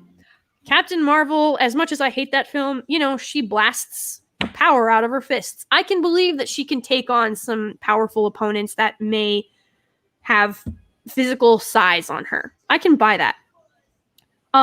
But when you're talking, it's a rule in boxing and kickboxing. Speed will beat power until power connects. That's why you have to be, like, if you don't have power, you have to get your opponent down quickly. Like, you have got to make your hits count. Because the second that power connects with you, you're on your ass. You're done. Like, it's pretty well game over. And the problem is that there's nothing saying that the little guy can't win, but he has to have some type of advantage, whether that be he's a NCIS is the episode that comes to mind. Ducky is a oh god, the people who look at the dead. medical examiner. Yes. So he has a working knowledge of the human anatomy. He knows where the arteries are. He has an opponent where he's mismatched. He's overpowered, but he has a scalpel and he slices the dude's artery.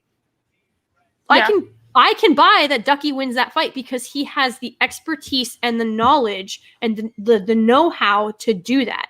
Not that he wanted to do it, but that was the situation he was put in.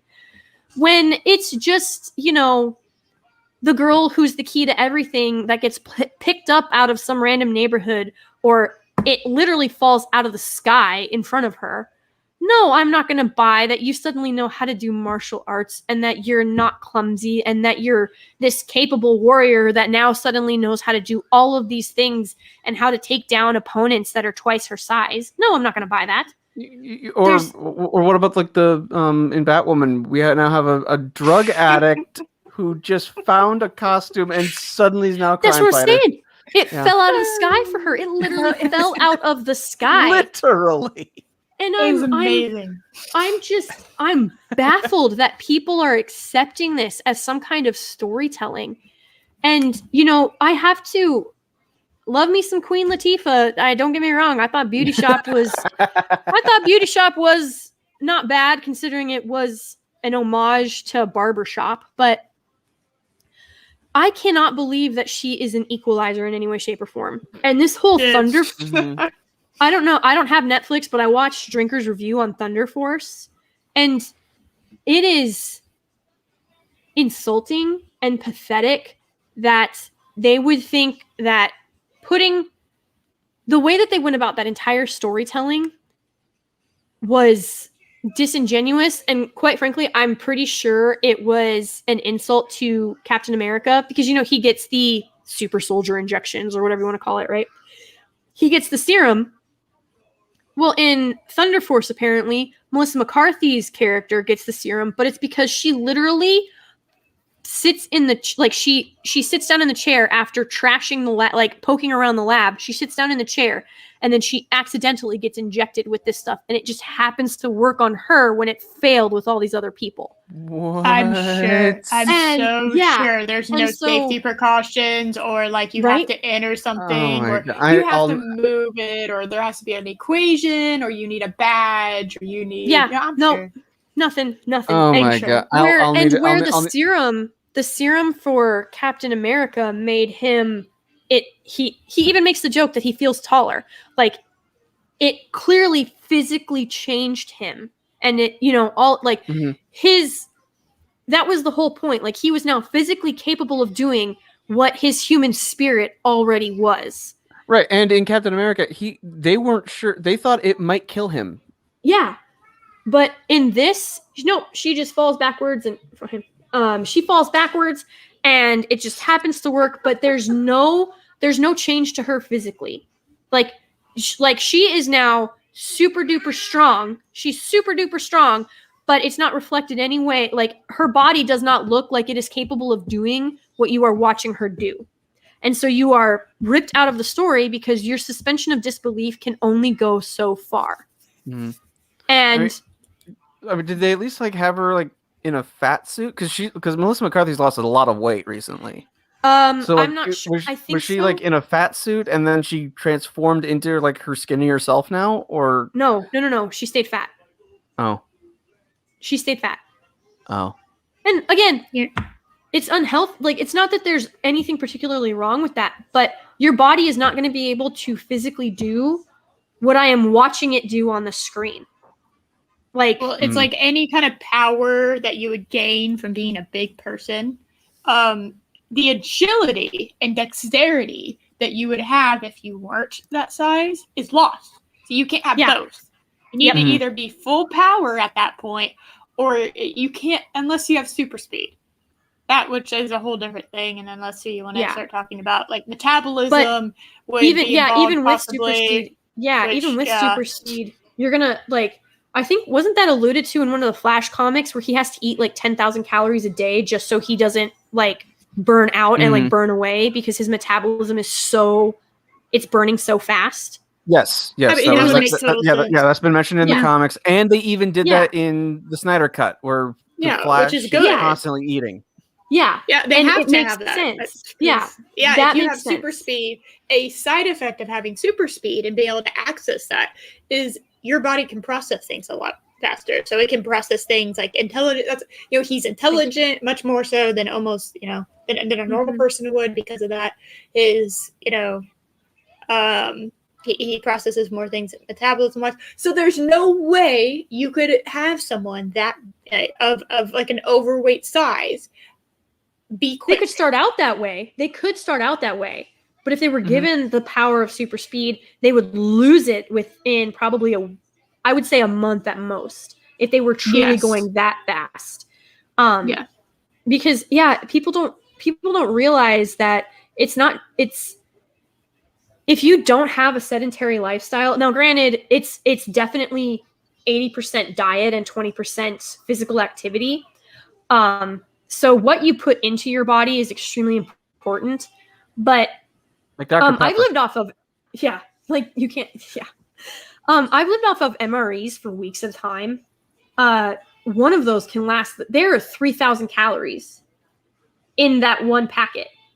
Now, granted, I was never infantry. I didn't do any of the like super dangerous stuff. I was really a slacker when it came to Marines, if we're going to be honest. I didn't have to do the hard stuff. But like those infantry guys, they need those 9,000 calories a day because of the absolute sheer insanity that they do. Like they go on 40-mile hikes carrying 125 pounds of gear. You need water and you need calories. Like it makes sense why they consume that amount. But there's certain, if you are trying to say that these are superhumans, we're not talking it's Wonder Woman who is literally the daughter of Zeus or Superman who is an alien. We're not talking about those instances. We're talking about superhumans. And that means that they have to be bound. They may be able to break, like Flash can break a law of physics, but he can't break all three. Just like he can break certain human limitations, but he can't break them all. He still needs to eat. He still needs to sleep. He still needs to hydrate. So hell, what Superman? He tripped and he like crashed into stuff. That's one of the three laws right there. Yeah, and you can have a force that is, a force will stop when something stops it, basically. Yep. And if nothing enacts on it at all, then it won't stop. Yep. So a body in motion remains in motion until an equal and opposite force reacts on it. Or a greater force. Like that's the correct. No, you're good. Yeah, but it's just so. Thanks, Newton. Hey, you gotta love the guy, apples and all. Right. But it's mind-boggling to me that the excuse every time that something happens that makes no sense for the character, people come back at you and say that, oh, you're reading too much into it, or you just don't understand, or they're superhumans, they're superheroes, they don't have those limits. That isn't true. Superman has freaking limits. Like they have to. He has limits. And he's Mary Sue. He's got freaking limits. And he has a code and he has rules that he lives by. Because he has to, because if he didn't, he'd be Zod. Like, that's the whole point. Like, Zod is Superman without Superman having the Kents raise him, basically. Right. Like, that's what that is. And so, it's mind-blowing to me when they say that, well, they don't have those limits. And you know what? I will fight this battle. I'll even fight it with Ryan if need be. But I think that the greatest superhero is Batman. And everybody's like, he doesn't have any real powers. All right.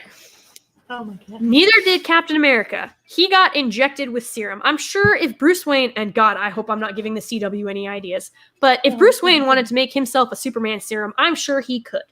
But he chooses not to. And the fact that he has been able... See, this is the other problem with SJWs. They think that they're Batman, and they're really not. They're Zod. But or the Joker, take your pick. It's not as intelligent. I'm trying to think of like a more pathetic villain, like Condiment King. the condiment one. Yeah, the condiment king. But you know what? They think they're a badass, but they're so stupid. They are, and these people think that they're Superman or Wonder Woman or Batman, and that they're trying to save Gotham or Metropolis or whatever you want to do with it. They think that they're rescuing everybody when they claim everybody else of white savior complex.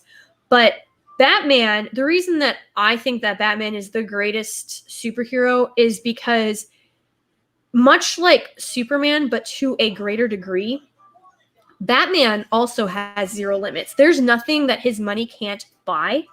There's nothing that he is not capable of. He is the world's greatest detective for a reason. And I really wish, I think the animated series. I didn't know that. Yes, that's true. But yeah. I forgot about Injustice.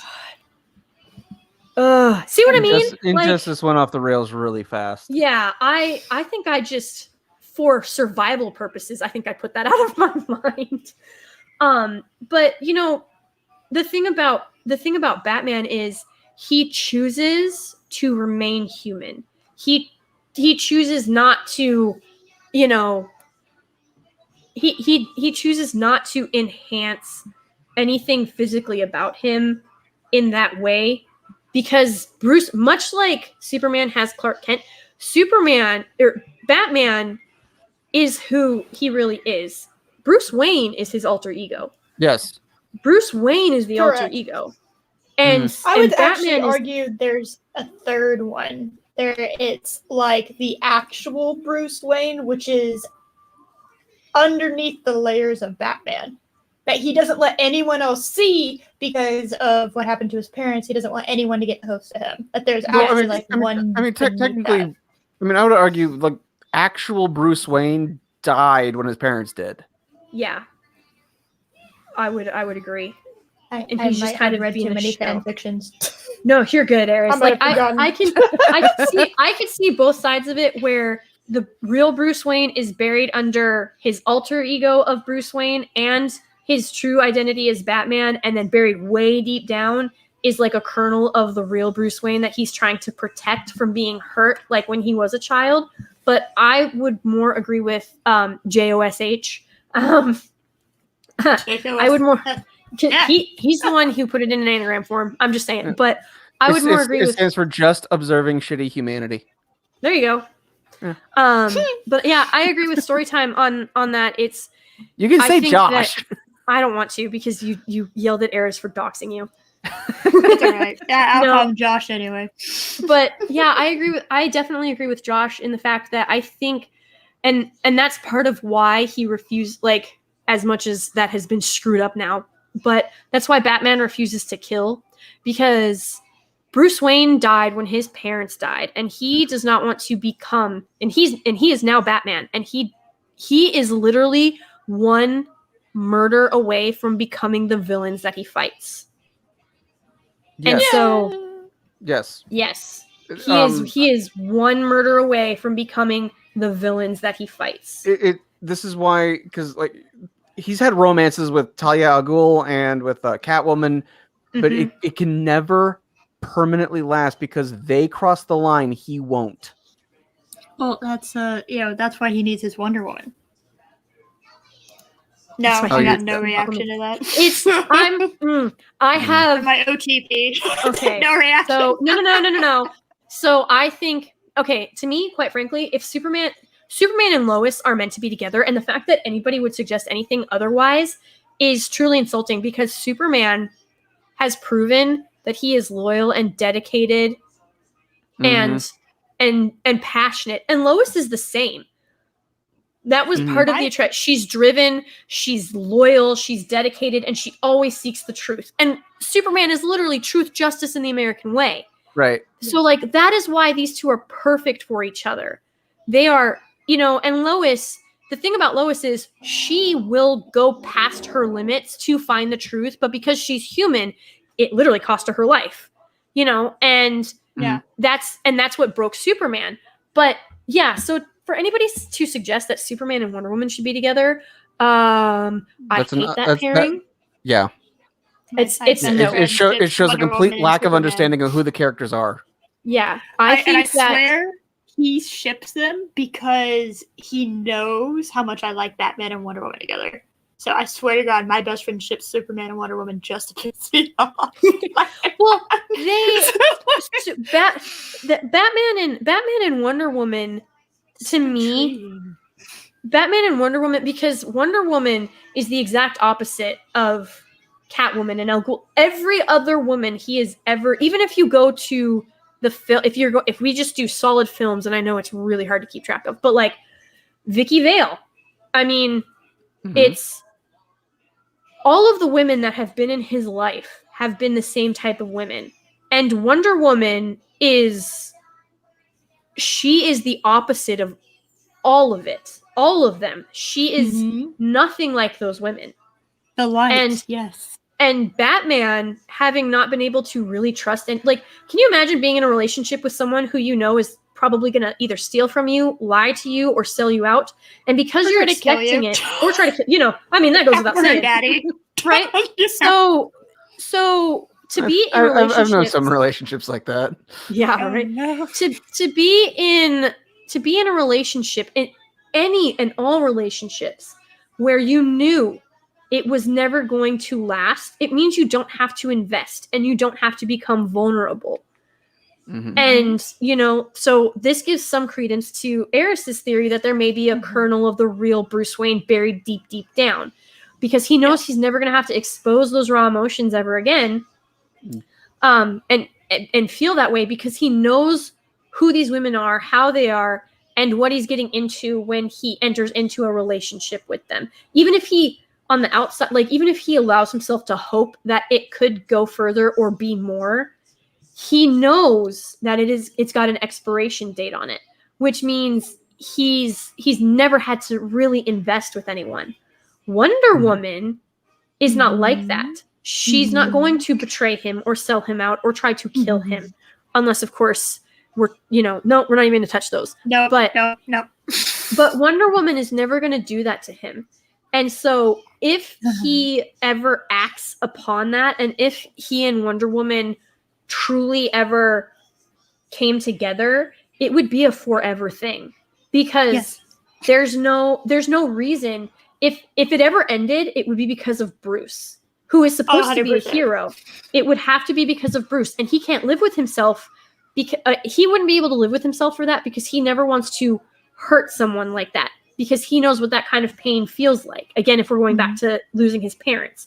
And so it would have to be Bruce that makes it implode. It would have to be Bruce that severs it. And he could never do that. Yeah, he could never do that to Wonder Woman. And Mac, go ahead.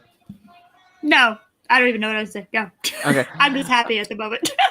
Somebody agrees with my ship. Yes. Yes, I did it.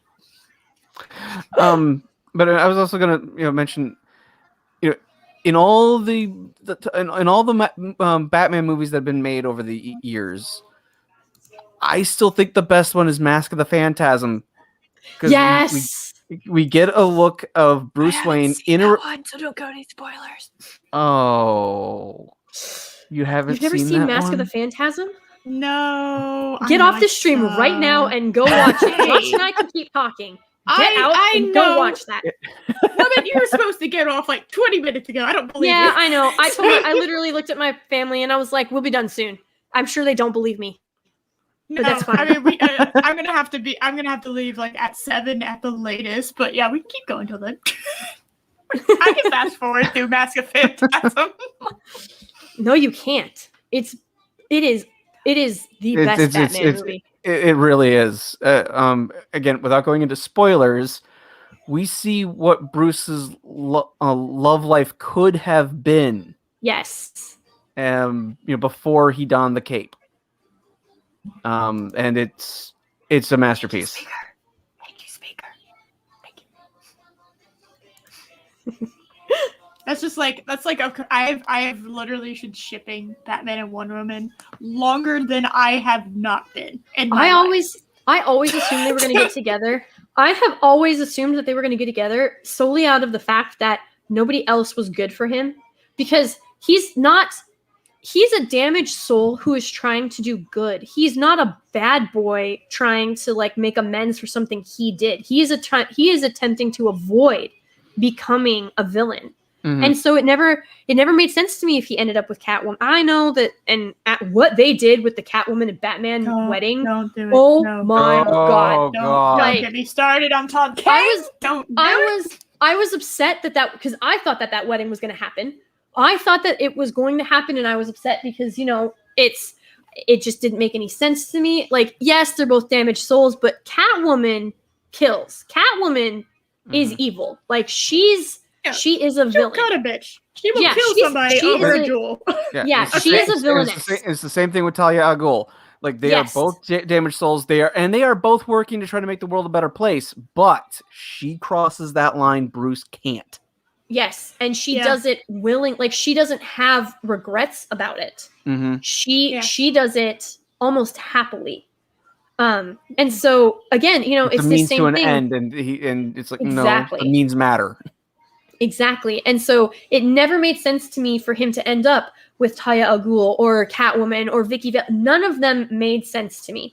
And I didn't really read Batman for the romance because Superman and Lois was like my love story. Like I was like, oh, he's devoted to her. Like that'll be the love story in the comics, but I don't need the romance in the comics. But because it constantly gets put in there, I never understood. Like Batman and Wonder Woman always made sense to me. Because he's trying. You're a good person. Well, because it's Batman. Batman is trying to. He is dealing with the scars of his childhood in a really screwed up way. Like, let's be perfectly honest. Batman's insane. Like he's normal, but he recognizes that he is off the deep end and that what he's doing is not normal. And this lets him know that if he crosses that line, if he goes down that path, he will be everything that he has been fighting against. And so it made sense that Wonder Woman brings out the best in him. It doesn't matter if it's the comics or the animated series. Wonder Woman brings out the best in Batman and Bruce Wayne.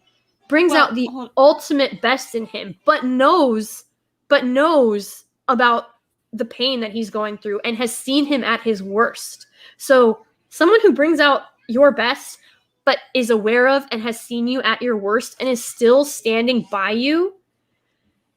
I mean, what more could you really ask for? Thank you. Now, if you're gonna have Wonder Woman and Batman get together, it cannot be in a universe where she snaps.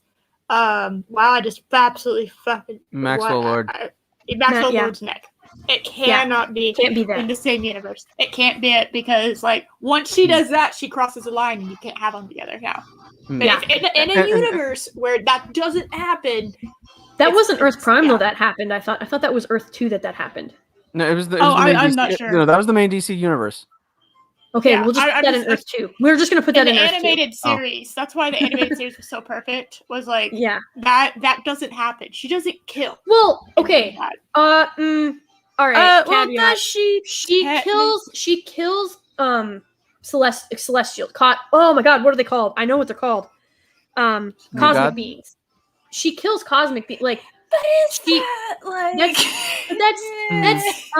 that's a little bit different. I think it's different if you kill evil itself. You're not really killing a human being in that instance. And Wonder Woman is also a trained warrior. She doesn't really have the no-kill code that Superman and Batman have. No, but that's why they were so horrified when she killed Maxwell Lord. Yes, her code is to not kill the innocent. That's her code. Don't kill the innocent or the weak. Like, defend the weak. He can't be it. Like, okay, when I say Wonder Woman can't kill, I mean like Wonder Woman can't kill as far as like after she meets Batman. That's what I mean by that. Because like once that happens, I feel like it's really hard to like actually have like to argue like that. Okay, well then it's any woman that he's But if she kills somebody, because she's lived for a hot minute, she's been around for a while, right? Oh yeah. So it's not she's like she ancient. Like 5,000 years old or something like that. Obviously, she's gonna have killed somebody. She's a trained warrior. She's gonna have killed somebody in like those thousands of years she's been on this planet. So like, I don't know. I feel like it's after she's with. But okay, Batman. so where you've got Selena Kyle who killed out of greed. Like she killed out of greed. You've got Talia al Ghul who killed out of pleasure. Yeah, like not so much pleasure, more for her worldview. Nothing. Yeah. Killed. It was like daddy issues with more like that's why I pulled it back. It's like daddy issues. Killed without remorse is what I'll say. Like she killed innocent lives without remorse. So you have all these other women who they've murdered innocent people. Yes. And you've got Wonder Woman who has defended innocent people, but in so doing has killed very bad people. But she doesn't take like pleasure in it either. Like she doesn't boast about killing evil people. She doesn't boast about, ending human life. But she has done it. Yes. But generally with good cause. And again, like you said, she's from a warrior culture. But that's still like, there's a difference between killing to defend and killing just to kill. Right. So I think that's where it would be okay, because Wonder Woman knows Batman, like she knows his limit. She knows it. And it didn't, she didn't kill Maxwell Lord, turn around and be like, don't be a pussy about it. Like she didn't do that. She didn't rub it in Batman's face. But she did tell him quite like blankly. She was like, it had like had to be done. It had to be done. And he was mind controlling Superman and killing several innocent people. Like, no, he needs to be stopped. Yeah. And I think one of the only instance that I can really see Wonder Woman and Superman ever getting together, because they're both technically immortal, is after Bruce dies and after Lois dies. Because you're like, I think she's around 5,000 years old. And Superman, as far as we know, he's immortal. He's immortal. Like he literally came back from the dead.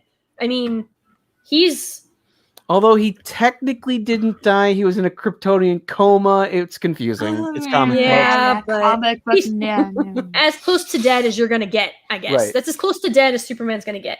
So I can see them being two immortals and eventually like finding each other way later on, because even by immortal standards, they're, especially Superman, they're both really young by immortal standards. And so I could maybe see that way, way down the line. But quite frankly, Batman and Wonder Woman are the perfect pair. And I will fight anybody that says otherwise. Oh my God, Lois, I have a new friend. I have a friend, I'm guys. glad. I did it. I'm so happy. We did it. I'm glad. Eris is like, I've been so lonely. I have a female friend now. I did it, guys. They're hard to find. They're so hard to find. Don't be laughs at them. It would be pretty funny to hear Wonder Woman say that to Batman, but then you'd be cucking Batman, which I don't want to have happen. Even if it is Wonder Woman saying it, you're cucking Batman, which cannot be allowed to happen. You have him punch her in the face. There you go. Egalitarianism. Don't be a pussy. Boom. There we go. There we go. No. Yeah, but I'm just. I don't know. Did anyone read the DC Comics Looney Tunes team up comics that they were doing a couple years ago? No. I haven't read a comic. They were not Indiegogo. They were surprisingly actually pretty well done.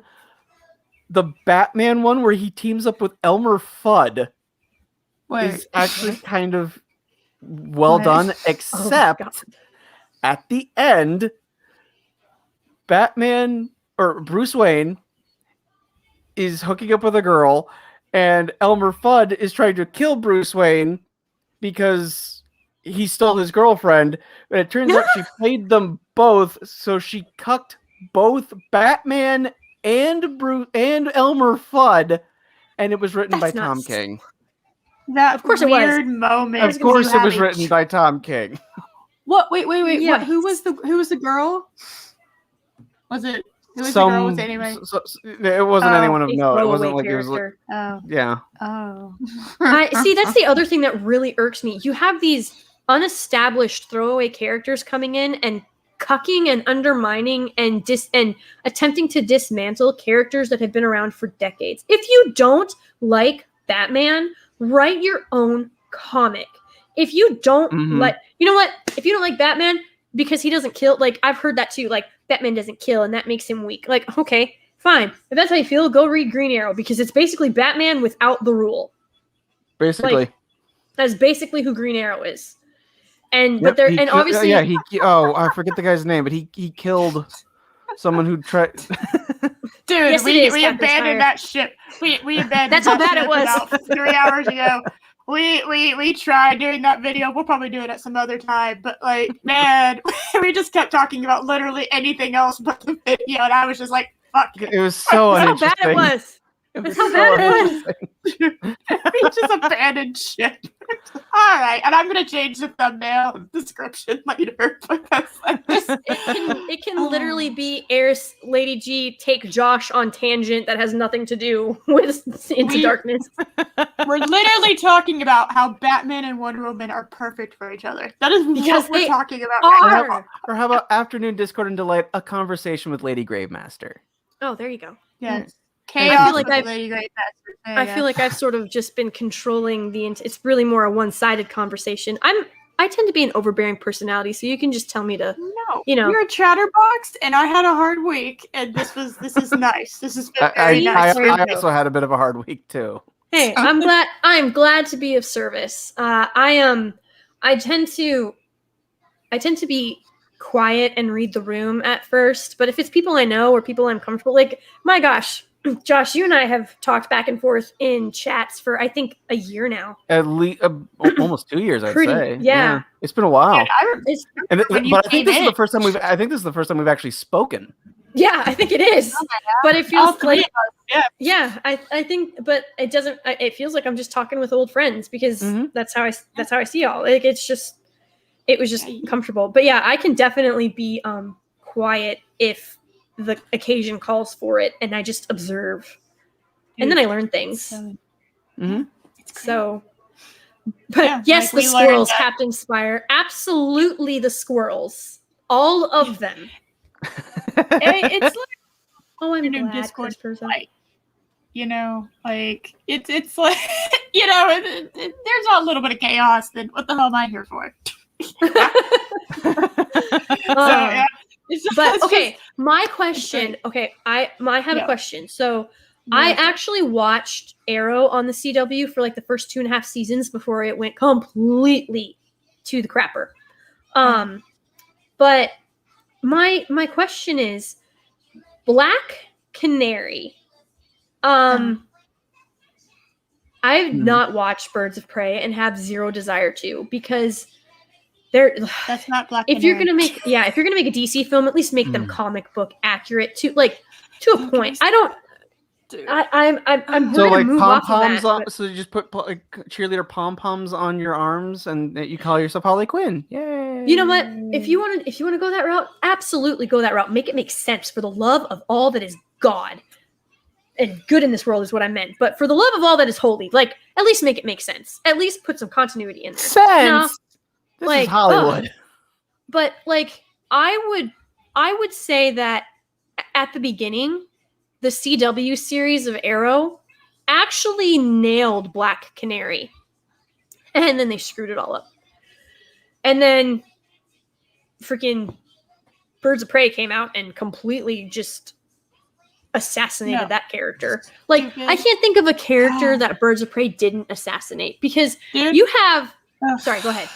Sorry, I anytime someone brings up Birds of Prey, it's just like it's not even a Birds of Prey movie. It's an incorrect. No. It is an incorrect. Somebody got Gotham Sirens and Birds of Prey mixed up, and they have no idea what's going on because and they put Huntress in trash bags. It looked like the costumes are horrible. Oh my god, how are you gonna make Huntress? How are you gonna make Huntress like a freaking, I don't even, like, she wasn't a warrior. Like, dude, oh! none of them were cast correctly. None of them were cast correctly. And even Margot Robbie, who did a really, like, her and Jared Leto actually did a really good job in showing the Joker-Harley relationship. Yes. In Suicide Squad, which is one of the only good things about that movie. You know, whether you like Jared Leto's Joker or Margot Robbie's Harley Quinn, how they showed that relationship was perfect. Yes. So it makes no sense to have Harley Quinn go off and start this hero group after Joker and her break up, because that's literally how the Gotham Sirens come into existence. It's a frustrating thing because it's like they didn't think they were going to get a Gotham Sirens movie, and so they made this crappy, hot topic costumed Birds of Prey movie.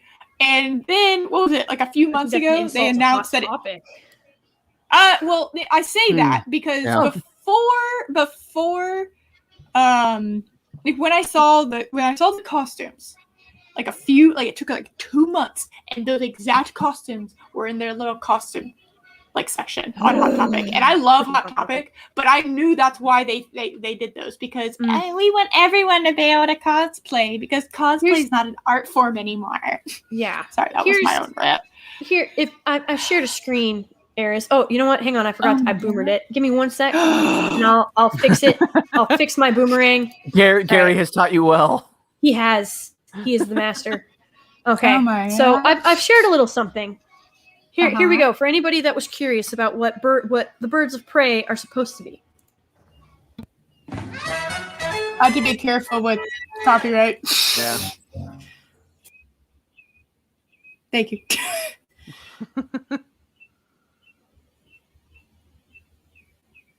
Oh yes. Yeah, that's Huntress.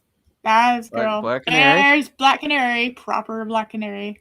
I prefer her with fishnets, but that's just me.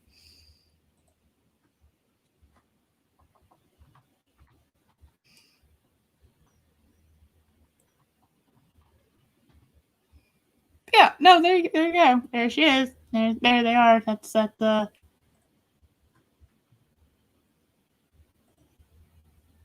And yes, to answer your question, speaker, that I think that was who asked. I do believe Huntress is supposed to be the child of Selena Kyle and Bruce. I think there's an iteration. At least one version. I don't know. I don't know if that's like in all versions. I don't think that's the case, because in some cases that literally can't be the case. But yeah, she don't want nothing to do with them. Yeah. But yeah. There you go. That's the actual bird. And for comparison, Eris, I'm sharing something. Yes. Okay. I'm gonna go ahead and do that. Stop. Every time I see that picture, it hurts me. What is this? Now, if you wanted, okay, so see those diamond pants. You know what's funny is that I love it when cosplayers get creative with their cosplays, and like they don't copy the direct costume. They don't copy it directly. They kind of put their own spin on it, which is what I've done in the past when I've cosplayed.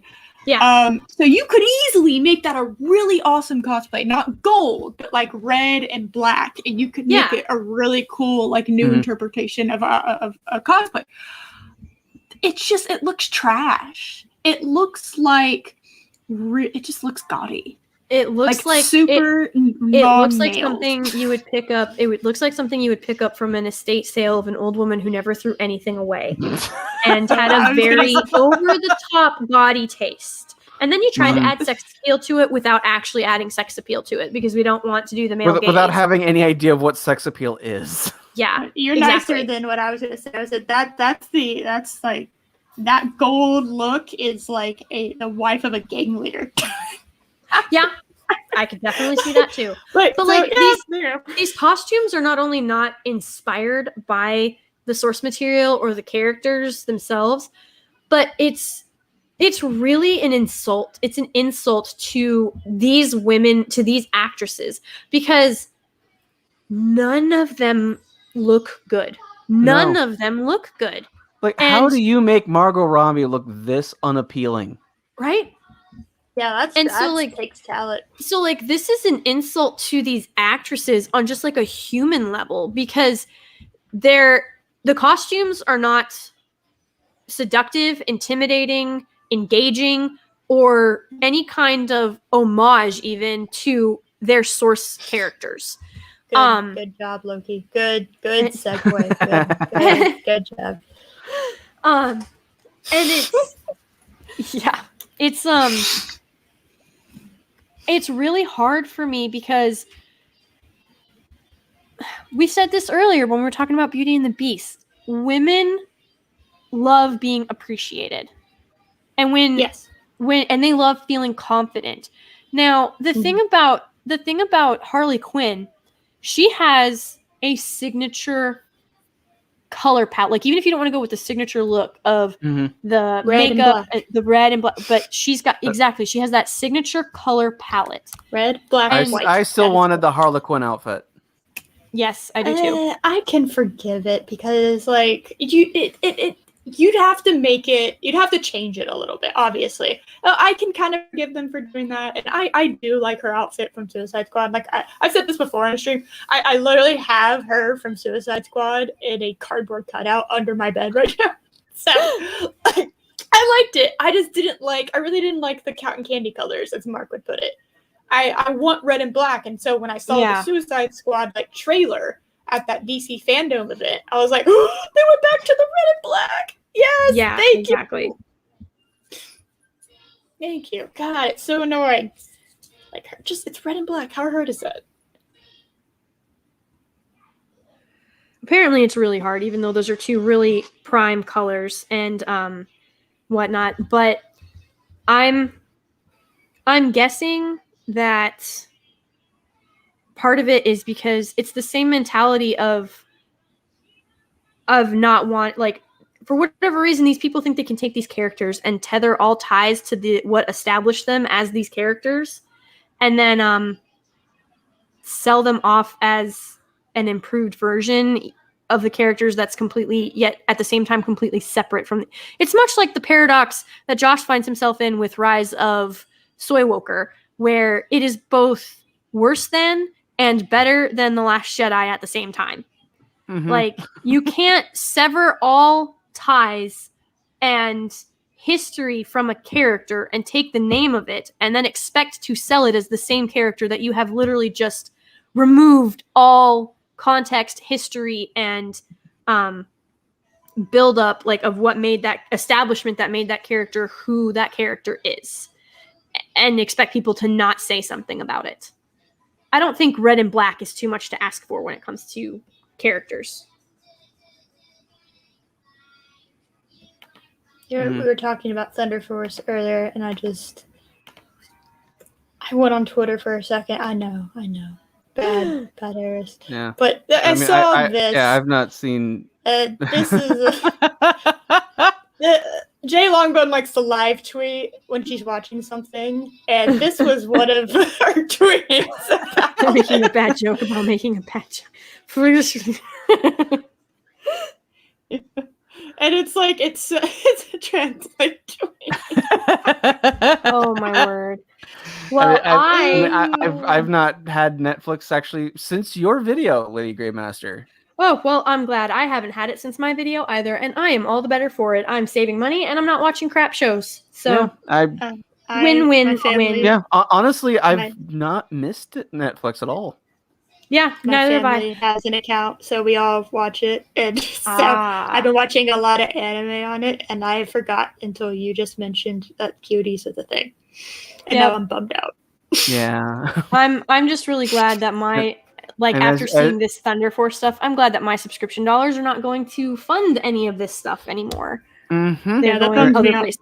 Yeah, as you pointed out in your video, like, you know, even though it's just a tiny fraction of a penny, I still helped pay for some of these movies. You helped pay for cuties. Yep. Harris, you and your family helped pay for Thunder Force. Yay! I did it. It's that like when you realize that personal responsibility level, you're just like, I cannot actually stomach the fact that I did this. But I am now 45 minutes overdue, and my family is beckoning. So it has been so much fun, guys. Stairs. I can hear their stairs. I mean, I've been hearing it. Are you happy? And you know it for quite a while. Yeah, it's been a blast, guys. I hope I can make it back on again sometime and actually remember that I'm supposed to be on.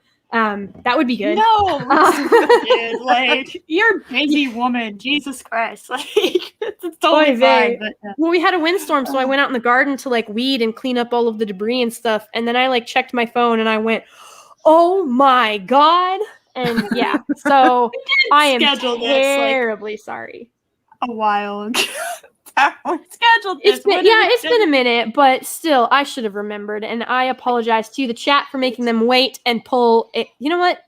I learned from the master. All right, I learned from the master. It's true. Gary! Oh, she did it, guys! Everyone clap! She pulled an ultimate Gary, and she was like an hour and a half late.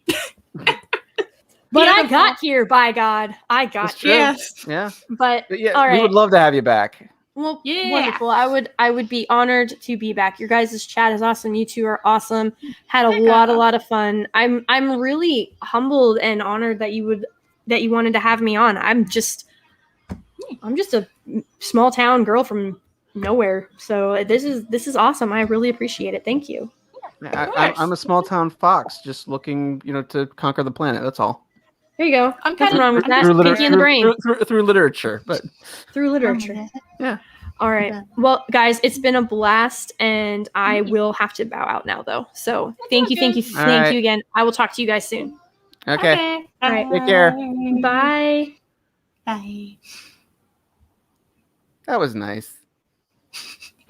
Oh my God. That was amazing. So, yeah. Oh my God, that was beautiful. I think Eris just broke. She out ADD'd me, and it was the most amazing thing I've ever been a part of. Like, it out chatterboxed me. I've never. It takes a lot to out chatterbox me. So that was phenomenal. She's like me, but like my final form. Oh my God. You got to up your game. Yeah, I know, right? We got through barely 2 minutes of video. So like I said, I'm going to swap out. I'm going to change the description. Oh, man. That video was so boring. Dude, that was so boring. It's like, we were doing it. It was fine, cracking jokes. But it's like Lady Gravemaster came in and we were just like, yeah, fuck this. Yeah, we don't need this. Yeah, we'll just talk about everything. Yeah. So yeah, I'm just gonna rename everything, and we'll come back to this video in the future. Probably May. We'll come back to it. I'm not rewatching Star Trek Into Darkness ever again. I'm not doing that. I don't care. No, I'm not doing it. Don't do it. No. So. Yeah, I'm just gonna change everything so that it's like more accurate, and then completely confuse people who try to watch this. It's an experience. No, we're definitely gonna have her on again because that was amazing. We went from like the royal family to like to Batman and Wonder Woman shipping and why that's the best couple ever. That was amazing. That was crazy. I now have someone to send Batman and Wonder Woman fanfiction to. This is amazing. I've never had this. I've been shipping them since middle school, since like I was like, hadn't even hit puberty yet, and I was already shipping them. Like, it's great. I'm so happy. Yay. We made a friend. We did it. Josh, we made a friend. We did it. Yeah, I mean, like she mentioned, she and I, we've been talking in various chats for a long time now. We actually got a chance to talk. It was fun. Yeah. She came around. So Lady Gravemaster came into existence. Not that she existed any time before. She came into the internet existence. Well, Women didn't right exist around- till 2016. I know. But just saying that, like, her origin story was around when Doomcock would hit around 100K. Around then, yeah. Yeah, that's when she that's came when I in. seem to remember seeing her. Yes. And she'd also been in Gary's chat, too. Yeah, so that's when I remembered her. So it's been a while. Mm-hmm. Yay! So next week, well, okay, first of all, Tuesday. Wait, Monday. Hold on, fuck, God. Okay, I'm getting back on this streaming thing, and I'm trying to figure out what I'm doing. So Monday, Batwoman, woohoo! So excited, I've missed it. Are they? So they only took the 1 week off? Yeah, I thought so. Loki, help me. I don't know what I'm doing. Batwoman season 2. I should have done all of this before the stream, but I was baking cookies, which is why I was running late. Okay, yeah, April 11th. Okay. April 11th. So. Yay. Yeah, they only took the 1 week off. Time Weird. off for good behavior. I'm so excited because that means it's going to be about jail, and I'm going to get lectured about how no white people have ever gone to jail for anything, and how the criminal justice system is rigged against everyone that isn't a pure white Caucasian.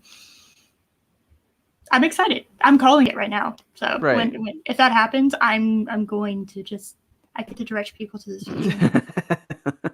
Loki is equally overjoyed, so excited, just as much as excited as me. I do love the show, not because it's good, because it's so awful. I've only watched it through EFAP. It's a funny. Let me tell you something. It's a trip to actually sit down and watch it at like 6:30 in the morning. Okay, like it is Monday morning at like around 6:30 to 7 is when Loki and I sit down and we watch it. It is a whole thing. So we're doing that, I'm guessing, and I'm reminding him of it because sometimes he forgets conveniently. Oh, Batwoman's still around? I didn't know. And then Tuesday, I'm hosting the round table. So, yay. And that's going to be about stuff and things. I'm going to forget to watch Winter Soldier again, the Falcon and Winter Soldier thing. I've only watched the first episode, and I just don't care. Yeah, I don't really care. Like, whatever. Like I was happy when you mentioned that you weren't interested in reviewing it for the show, because that means I don't have to watch it. No, I'm not. Hell, we're reviewing it on the Comic Book Roundtable, and I haven't watched it. I just forget it exists. It's just not important to me at all, you know. Like, so on the Comic Book Roundtable, when they start talking about it, you just like go to mute and start baking cookies? Oh no! I just start. I'll like play a game on my phone, or like I'll like. Or do you eat the cookies that you had previously? I'll paint my nails. Oh. Yes. Okay. I'll do a whammon thing. Whatever. I'll take a bath. They'll just be going on. There's no idea what's happening. Like, oh, whatever. You can get back to me whenever. But yeah, so we'll have that, and then next Saturday we have other special guests. Mm-hmm. Yep. Yay! Boop. It's another whammon, and that's all you're getting. Besides that thing that just happened on the screen. That's the only hit you're getting. There we go. We have a tease. It's another whammon, and the avatar Josh now has is a small indication of what might happen. Yep. It's a fun little video. It's a much shorter video, so. Thank Hey, God. I have time to go back to this one. Oh, yay! Oh. No, dude, there's so much to talk about. It's like a 5-minute video, and you're just like, oh. Oh, no. Anyway, I'm also noticing the gold circle is off center, and that's bothering me. Oh God, why did you tell me that? Oh no. Oh God, why did you tell me that? I just realized that I need to recenter that.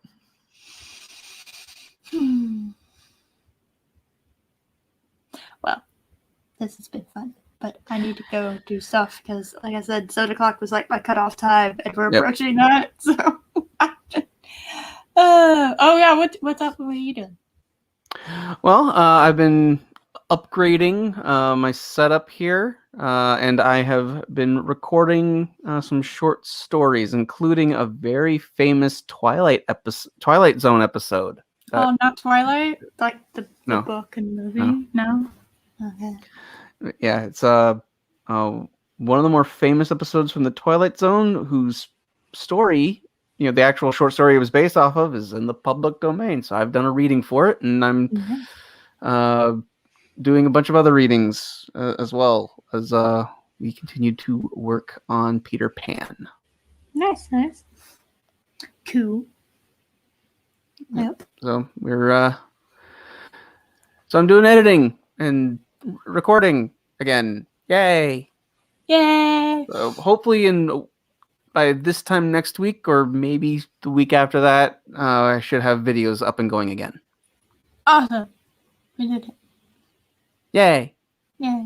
So I'm gonna do stuff. I'm gonna go and I'm gonna do stuff and then sleep. Sounds solid. Yeah, that's my plan. So, all right. Thank y'all for coming. I will see y'all Monday. Bye, everyone. Bye.